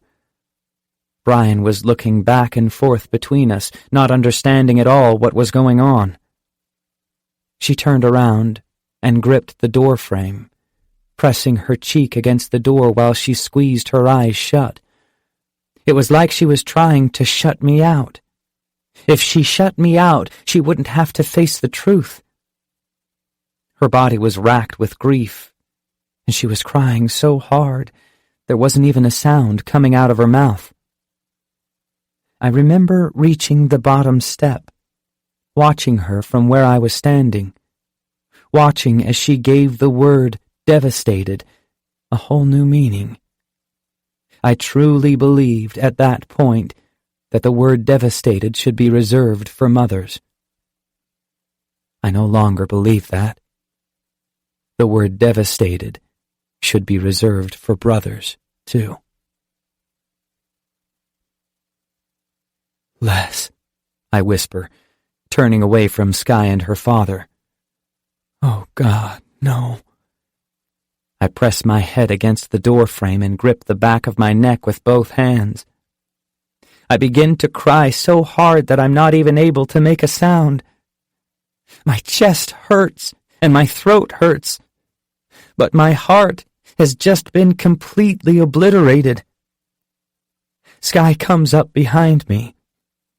She wraps her arms around me and tries to comfort me in whatever way she can, but I can't feel it. I can't feel her, and I can't feel the devastation anymore because all I feel is this overwhelming amount of hatred and rage. I'm trying to refrain from lunging at him, but I don't think I have enough self-control. I wrap my arm around Sky and pull her against me, hoping her presence can help calm me, but it doesn't. The only thing that could calm me would be knowing the man behind me is no longer breathing. He's the reason. He's the reason for all of it. He's why Les isn't here anymore. He's what broke hope. He's the reason my mother knows the meaning of devastation. This bastard is who stole my sister's strength away from her, and I want him dead. But I want to be the one to do it. I remove my arm from around Sky and push her away from me. I turn to face her father, but she steps between us, facing me with pleading eyes, pushing against my chest. She knows what I want to do to him, and she's trying to push me out the door.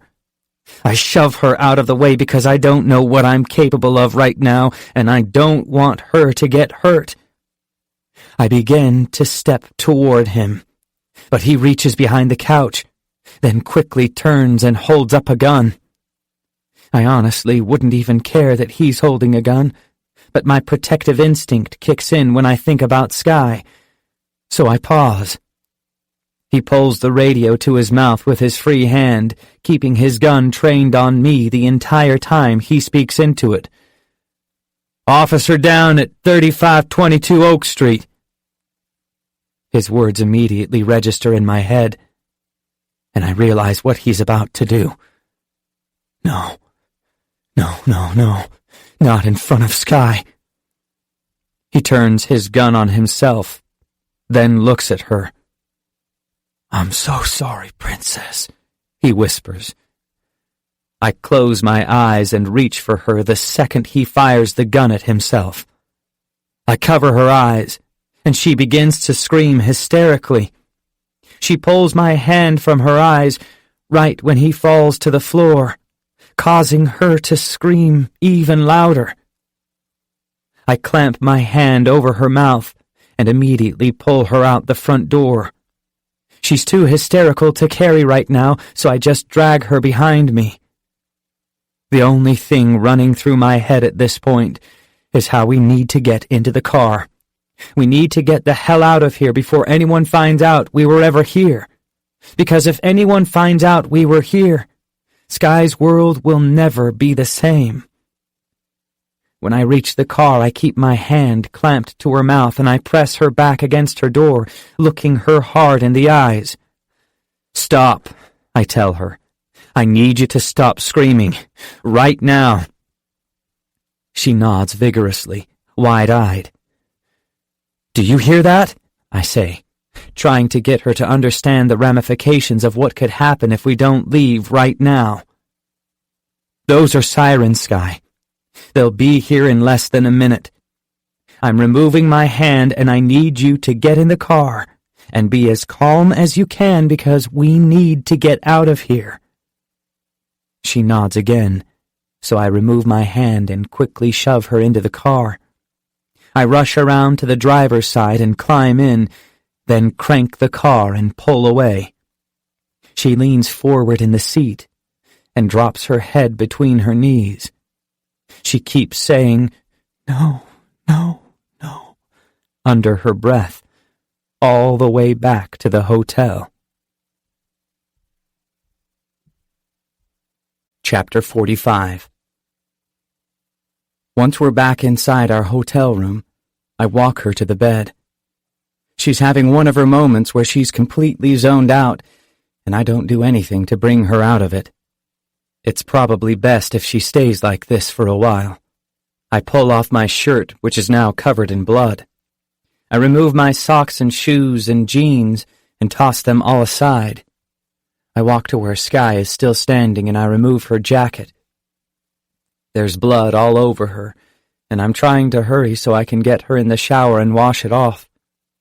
She finally turns to face me with a blank expression.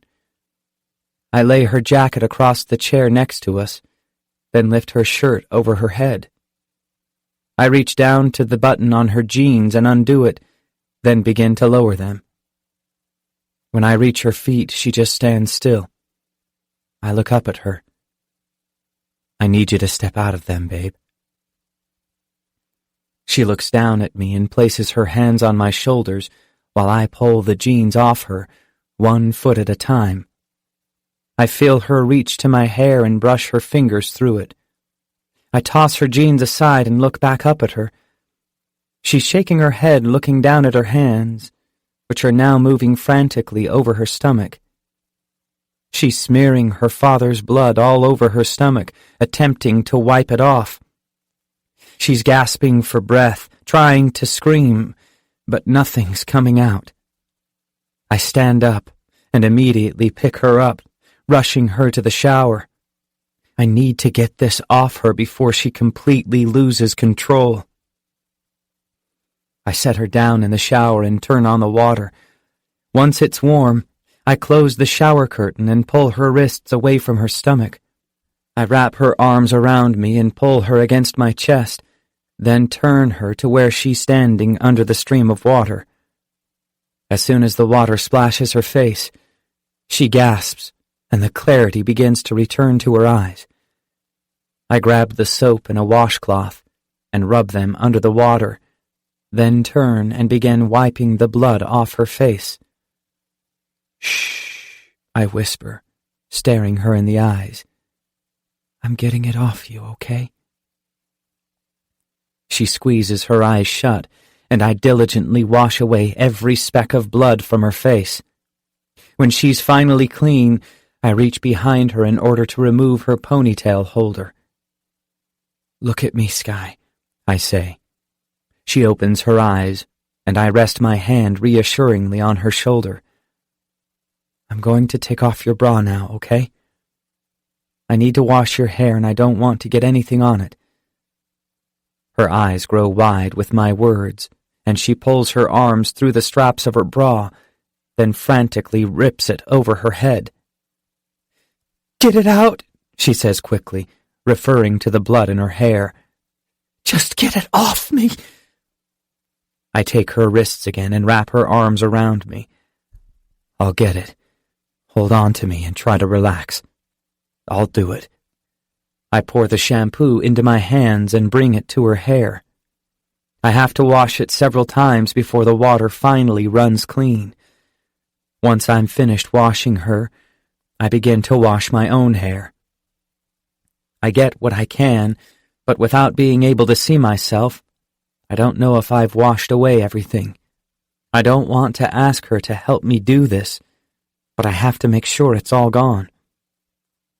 "Sky, I need you to make sure I got it all, okay? I need you to wipe away anything I missed." She nods and takes the washcloth out of my hands.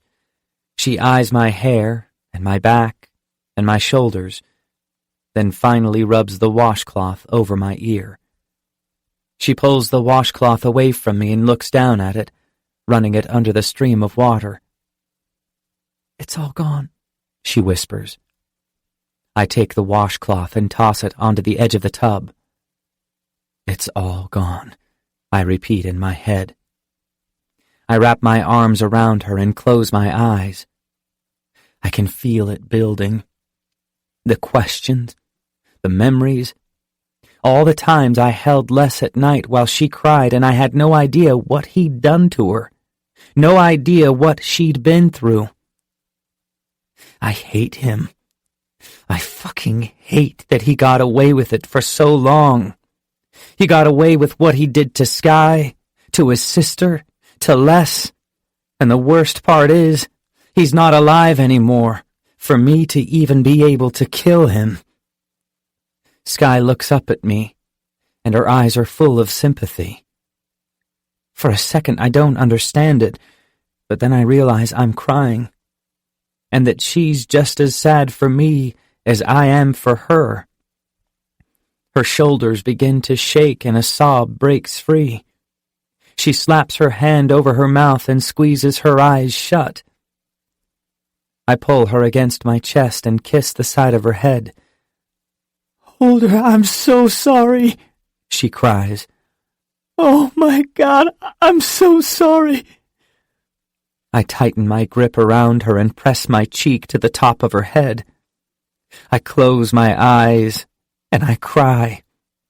I cry for her. I cry for Les. I cry for myself. She curls her arms up behind my shoulders, gripping me tightly. Then she presses her lips against my neck. "I'm so sorry," she says quietly. "He never would have touched her if I..." I grab her by the arms and push her away from me so that I can look her in the eyes. "Don't you dare say that!" I grab her face with both hands. "I don't ever want you to apologize for a single thing that man did. Do you hear me? It's not your fault, Sky. Swear to me you will never let a thought like that consume you ever again." She nods. "I swear." I continue to maintain eye contact with her, needing to know that she's telling me the truth. This girl has done nothing that warrants an apology, and I never want her thinking like that again. She throws her arms around my neck, tears falling from both of us now. We hold each other tightly, desperately. She kisses my neck repeatedly, wanting to reassure me in the only way she knows how. I lower my lips to her shoulder and kiss her in return. She holds me tighter, and I let her. I let her hold me as tight as she possibly can. I continue to kiss her neck, and she continues to kiss mine, both of us working our way toward each other's mouth.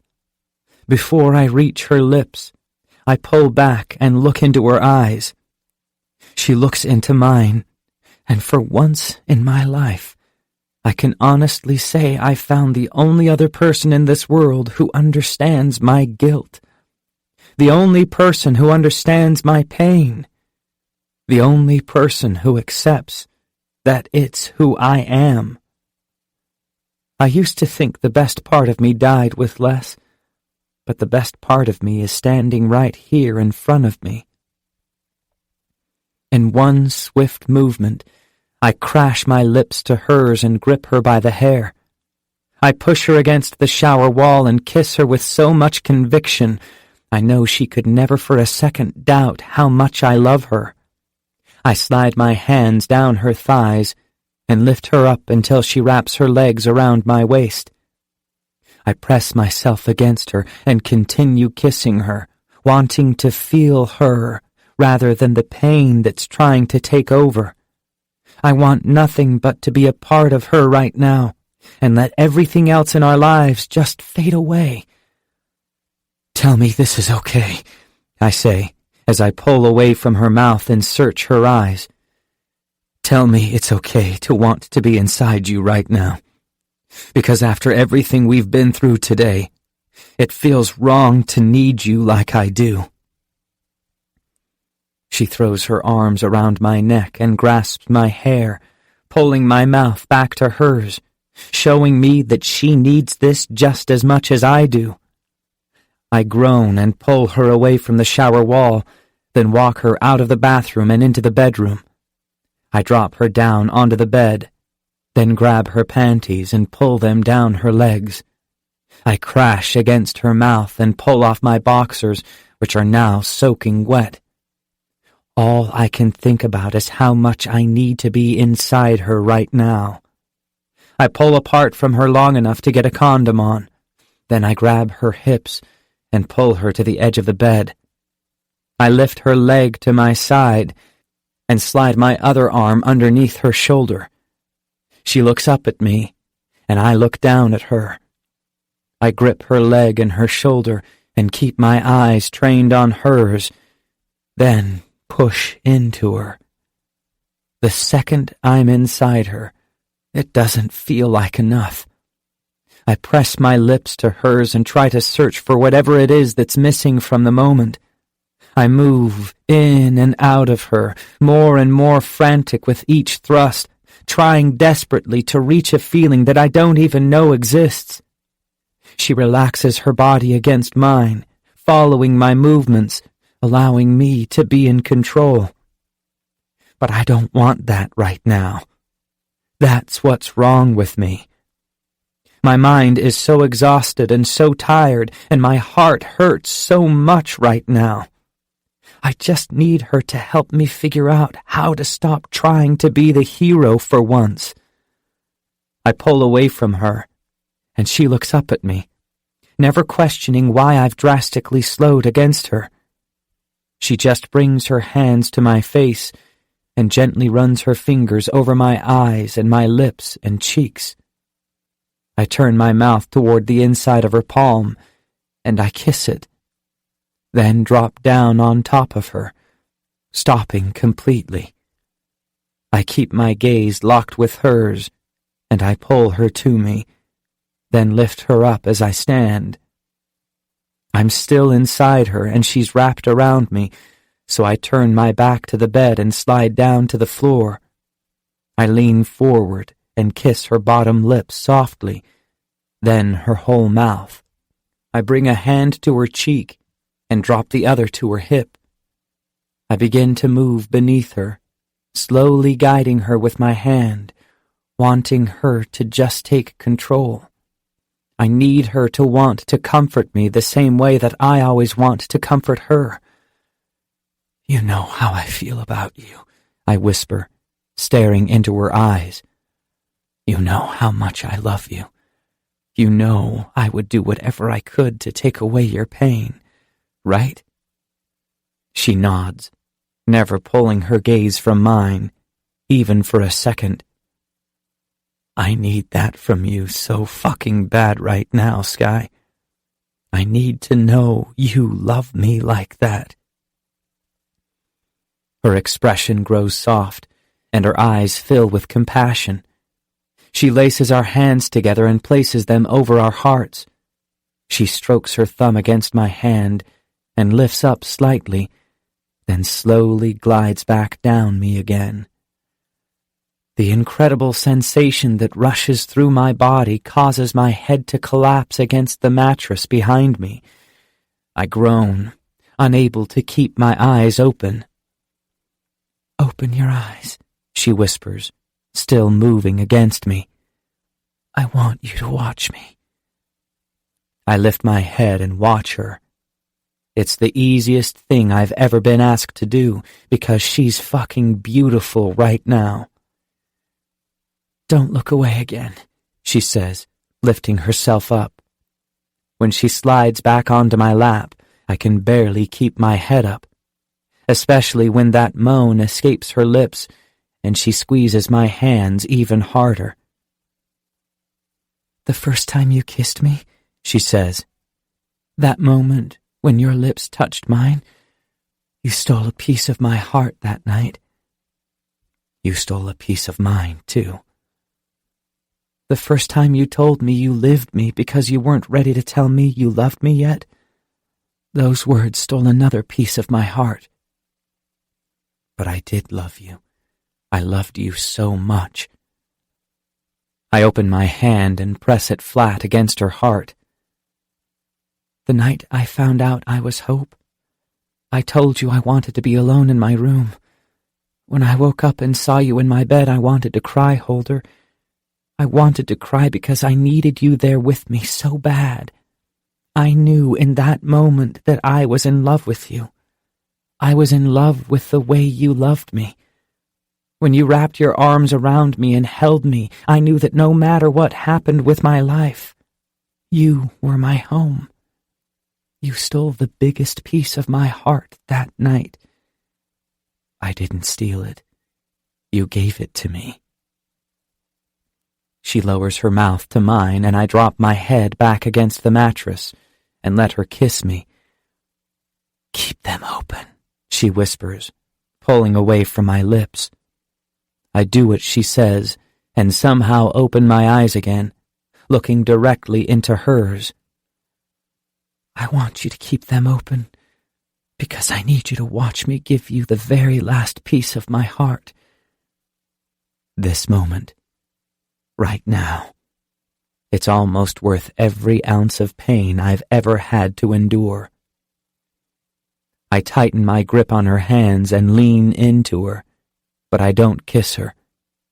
We get as close as we possibly can, and we keep our eyes open until the very last second, until she completely consumes me and I completely consume her, and I have no idea where my love ends and hers begins. As soon as I begin to tremble and moan beneath her, my head falls against the mattress and she allows me to close my eyes this time. She continues to move on top of me until I'm completely and utterly still. I give my heart a second to calm down. Then I lift my head and look at her. I remove my hands from hers, and I slide them through her hair to the back of her head. My lips connect with hers, and I kiss her, pushing her off me and onto the floor beneath me. I slide my hand between us and flatten my palm against her stomach, then slowly lower my hand until I find the exact spot that makes my favorite sound escape her mouth. I drink in every single moan and breath that passes her lips, and I let her keep her eyes closed, but I keep mine open and watch her steal the very last piece of my heart. Chapter 46. Les. I have so much I want to say, but I don't even know how to begin. Everything with Sky couldn't have turned out better. She's back home with Karen now, where she belongs. I knew Karen wouldn't have harmed Sky. I could tell just from the little time I spent with them that Karen loved her as much as I did. It turns out I was right. Karen took Sky from her father because Karen knew what he was doing to her. Karen was his sister, Sky's aunt, and she had been through every single thing that Sky went through. She took her because she couldn't just sit back and allow it to continue to happen. Now that Sky knows the whole truth, she's decided to stay with Karen. Karen risked her entire life for that girl. She risked her entire future, and I could never thank her enough. I said this to Sky, and I'll say it to you. The only thing I wish Karen would have done differently is I wish she could have taken you too. I didn't know, Les. I had no idea what he was doing to you, and I'm so sorry. I'll tell you more tomorrow, but tonight I just needed to tell you that I love you. H. Chapter 47. Happy Halloween. Sure hope you decide to wear something sexy for once. I hit send and set the phone on my nightstand, then climb out of bed. I didn't leave Sky's house until after 4 o'clock this morning. Then I came home and wrote Les a note before I crawled into bed. It's been days of little sleep and high emotion. I walk to the closet and grab a t-shirt, then pull it on over my head. My phone sounds off, so I walk to it and pick it up to read her text. Hi, Holder. It's Karen. Still haven't returned Sky's phone to her, but I'll relay the message. Or not. Oh, shit. I laugh and text Karen back. LOL. Sorry about that. But while I'm texting you, how is she today? I wait for her response, which doesn't take long. She's okay. She's been through a lot, and I know it'll take time. but she's the bravest girl I know, so I have complete faith in her. I smile and text her back. Yeah, she kind of reminds me of her mother. She texts back a heart. I set my phone on the bed and sit down beside it. I pick it back up and scroll through it, finding my father's number. Hey, Dad. Miss you. I'm thinking about bringing my girlfriend to visit during Thanksgiving break. I want you to meet her. Tell Pamela I promise to stay off her couch. I hit send, but I know the text wasn't enough, so I text him one more time. And I'm sorry. I'm really sorry. I set the phone down and look across the room to the notebook still lying on the floor where I threw it, the one that contains the majority of my notes to Les. I still don't want to read it, but I feel like I owe it to her. I stand up and walk to it. I bend over and pick it up at the same time I lower myself to the floor. I lean against the wall and pull my knees up, then open the notebook and flip to the back of it. Chapter 47.5. Dear Holder, if you're reading this, I'm so sorry. Because if you're reading this, then I know what I did to you. But I really hope you never find this letter. I'm hoping whoever finds this notebook doesn't see much use for it and throws it out, because I don't want to break your heart. But I have so much I need to say to you that I'll never be able to tell you face to face, so I'm doing it here instead. I'm going to start with what happened when we were kids, with Hope. I know how much you blamed yourself for walking away from her, but you need to realize that you weren't the only one, Holder. I walked away from her too. And you were doing what any other child in that situation would do. You were trusting that the adults in her life were doing what was right for her. How could you have anticipated what was going to happen when she walked to that car? You couldn't have. So just stop thinking you could have done something differently. You couldn't have, and frankly, you shouldn't have. Hope climbing into that car was the best thing that ever happened to her. A few weeks after she was taken, her father asked me if I wanted to help him make some flyers. Of course I wanted to help him. I would have done anything that would have helped bring Hope back to us. When I walked into his house, I could feel something wasn't right. He walked me to her bedroom. He told me the materials for the flyers were in Hope's room. Then he shut the door behind us and completely shattered my life. It went on for years after that. It went on until the day I couldn't bear it anymore and finally told Mom. She immediately went to the police. That same day I was interviewed by a therapist and my confession was documented. I was only 9 or 10 years old, so I don't remember a lot about it. I just remember that weeks went by, and Mom and Dad had to go to the police station several times. The whole time all of this was going on, Hope's father never once returned home. I found out later he had been arrested. An investigation was completed, and it was even taken to court. I remember the day Mom came home and told me we were moving. Dad couldn't leave his job and she refused to keep us in Austin, so she moved us. I don't know if you know this, but they tried to work it out. Dad tried to find a job that could support us in our new town, but he never did. I think they eventually realized that it was easier being apart. Maybe they both blamed each other for what happened to me. Now that I look back on all the therapy Mom had me undergo, I hate that she didn't see the need for her to see a therapist, too. I always wondered if their marriage could have been saved if they had talked to someone about it. But then again, I've been in therapy for years, and it obviously didn't save me. I wish it did, and maybe it could have if I knew how to apply it. It did help me get through for several years, but it couldn't save me from myself every time I had to close my eyes at night. And as much as Mom tried to save me, she couldn't do it either. I wasn't looking to be saved. I just wanted to be let go. I found out several years later that Hope's father never had to pay for what he did to me, for what he did to Hope. He was extremely manipulative and made it seem like I was blaming him for Hope's disappearance, and this was my way of getting back at him. The entire community rallied behind him.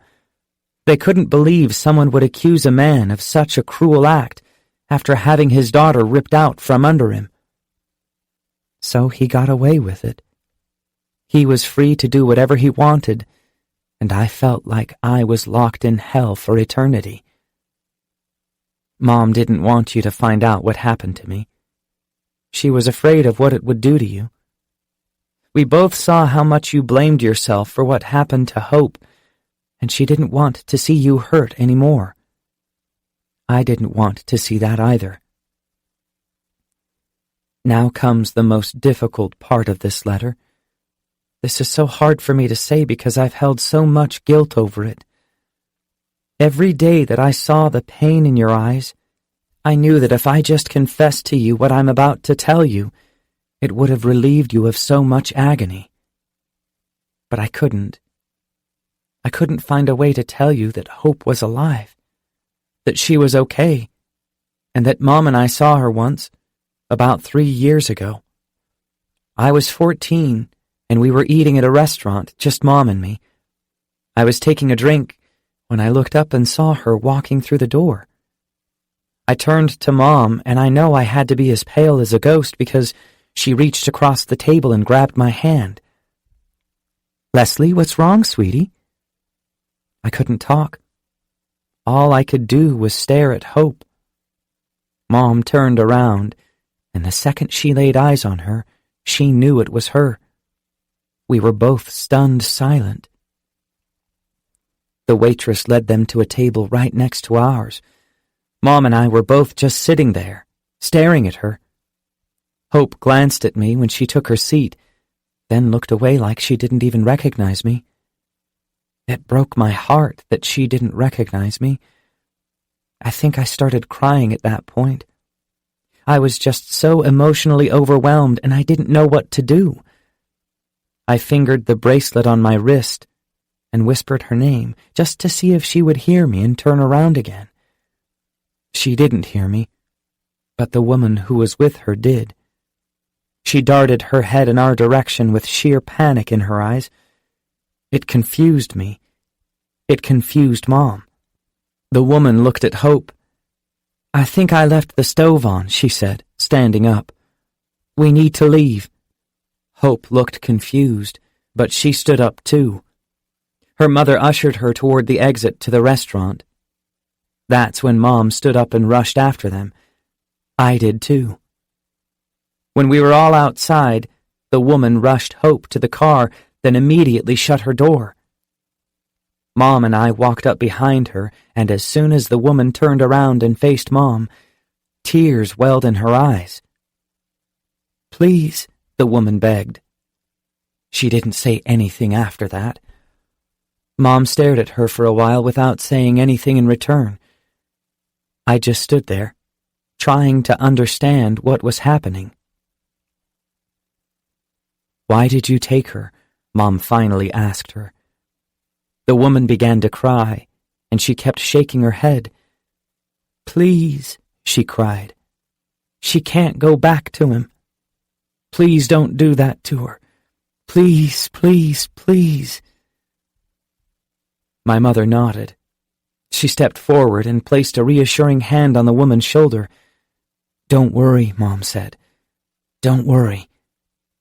Mom glanced at me, and tears filled her eyes. Then she glanced back to the woman. "I would do whatever it took to keep my daughter safe, too." The woman looked at Mom in confusion. I know she didn't understand exactly just how much Mom knew, but she understood Mom's honesty. She tilted her head and exhaled. "Thank you," she said, backing away from us. Thank you." She opened her door and climbed into her car. Then they drove away. I don't know where she lives. We never found out the woman's name, and we never found out the name Hope goes by now. I also stopped wearing the bracelet after that day because I knew in my heart that she didn't need to be found. But I needed you to know, Holder. I just need you to know that she's alive, and she's okay. And you walking away from her that day was the best thing you could have done for her. As far as me, well, I'm a lost cause. I've spent the last 8 or so years existing in this constant nightmare, and I'm just tired. The therapy and medication help numb the pain, but it's the numbness I don't want to endure, Holder. That's why I plan to do what I need to do. And that's what led to your reading this letter.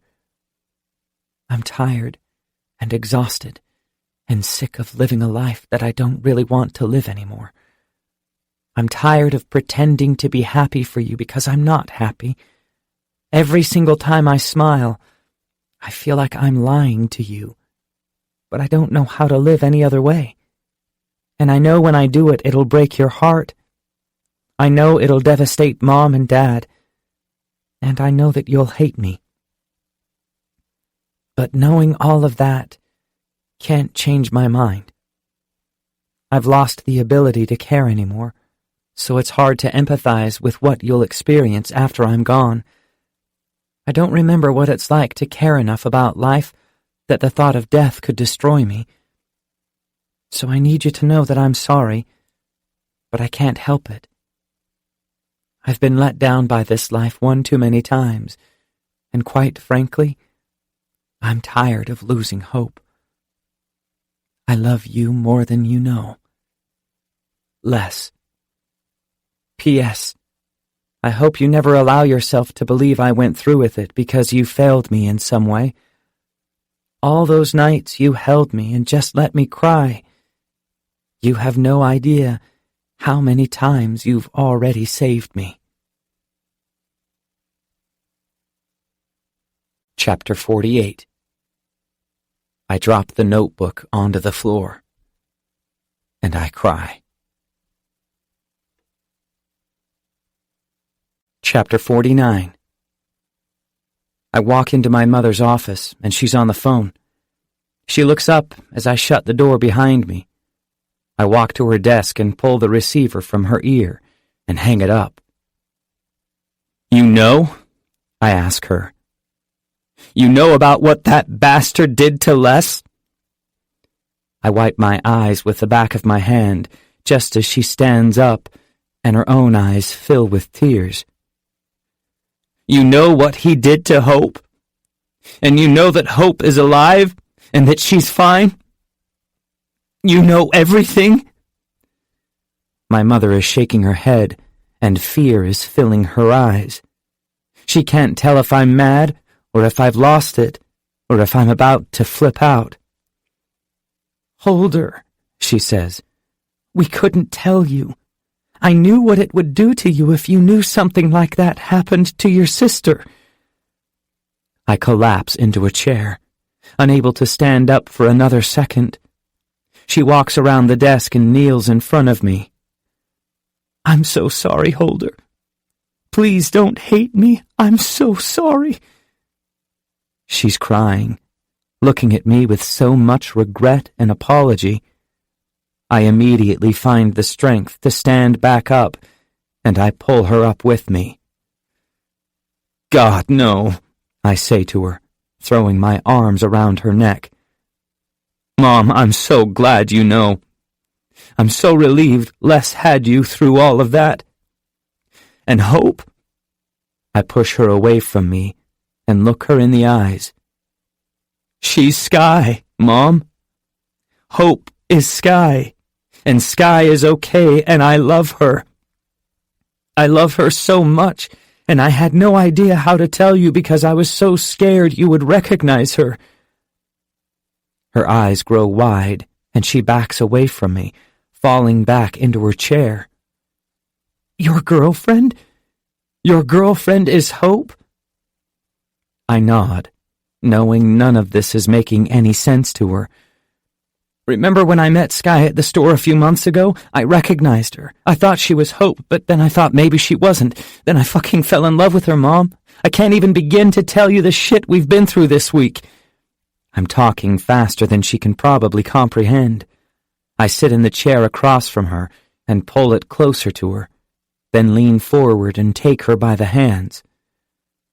"She's okay. I'm okay. I'm more than okay.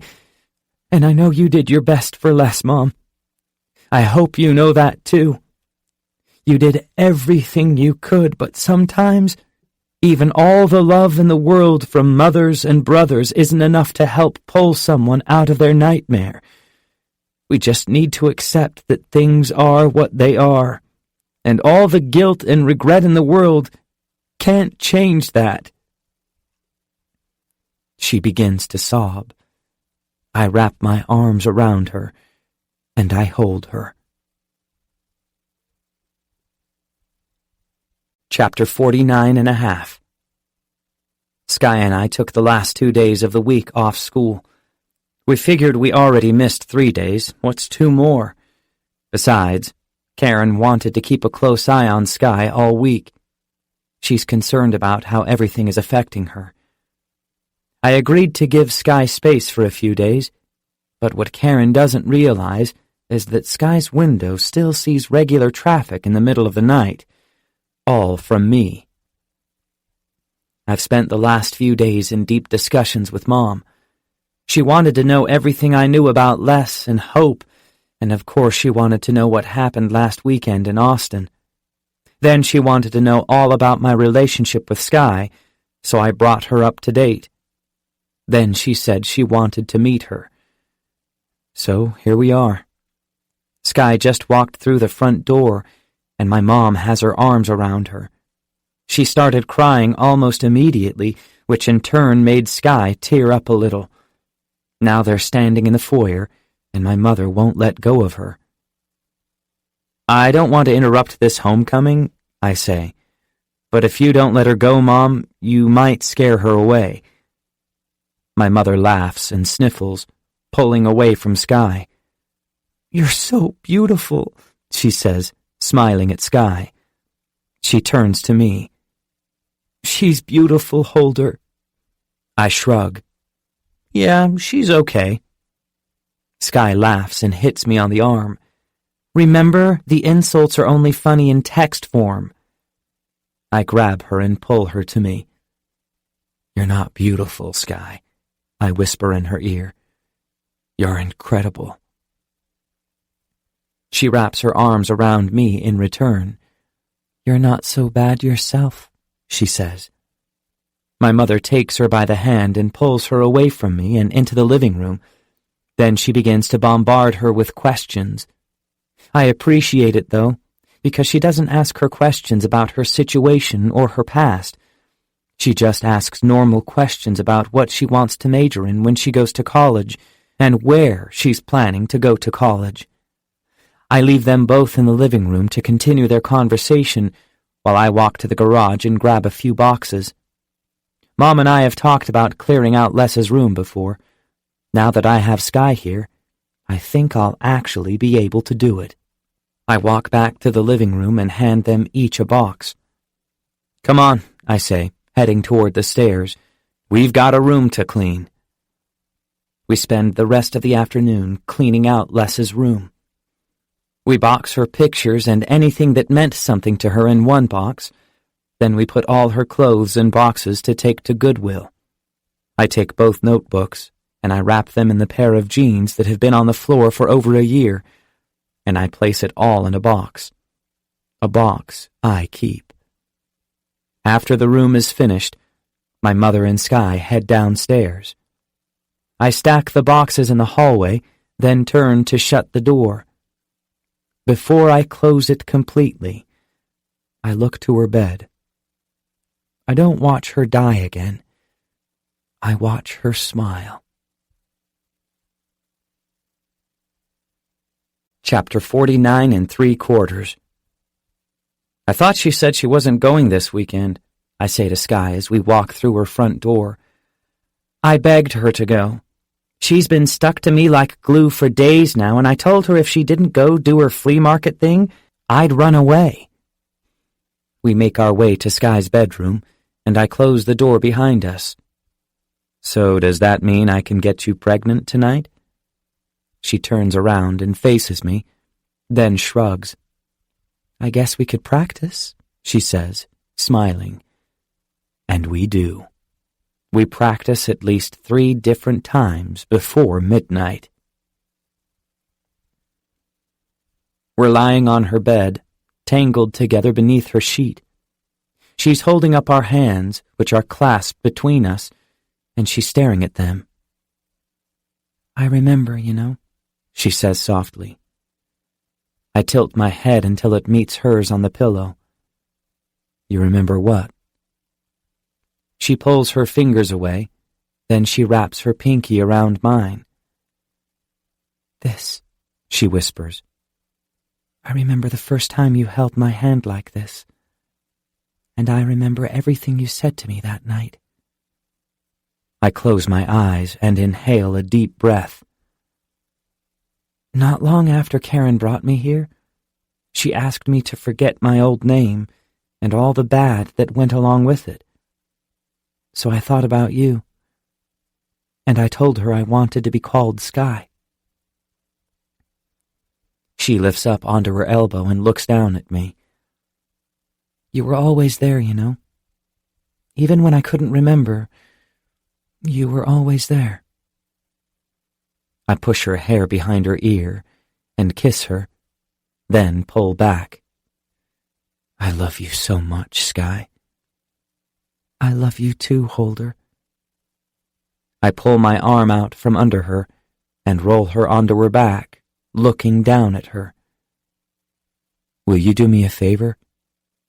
She nods. From now on, I want you to call me Dean. Final chapter. Les. It's been a while. I came across these letters today after needing boxes to pack for college. I also came across the pair of jeans that sat in your bedroom floor for over a year. I just threw them in the hamper for you. You're welcome. So, yeah, college. Me going to college. Pretty cool, huh? It's still about a month away before I go, but Sky has already been there for a couple of months. She had all her credits from being homeschooled, so right after high school graduation, she left to get a head start on me. She's so competitive. But I'm not worried, because I plan on surpassing her once I get there. I have this elaborate evil plan all mapped out. Every time I catch her studying or doing homework, I'll just whisper something sexy in her ear or flash my dimples. Then she'll get all flustered and sidetracked, and she'll fall behind on her schoolwork, and she'll fail her classes, and I'll get my degree first, and victory will be mine. Or I'll just let her win. I sort of like letting her win sometimes. I miss her like crazy, but we'll be in the same town again in less than a month. A town with no parents. A town with no curfews. And if I have anything to do with it, she'll have a closet full of nothing but dresses. Shit. Now that I look at it, I think we both might end up failing. A lot has happened since I last wrote to you, but then again, nothing has happened. Compared to the first few months following my return from living with Dad in Austin, the rest of the year has been pretty tame. Once Sky found out the truth, Karen eased up on the technology restrictions. I got her an iPhone for her real birthday, and she has a laptop now, so we get to see each other every night through Skype. I love Skype. A lot. Just saying. Mom and Dad are good. Dad didn't put 2 and 2 together when he met Sky, which I didn't really think he would to begin with. He never really spent a lot of time around her when we were kids because he worked so much. He does love her, though. And Mom? Good Lord, Les. Mom can't get enough of her. It kind of weirds me out how close they've become, but it's also good. It's good for Mom. I think having Sky as part of the family now has helped relieve some of the grief she still feels from your death. And yes, we all still feel it. Everyone who loved you still feels it. And while I don't really relive your death anymore, I still miss you like hell. I miss you so much. Especially when something happens that I know you would think was funny. I catch myself laughing, and then all of a sudden, I realize I'm the only one laughing, and it hits me that I was expecting you to laugh too. I miss your laugh. I could go on and on about all the things I miss about you to the point that I start to feel sorry for myself again, but I've learned over the past year what it really means to be able to miss someone. In order to miss someone, that means you were privileged enough to have them in your life to begin with. And while 17 years doesn't seem like near enough time to have spent with you over the course of a lifetime, it's still 17 more years than the people that never knew you at all. So if I look at it that way, I'm pretty damn lucky. I'm the luckiest brother ever in the whole wide world. I'm gonna go live my life now, Les. A life I'm actually able to look forward to. And I honestly thought I'd never be able to say that. Then again, I honestly thought I'd always be hopeless. But I find hope every single day. And sometimes I find her at night, too, on Skype. I love you, Dean. Losing Hope was written by Colleen Hoover and read by Kirby Hayborn. Editing and post-production by Common Mode. Paul Fowley, technical director. The associate producer was Louisa Solomon. Jessica Escalona was the mix engineer. This has been a presentation of Simon & Schuster Audio. Losing Hope, a novel, is available as an ebook from Atria Books.